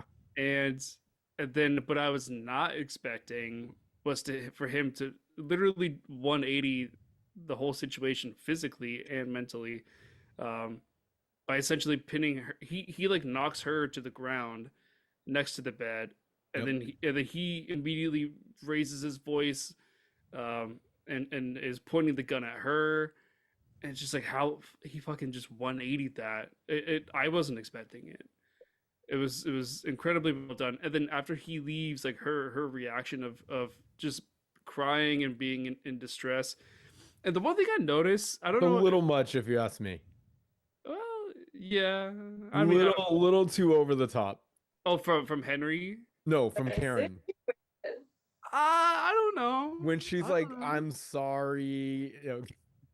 Well, okay, but the thing that I don't know if you guys noticed this too, but there's a couple of times where she's on the ground after like a dispute like this. Yeah, she's always wearing high heels.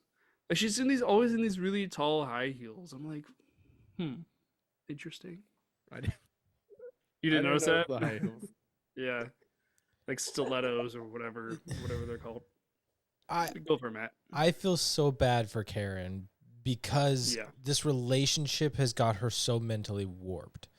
And that's yes, I agree. Like in this example where she's got the gun over him, it's like this is what I would say is like OG Karen, right? The woman who ran out on the streets and yelled at this mafia guy in front of all of his friends, right? Like that's that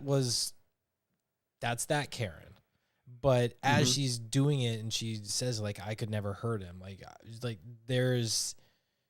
she's been twisted, she's been warped, and like she can't kill him no matter what he does to her. Like she can't break that. And I think that whole mentality is what leads to the point of when she gets to that, he gets on top of her, he threatens her, and she's screaming, I'm sorry. Like she doesn't want him to leave because now she's made a mistake, right? Like it flips the whole thing, and like she's apologizing. It's her fault. It's like it's that horrible mentality of like, why did he cheat on me? Why did he hit me? It's like, it's my fault. It's like, it's not your fault. He did that to you. He's in the wrong. Like, and I feel so bad for her because there are so many moments of it throughout the movie where she is just devastated because of what he's done or what's going on in the world that she's found herself in. Like the moment when she's likely going to be murdered after talking to Jimmy, and she dips the hell out of there. Like that's not the same Karen that confronted Henry on day one or day two, I should say. But I just feel so bad for her. So no, I don't think it's over the top. I think she's just that twisted at that point. Oh my gosh, I forgot about that. Around the corner. Yeah. Do you think it was supposed to be just a scare tactic? Because I feel like if the mafia wanted her dead, they'd be dead. My confusion would be, why would he give her a big wad of cash and then send her to be murdered? Well, yeah. Yeah. See, I was thinking that too.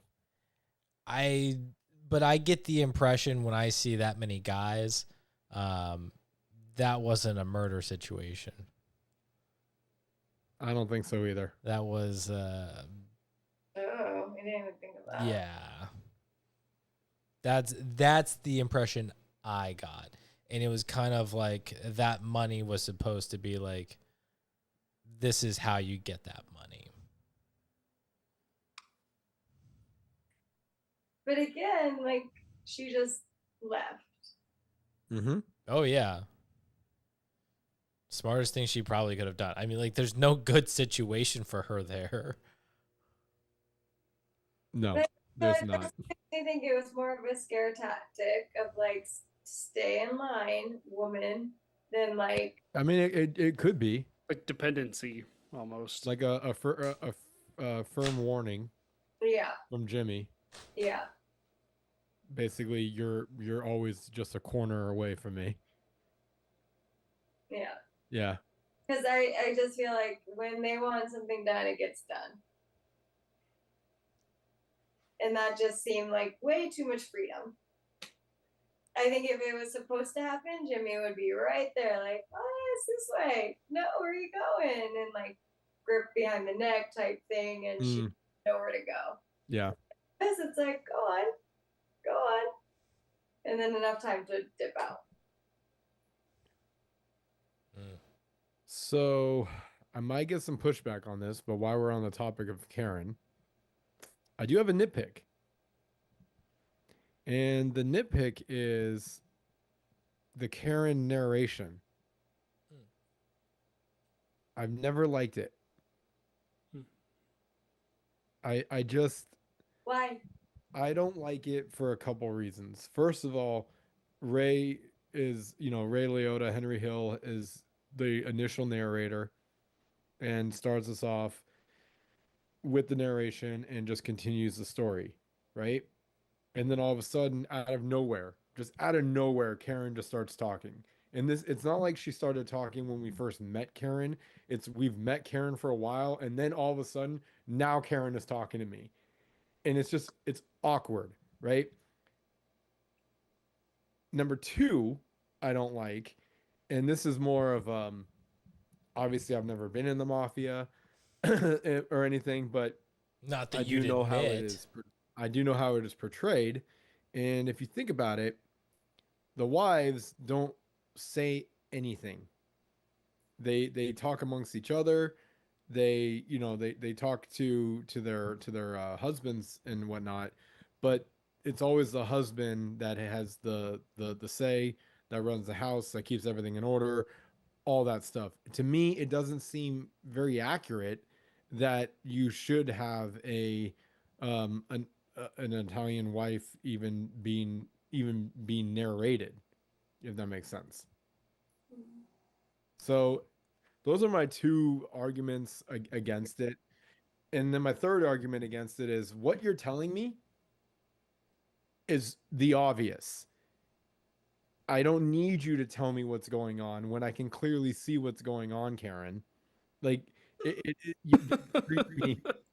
don't treat me like an idiot, Karen. Oh my god. I Karen today doesn't mean the same thing back No, then. it means it's way different, but it's the same name. So Karen. anyway, those are my three points as to why I just have never really liked it. Again, does it fully take anything out of the movie? Does it make me dock points? Absolutely not. But I feel like we could have gone without Karen's narration. I like it. Go ahead, Jen. I had a feeling I'd get some pushback, but I need a lot more than I like it. And Jen actually raised her hand, so I'm. yeah, exactly. I was saying Jen did the right thing and raised her hand, so we're gonna sit you in your little corner, Karen. Wow. That's Mr. Karen to you. But we will come back to you, I promise. Okay. So I'm with HG. I'm kind of iffy about it myself. I was like, do I like? Because like when she started, I was like, do I like this? Do I care about it?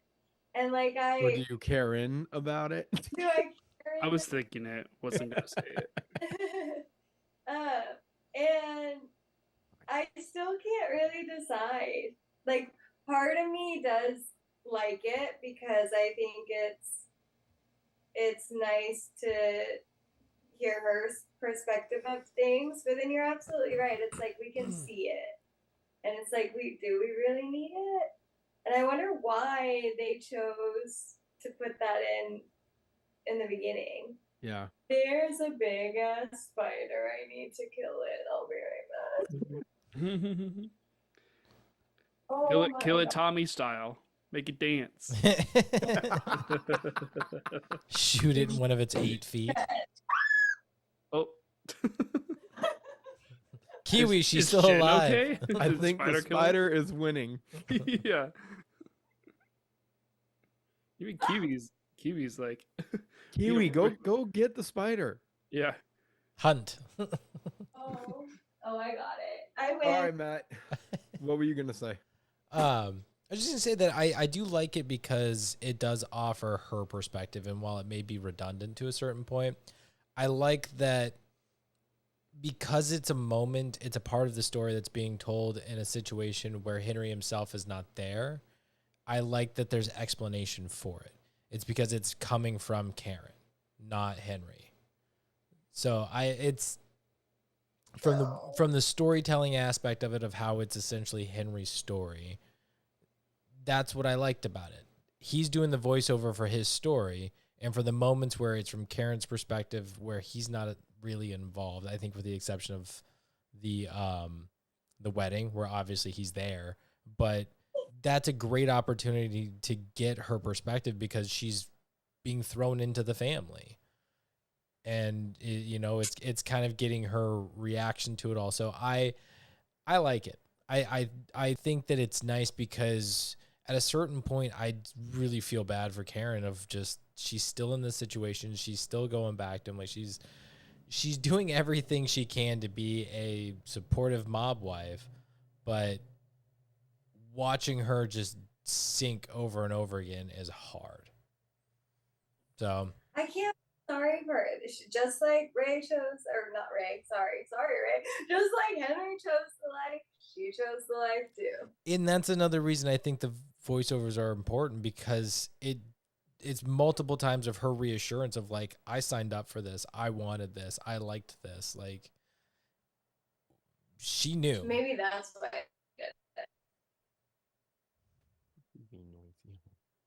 You broke up a little bit, Jim. What was it? Maybe that's why they did it. That makes sense. Like by having her voice, like you can hear her tone, like what her thoughts are. Mm-hmm. Whereas if we didn't see that, I think it would make us wonder, like, are you happy? Like, why did you do that? And then maybe it would distract us from, I don't know what. Yeah. It's almost like the creator didn't want us to have sympathy for her. Ahead, yeah, you guys have mostly said it already, but it's a way for us to be able to connect with her. Like Matt said, get her perspective as well.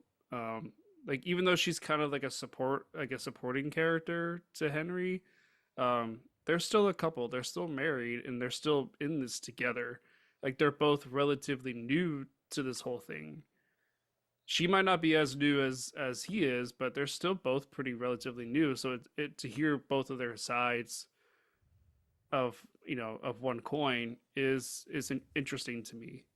I think Jenny kind of said it too, where we're learning about the internal battles that the internal emotional battles that she's going through, coming from this past life and trying to figure problem solve her way into this new life, and how that conflict and how she's resolving it. So I think it's neat to have that perspective. So it's neat. I'm for it.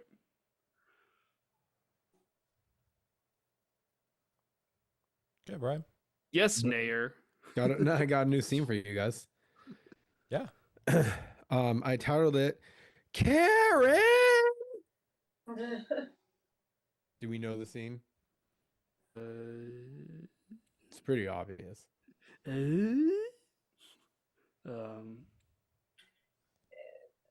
Is it the one when he gets back from jail? Yeah. And he starts crying? Yeah. Yeah. Oh, okay. Because- Oh, but she's leaning on the car? No. No. She put $60,000 worth of coke down the toilet. Oh, yes. Yes. I just laugh every time I see this scene. It's very dramatic. It's super dramatic, but it's like, why would you do that? They were around the house. They would have found it. No, Karen, they wouldn't have. Oh, they would have found it. This is another one of those moments where we said earlier of like, nobody's listening. No, exactly. You know what I mean? Like they're both talking, but nobody's listening. And then the part that like cracks me up too is like Henry's like, that's all we had. We don't have anything. And then it just starts breaking down in the corner. And then all of a sudden you hear Karen go, oh my God. Like she had no idea. Oh my God, it's so funny. Yeah, so anyways, did she do the right thing by flushing, or should she have tried to hide it? They were all over the house, but at that point didn't matter. Like they were already busted. Yeah. I think she probably could have tried to hide it in a more secure place. Maybe she would have found something, but I don't know. Did you see the way she was opening those bags and dumping into the toilet? There was like cocaine all over the place. Like, she was nutties.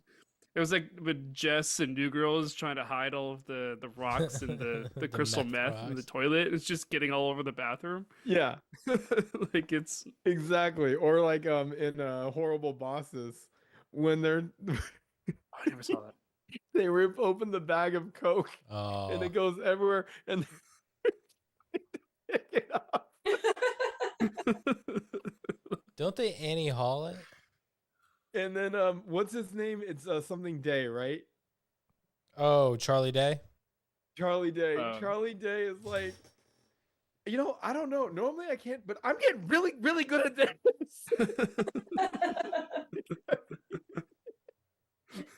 It's just like all over his face. Oh my god, it's such a funny scene. But yeah, the way that she's like shaking, cutting, Coke is going all over the place. I'm like, Karen, just you should have just taken a shot to hide it somewhere. And if they find it, they find it. You're already busted. So, but there's a chance that they may not find it. I would have leaned on the they may not find it deal. How do they And not that way have you like could high at least tech still have it. safes? What? How do they not have like a high tech safe or like a gizmo gadget in their wall, like behind Yeah. a painting? Or, like, how do they not Like have a secret like, hideaway? Like yeah, yeah. They put the TV there instead. Wasn't their living room like had like Yeah, doors in the that's walls? what Jen was saying. Yeah, is that what you're saying? Or no, that was Janice's though, right? No, that was. Oh no, that was. That was that's Karen right. and yeah, Henry's, that was Henry's. Yeah, That's when they got that drug dealing money. yeah. Yeah. Yeah, It always reminds me of the Flintstones. the rocks. Oh Yeah. yeah. Oh man, I don't know. I don't think hiding it. If they put it into a safe, they take the safe as evidence, right? Like that's it goes away anyway. But you would think that they'd have like a designated hiding space in general, in the floorboards, in the wall, like somewhere that's just like a hidden safe that you can smuggle stuff. Like they're gonna destroy your dressers. They're gonna go through all of the drawers and all of the cabinets, but throw it under a floorboard, under a rug in your bedroom. They're not gonna go to that level of tear up the place. They might remove the rug, but who knows? Yeah. No, and like I said, at least give yourself a chance of them not finding it versus the toilet is instantly gone. Yeah. And they already have you busted. Like big time.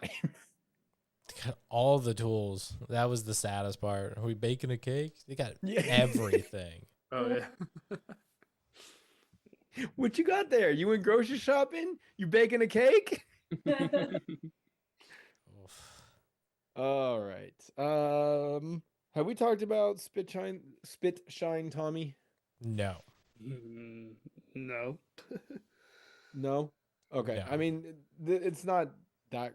I mean, it's just another scene where Bummer. Tommy goes off the rocker. Mm-hmm. This is like Billy dies, right? Yeah, I will say Billy is an asshole and provoked him. Oh, for sure.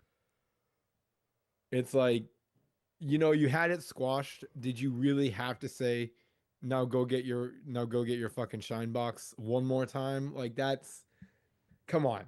And even Jimmy's like, no, you insulted him. And I was like, yeah, that's right, Jimmy. You be the judge. Well, and that guy was just like, oh, I just wanted to be here and have some drinks with my pals or whatever. And then he's like instigating shit with 100%. Tommy. The Yeah. second Yeah. Tommy They're walked instigating in. it. Yeah, just whipping out the big one, and it's stupid. Just stupid. I mean, that was the level of he was a made man and nobody could touch him. Exactly. Right? Like it doesn't matter. I can piss you off just because I feel like it, and you got to take it. Was the mentality. Yep. And Tommy was not the one to fuck with. But my big moment comes at the end of this scene when they beat the shit out of him. They go to get the sheets, the tablecloths, and everything, start wrapping him up. And I wrote this quote down both times, so my original notes and in this one. But I didn't want to get blood on your floor. It's the way that Pesci reads that line that is so interesting to me. And like, he seems genuinely upset, and I can't tell if it's just because Billy pushed him to the point where like he was that emotional and just angry that it let it all out, and that was just kind of the emotional overflow from it all of like making it off the streets and no longer shining shoes, right? Like in his mind, he's made it for the most part, right? Like until he's made it. And this guy is over here throwing in his past in his face and like insulting him while he's on a date, right? Like It's a lot of messed up stuff. But that line read of "I didn't want to get blood on your floor," he seems so upset by it. It's one of those lines that I could dissect for years and try and be like, what's the intent there? What's he really like? What's going on behind his eyes? You know, there's something's clicking in there. Why does he say that line? Go ahead, Brian. Speaking of lines, I also love this scene because you get the classic Joe Pesci full on. He gets to say everything where he goes. I think the exact quote is "motherfucking mutt," but the way that he does it, like he like slams down and he just goes Pesci 100%. Where he goes like "motherfucking mutt," and I was like, yes. Pesci delivered. Pesci power. Pesci power is over 9,000. Pesci power.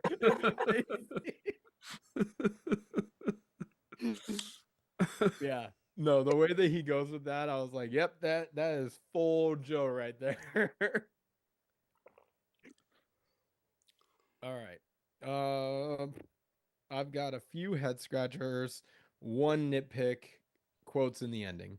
And a partridge and a pear tree. I've got a couple of quotes. All right. But I think we've hit all my notes. Okay, let's hit some head scratchers. My first one that I wrote is just selling cigs in public.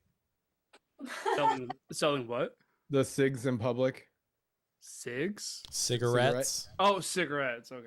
My brother never smoked. He doesn't get it. No, I mean, you wouldn't it be You could call it, cigs, definitely. Like, I'll have a cig. right? No, but wouldn't it be like slightly? It would be better to slightly hide somewhere, or is it because we're at that point he's untouchable? Yeah, they don't care. Are you kidding me? Cigarettes? What is that to them? He got pinched. I mean, what's he getting pinched for? Like selling something without a business license? Probably. Right. So, I mean, what is that really? No, not pinched because he stupidly, made the cops.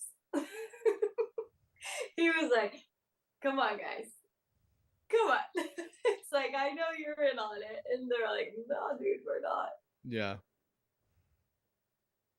So anyway, that is just a quick little head scratcher there. These are more important ones. Handprints on coffee pot. Oh, on the espresso. They murder Stacks. Yeah. And then they just leave. They're grabbing the coffee pot, and then they leave their handprints are all over this crime scene. Oh, right. Yeah. I thought about this too. Yeah. Yeah, but the guy that touched the coffee pot ends up murdered himself. Yeah. That's true. Maybe that's true. Because I mean, pay I guess attention. it doesn't matter. Well, when you pay attention to Pesci, he doesn't touch anything. He walks in, he circles around Stacks, shoots him in the head, and then walks out of there. Yeah. Was that the scene where Tommy was like, "Yeah, make a cup of coffee and let's go"? Correct. He was being sarcastic. Yeah. And then the other guy's like actually trying to make a coffee. Yeah. He's like, "What are you doing making coffee?" Or whatever. Yeah, it's ridiculous. All right. Here's the big head scratcher. Should Tommy's hit have been suspected? Oh my gosh, no. I forgot all about this. Should Tommy's hit have been suspected? Yeah. It comes out of nowhere because the whole Billy Bats thing is just gone. Like once they swept under the rug. Once they move the point, body, you forget about it. To the point where Henry goes to jail for what, 10 years? Yeah. And then he gets out, and then 4. and Tommy still hasn't been whacked yet. So it's like this is such a delayed response. Because it's revenge for Billy Bats, that's what makes me wonder if like you don't just kill a guy without reason. So I wonder if the whole him being made became the point where it's like, okay, we have the proof and we have the information that we need to prove that these guys were involved, and particularly Tommy was involved in murdering Billy Bats. He's done. Like, yeah, I mean, because they said it was revenge. Even Henry said it was revenge for Bats and then some. Yeah.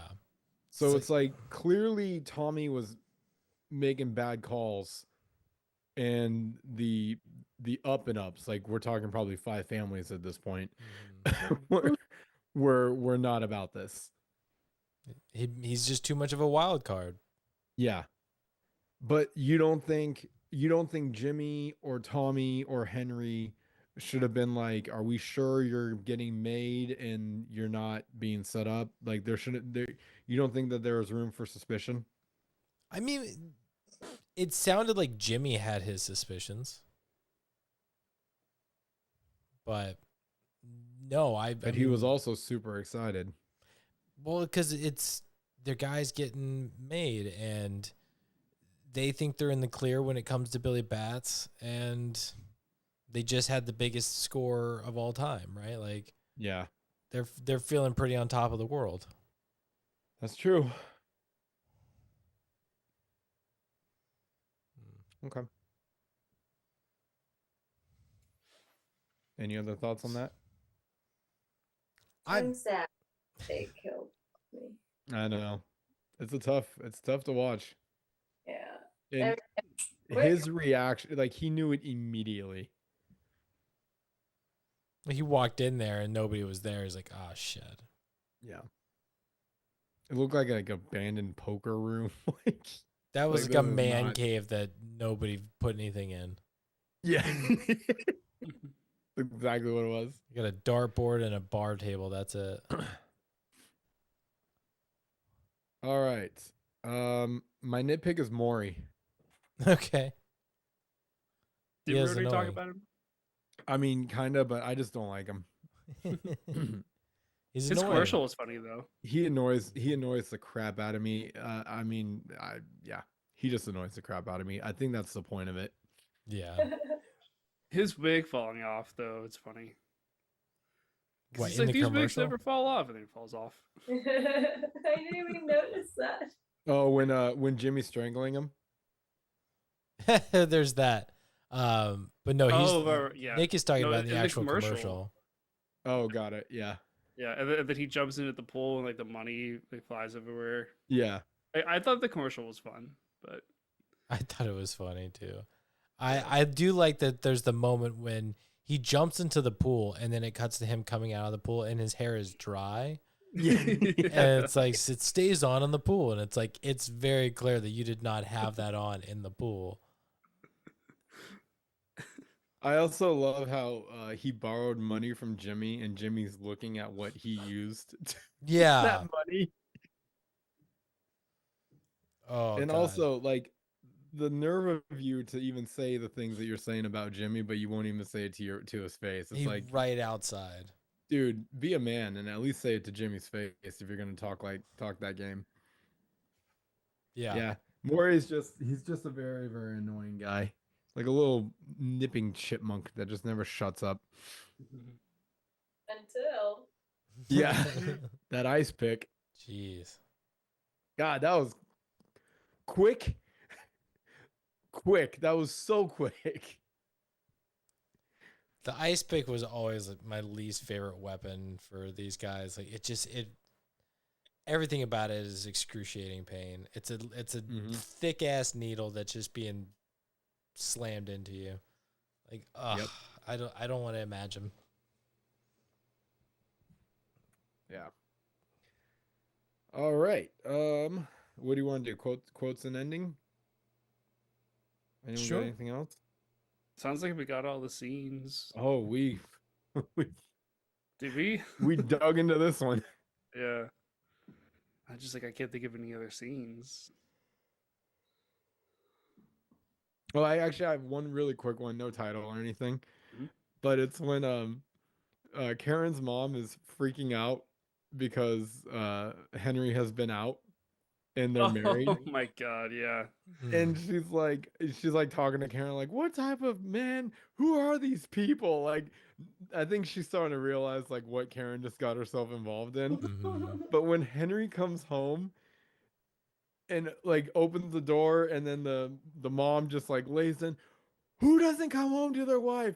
What da da da da da da da? And then Henry just turns around and starts laughing, and then you've got Tommy just making fun of them. It's very comical, very very comical. What married couple is living with their parent? I don't know. Like, and then you got Karen, mom. Yeah, she's like a teenager. Yeah, That's the part that Full killed me. teenager mode. yeah.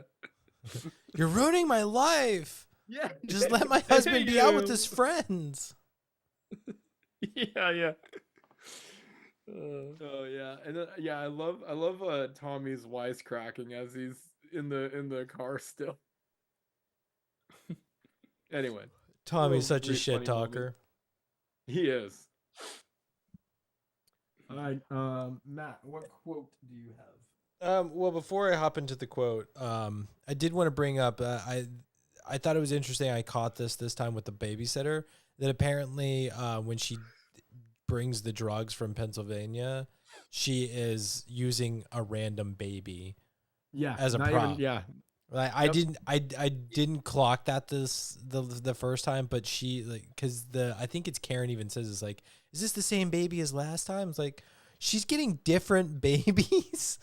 Like, it just makes me wonder, does she like kidnap a baby for 24 hours, or does she just have like a bunch of pregnant friends or whatever? And like, okay, I'm borrowing your baby this week.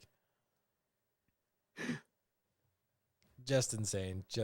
Like you said, the worst babysitter of all time. The worst babysitter. Yeah, I've only got one quote, and it's Jimmy was the kind of guy who rooted for the bad guys in movies. I liked that because it's such you know exactly who Jimmy is as a person with that kind of description. Yeah. And what a nod to Scorsese as the writer to be like, I'm going to throw a nod to movies because this is what we're doing. And like it's like a fourth wall break, but also it's like kind of a meta joke about him making movies, you know? Yeah. I like it. I'm just picturing Jimmy just watching and being like, go Norman Bates. Go Norman Bates. Oh my God. Slash that bitch. Yeah. Slash that bitch. All right. This is from Jimmy. She'll kill him, but she won't divorce him. Oh yeah. That's such a good line. Yeah, that's a great one. Yes, Jen.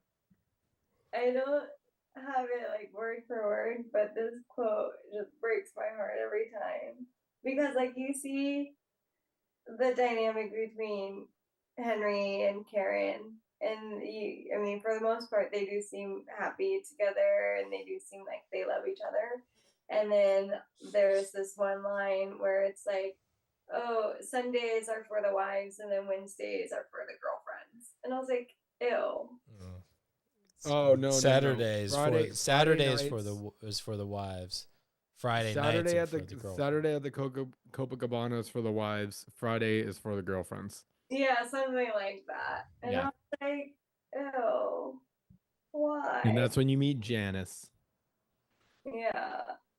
Janice. Yeah, I heard it too. Janice. You want me. You need Love me. me. You can't live without me. Let's see. Don't let the sauce stick. Word of advice. Good advice. Being a wise guy was better than being the president of the United States. Oh yeah. I could believe it. Probably agree to that. Yeah. Pretty accurate right now. Probably agree to that. This one's good too. It kind of bit this quote bit Henry in the ass, but I still liked it. Nobody goes to jail unless they want to. There's probably a lot of truth there. I think about it. when you think about it, like when you think about it, when they go to jail the first time, like, yeah, we're okay with this. Like, we're going to our prison. We're going to set ourselves up. We're going to do what, like, minimal time. And like they were, it was just blind luck that they were caught on that one, you know? Yeah.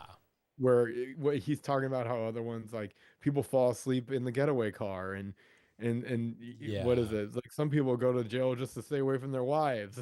Yeah. Yeah. But I don't know. I think in real life, like, people go to jail maybe because they want to.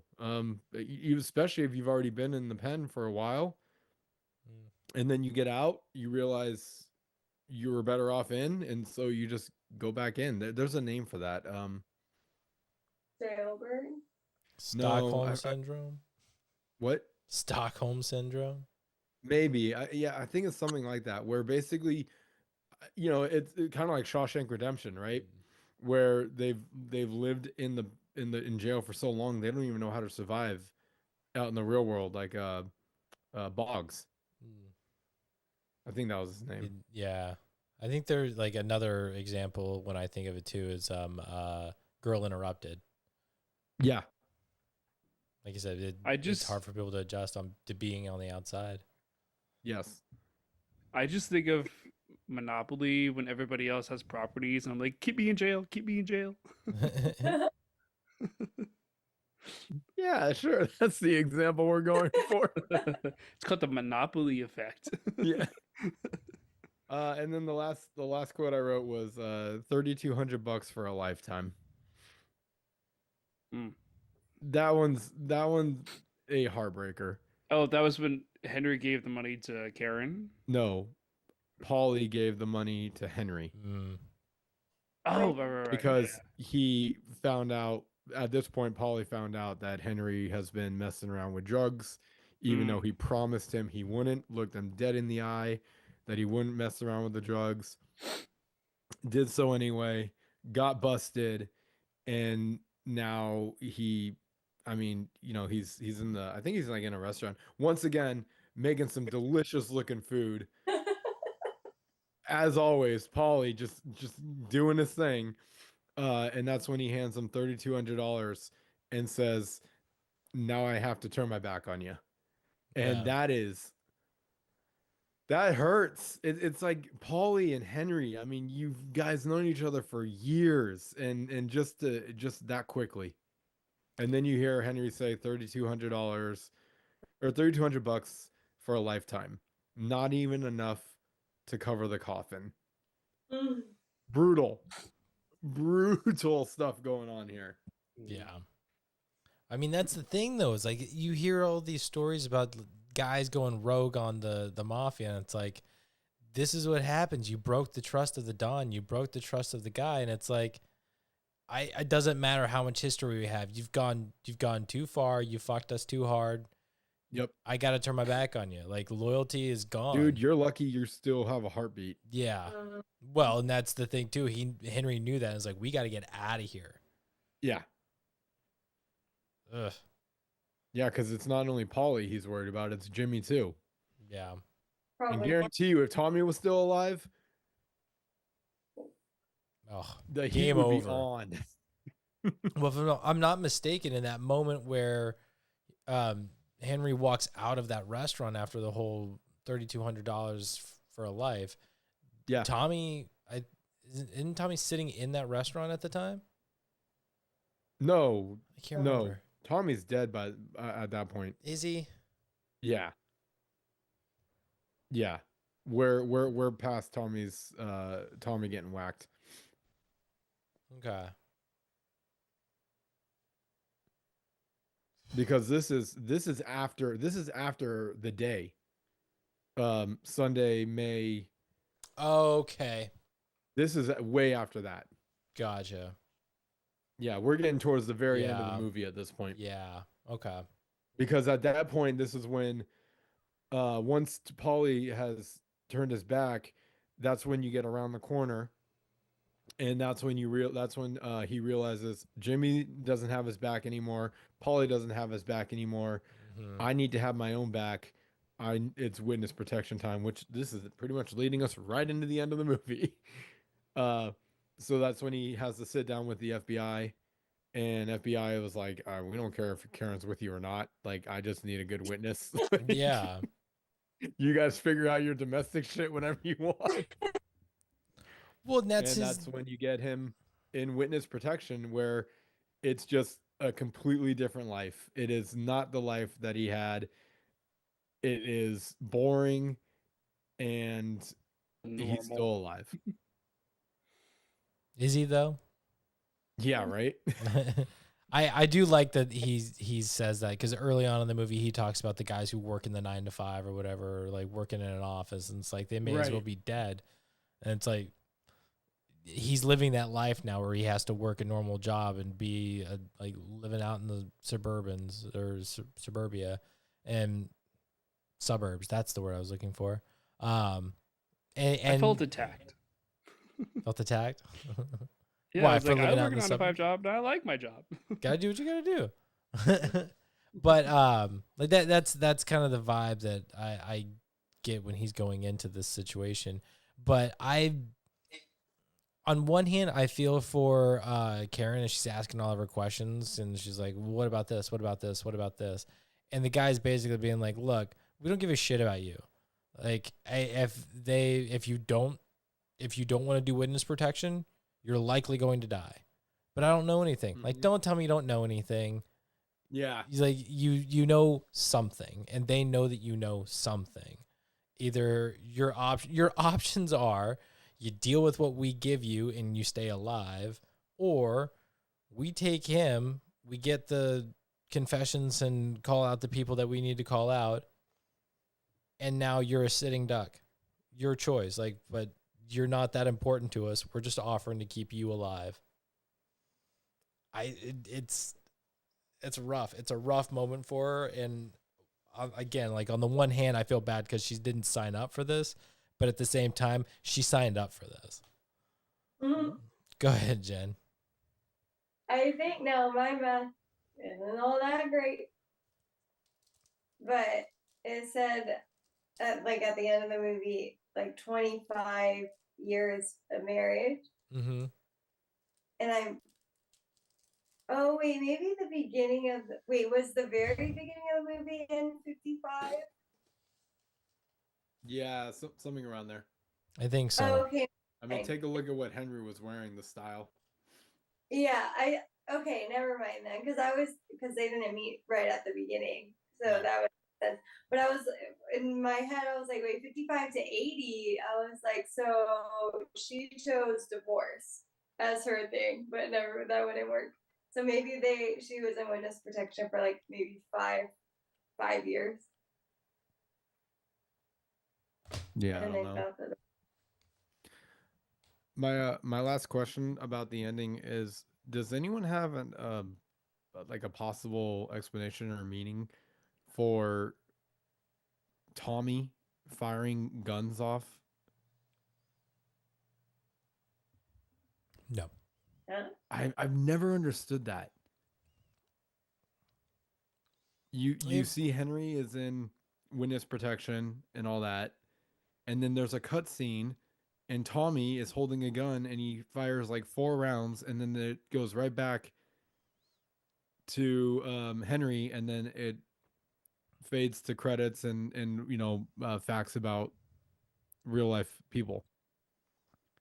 And I cannot understand the Tommy thing. I was like, there's something there, Scorsese. I know it is, and I still haven't pieced it together. I was wondering if you guys might have jumped on it for me. No, I didn't understand it entirely. I mean, it's Right.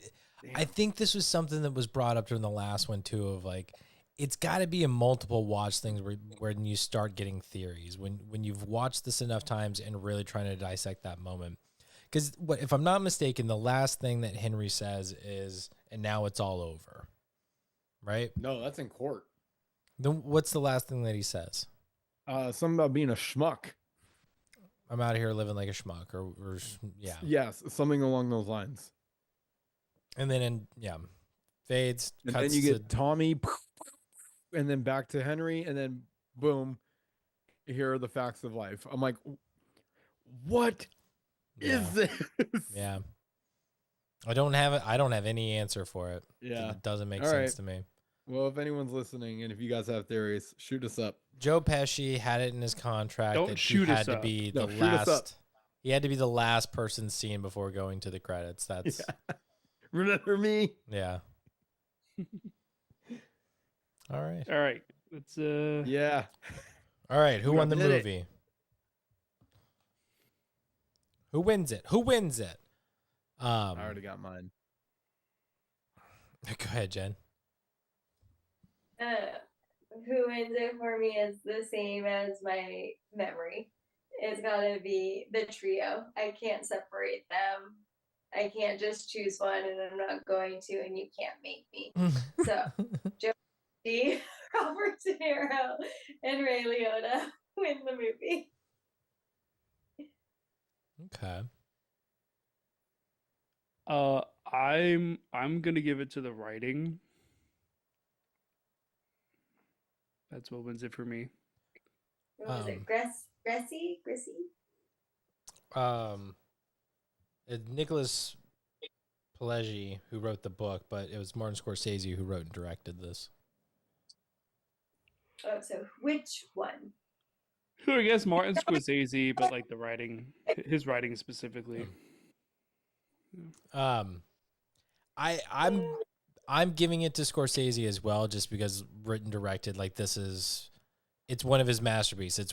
This is one of the best mafia movies he's ever made. But as the shout outs, I've got to give it to our trio, because they are the Scorsese trio. These guys can be thrown into any mafia movie and they are a powerhouse. I would say more so De Niro and Pesci, but I say Liotta makes a real name for himself in this one, and he's fantastic as our main character. So he brings it, but Pesci and De Niro are penultimate, the top tier guys. Not to mention Pauly, right? Like, he's our guy. I'm pretty much right there with you guys. My honorable mention is going to be, you guys are saying trio, but I'm going to go with the foursome or the Mount Rushmore.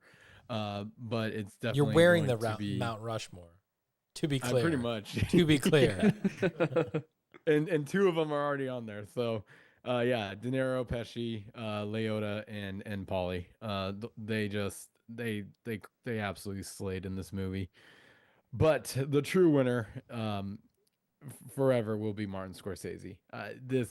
This movie is not what it is without Scorsese's touch. I can guarantee you. So he takes it. What a movie. What a movie. I'm so glad we've done it. We've done it twice now, and I loved it. I think I love this one even better than the first one. And Nick, congratulations, buddy. You finally have seen Goodfellas.